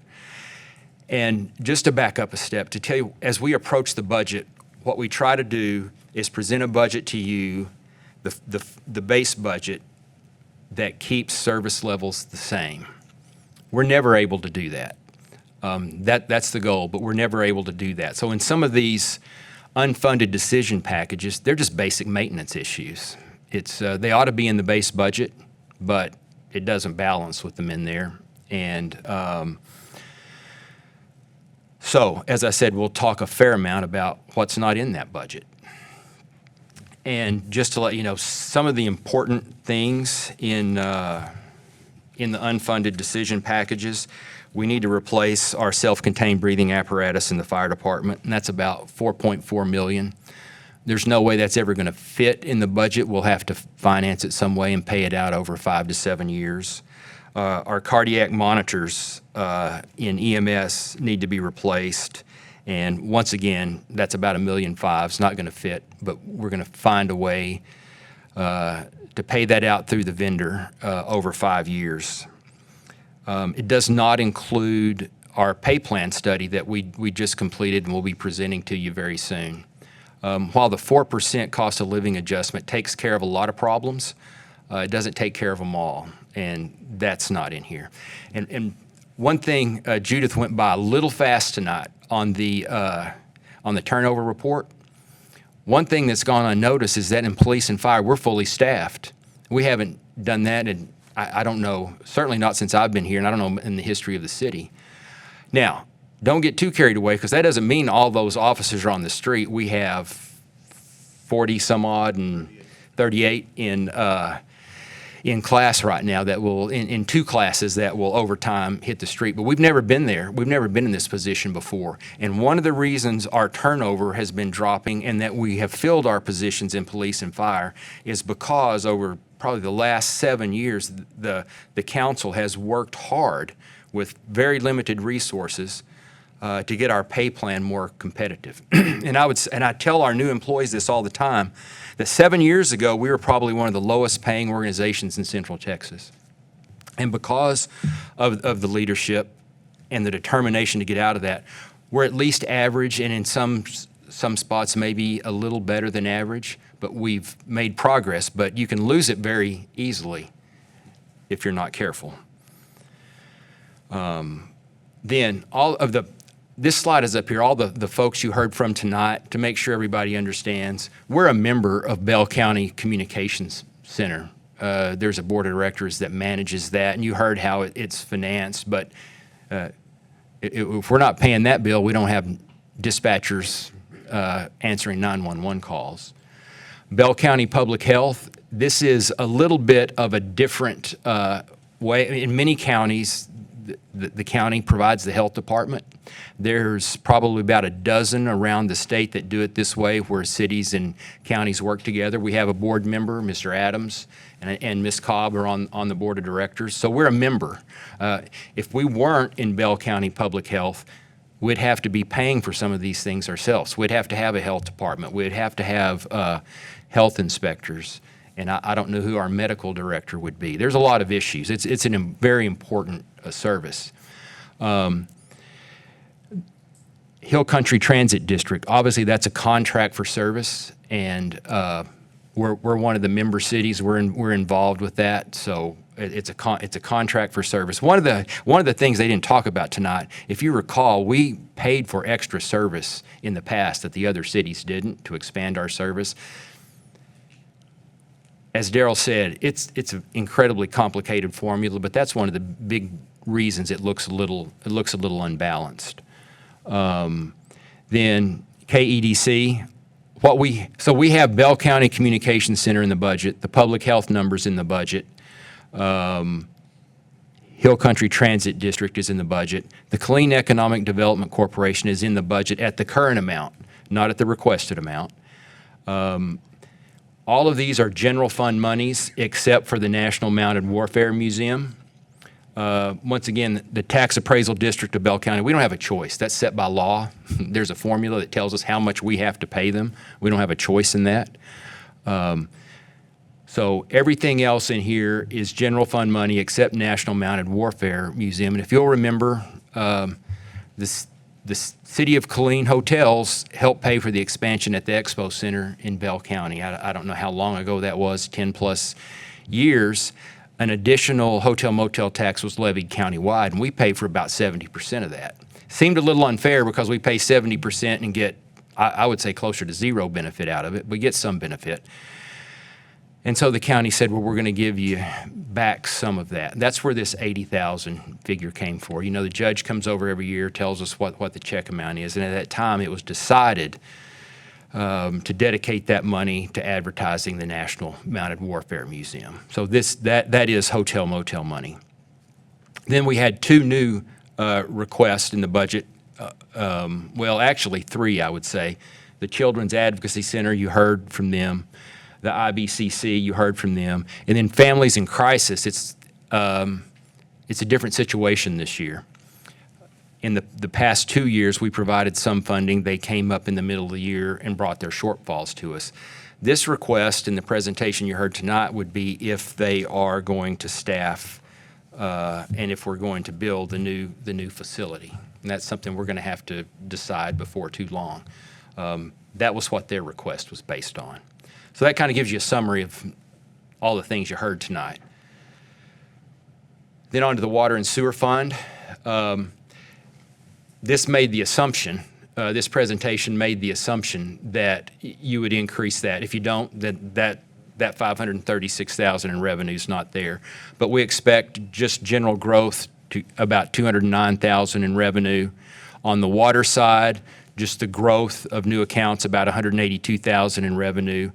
And 4 years ago, we did a study, a rate study on water and sewer rates, and it identified that our commercial side was not carrying the load. And it was the rates were far too low, especially compared to the residential rates. So we stepped into a 5-year phase-in, and this would be year 4 of 5 of that phase-in, and it would generate $175,000. There is a proposed water rate increase. It's not in this number. We'll talk about it more later, and I'll get to it in just a moment. And let me show you where we stand expense-wise.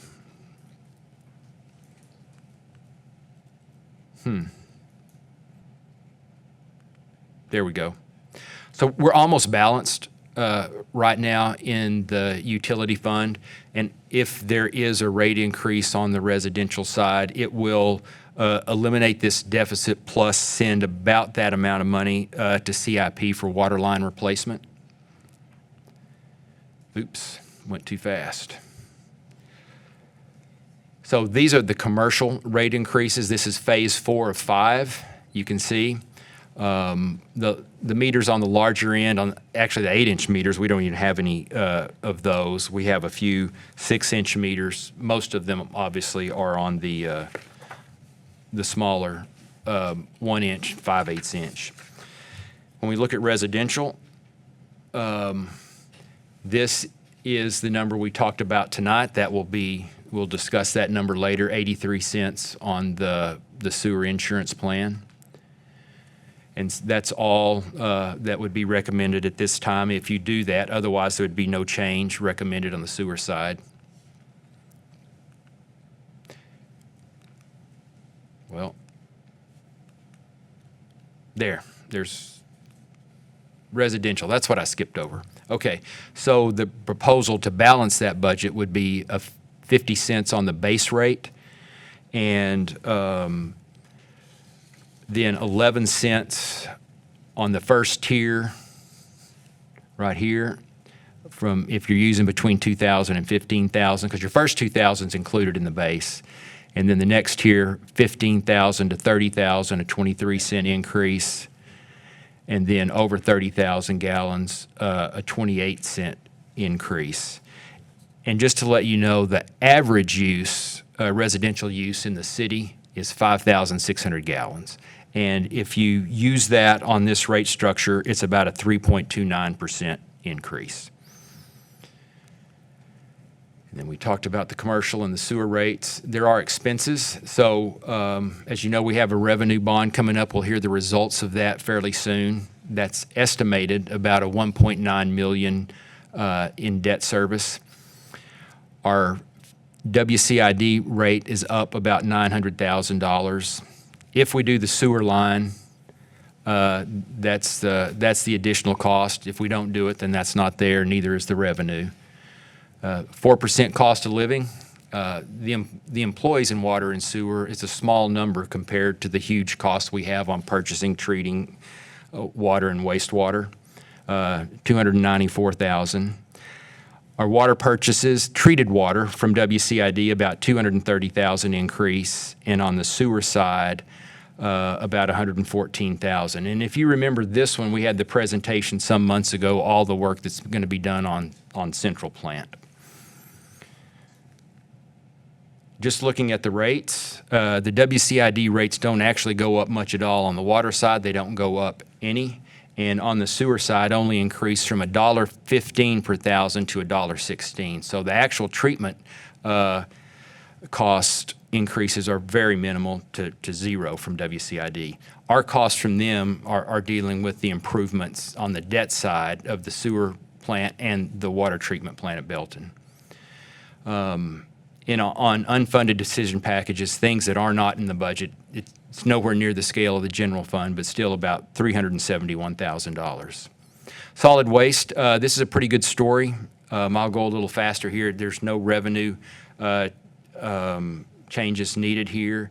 In fact, just let me tell you, the big increase we have is transporting the waste from the transfer station to the landfill and then increased landfill costs. That's about $1.2 million this year. The 4% cost of living for those employees is about $222,000. I think it's important to focus on this chart. This is our rate. It's been $19 since 2016. But the largest cost we have are transporting and disposing of the waste. And you can see that was back here in 2010. That was about $10 a ton, and today we're almost $54 a ton over here. Those are been some pretty serious increases. I would expect this is probably the last year we can go without a rate increase. And honestly, you should be concerned when you see something like this. You got to think, what is it that you're not doing? What's going on? Well, if you'll remember, we had a lot of cost in the solid waste fund that weren't really solid waste costs. And over a period of 4 years, we moved those out and put them appropriately in the general fund where they belonged. And that's how we've been able to go the last several years without a rate increase. But we'll see. You never know, but there's not one needed this year. Just a budget snapshot, we're balanced in the solid waste fund.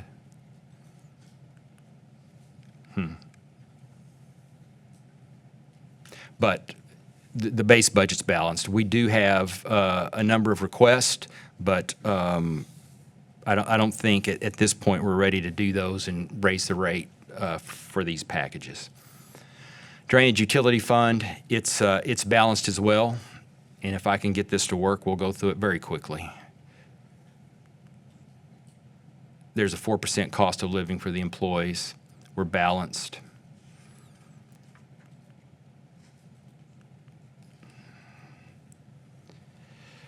About $385,000 in unfunded decision packages.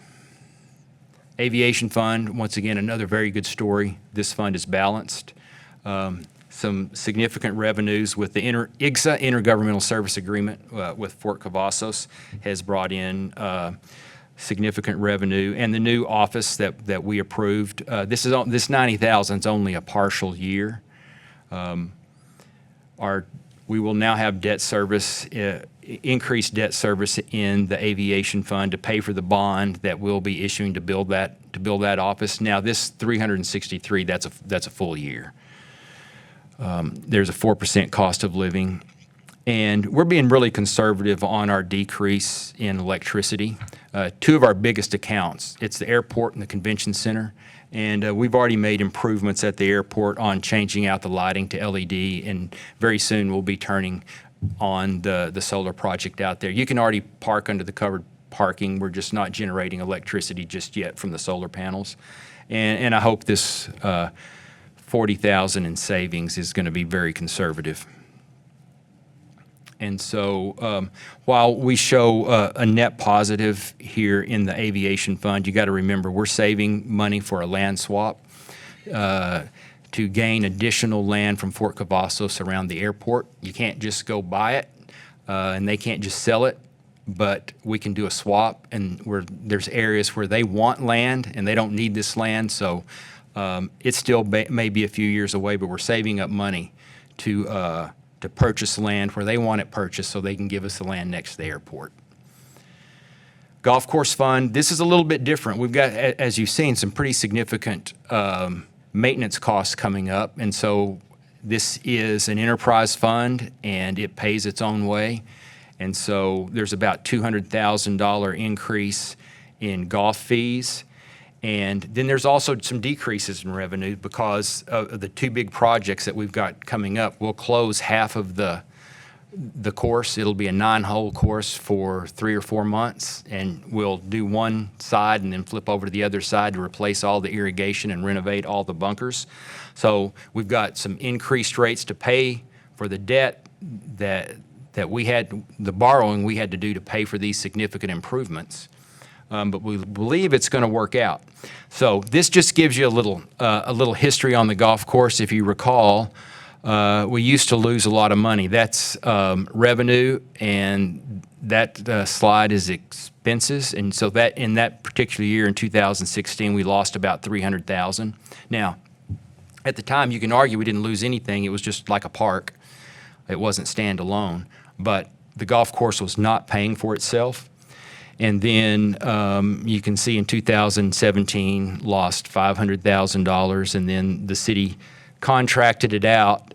And then first full year, I believe, was 2020, almost broke even. And then since then, we've either broke even or been making money. And that excess fund balance is what's going to help get us through this year in 2026, the excess fund balance plus the rate increases when we have the partial shutdown. So there's the debt service increase for bunker renovation and replacing all the irrigation. So it shows a negative about $148,000, but we have enough in fund balance to cover that, and then we expect the next year we'll recover and start building fund balance again. What's not included in the budget, this was a big issue. It still is a big issue. We talked about it last year. It's just that the irrigation and the bunkers were more important. We can play around this. The real concern is back around over here where the green is, and if that retaining wall collapses, you lose the green, you lose the hole. We're fearful that replacing all of this retaining wall is several $1 million. So the plan would be, if that happens, we're going to have to change the location of the green, move it back. It would be to the right and up the hill a little bit. This is actually, the hole's kind of short for a 4-par. So that's our fallback plan, and that can be done within our resources. But we're going to stick with this configuration as long as we can. Golfers really like the configuration of that hole, so we'll see how long that retaining wall lasts around the green.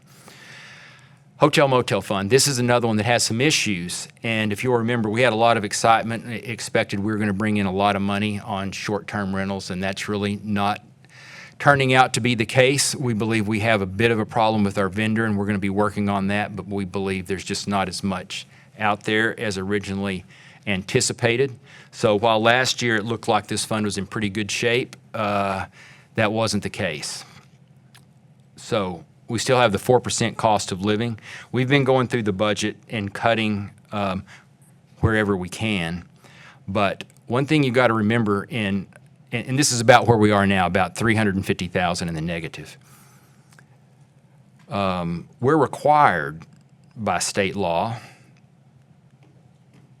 I can't get it to change,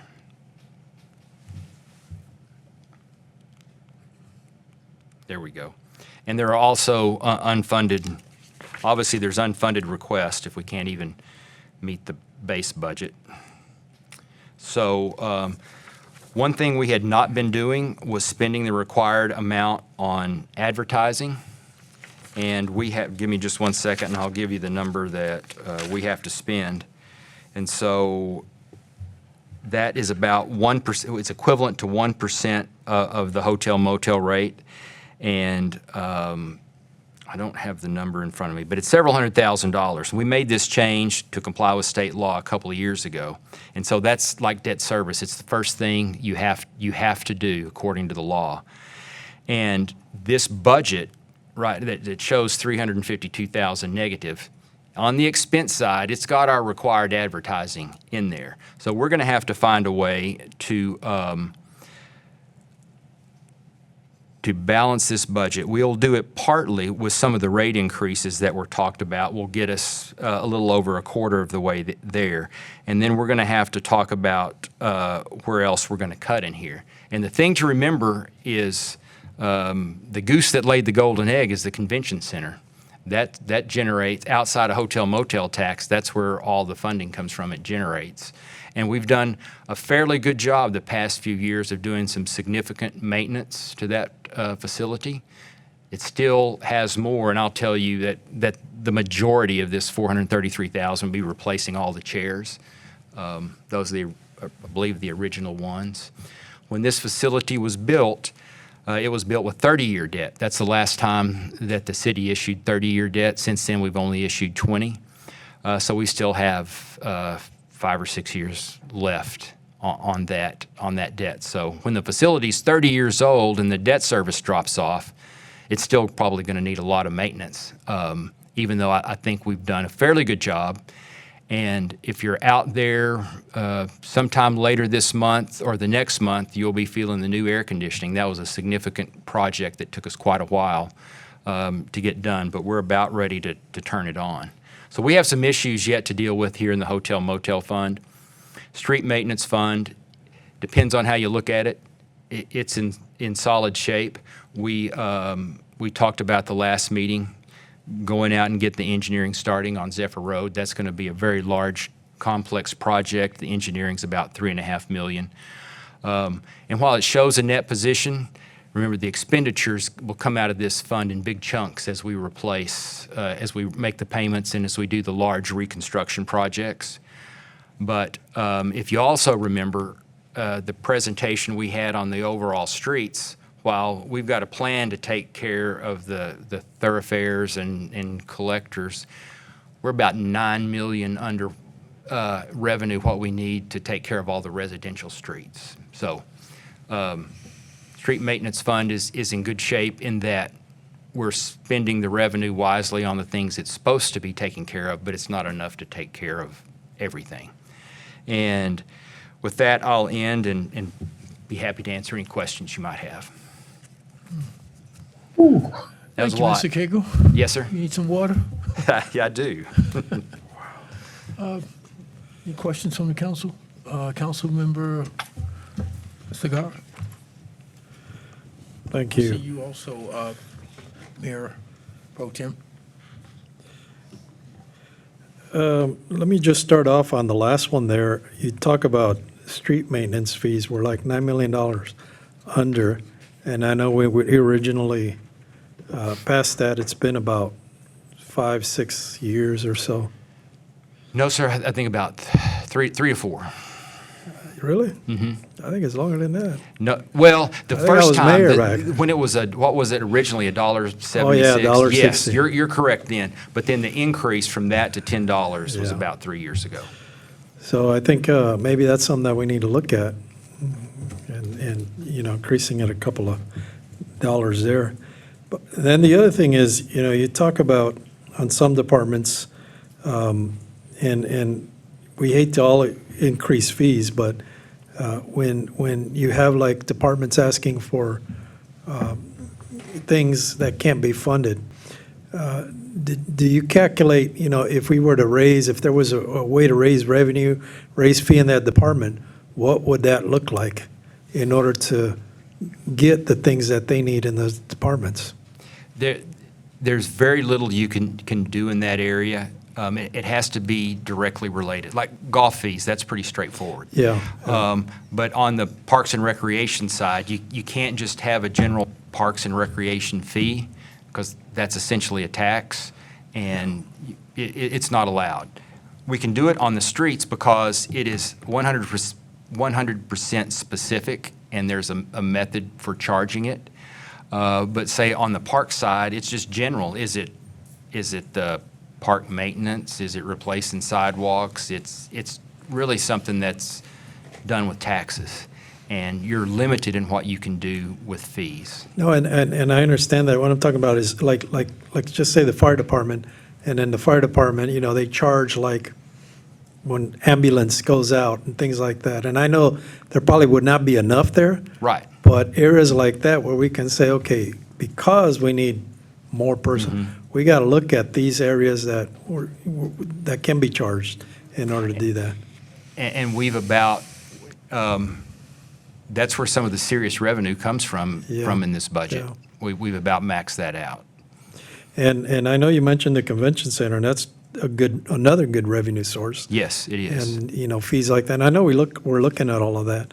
But I guess my question is, are we collecting enough? I know that, as elected leaders and all that, nobody likes to raise. No. But we always hesitate, and when it comes time for us, it's like we have to do it, and then, we try to do it a lot, just like what we did with our straight maintenance fees.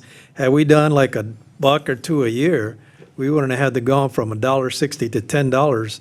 And sometimes that's my concern, and it's, I'd rather see it go slowly than, okay, in a few years, we're going to be short. You mentioned something earlier, I think I wrote it down, and that we don't need it right now, but in the future, we will. And I said, well, why don't we just start collecting a little bit now?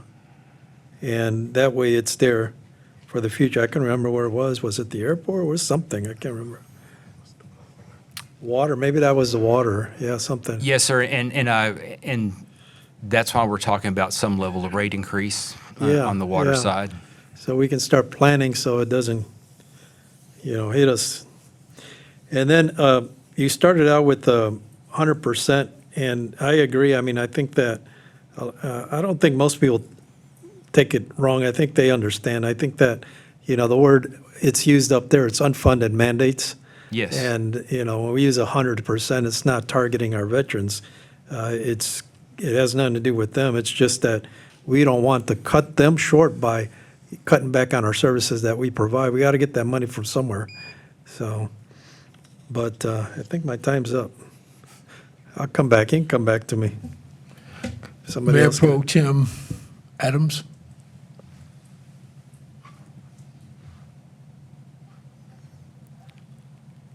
Turn your mic on. Yes, thanks. There you go. Councilmember Segarra asked some of my questions already. So one that I have, it has to do with the short-term rentals. Yes, sir. And I know you said we have issues with the contractor. I don't know if it's some of the issues, or are we seeing a decrease in SCR than what we estimated?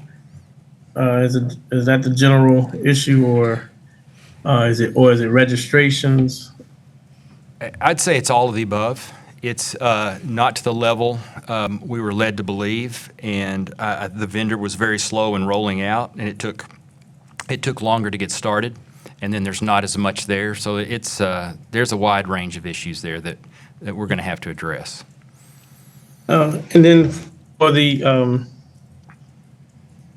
again, I'm not a big fan of taxes, and I think Councilman Segarra touched on that. Does this consider any tax changes before? This is before your projections, before we consider any tax changes, correct? Yes, sir. There's no, in the numbers that you just looked at, there was no tax rate increase there. Okay. Woo, thank you. Mr. Cagle? Yes, sir. With all has been said, and of course, we got a pie, and there's a lot of slices that people desire to have, but we're not going to be able to do that. What is, do you want a motion of direction from us tonight, or? No, sir. You just want to? Just kind of giving you an update of where we are. Okay, okay. Thank you so much, sir. Yes. I had another question I'm sorry. real quick. I'm sorry. Have we gotten all the projections from the state for income or any surpluses from the previous budget year? Trying to remember, Ms. Tangana covered that in the, no, that wouldn't have been this quarter. Are you, I'm not following, state surpluses? Yeah. Any surpluses from our budget. And then I know in the past, we've discovered some short changes from entities that's supposed to send us money. And this you may not have the answer right now. And I just looking at the past budget issues we've had, I just wanted to see if we already seen all that to.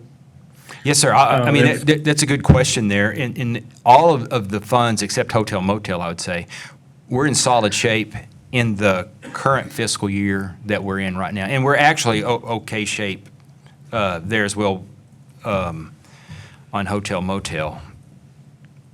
Okay. And To then a certain so degree, but all the percentage- other funds are solid in this fiscal year.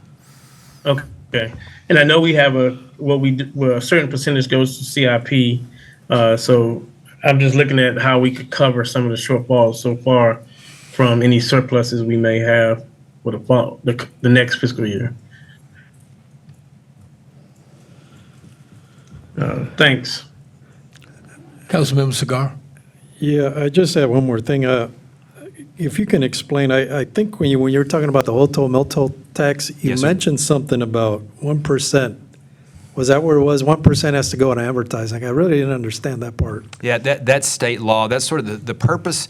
Any expenditure made out of the hotel motel fund, this phrase is not in the law, but what it's supposed to do is put heads in beds. That's what it's supposed to do. That's the purpose of the hotel motel fund. And there are certain requirements on how you spend the money, and there's a minimum amount that you have to spend on advertisement.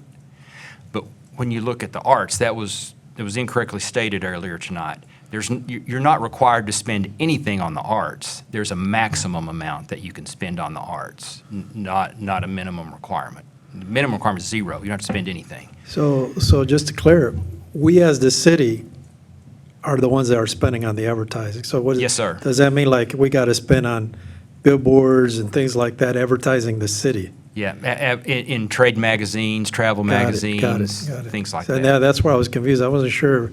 And so like we give 80,000 to the museum and they put the logo, is that considered advertising or?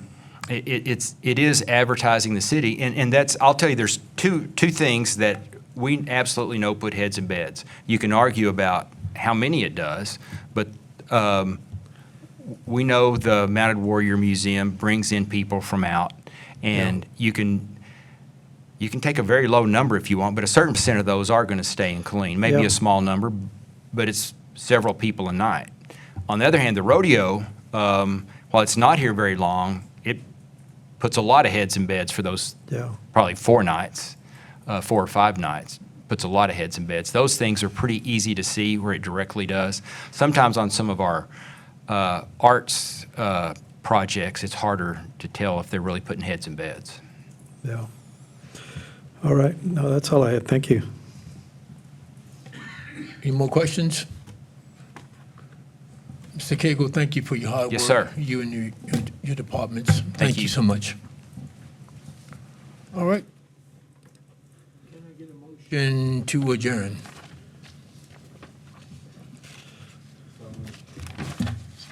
I move to adjourn.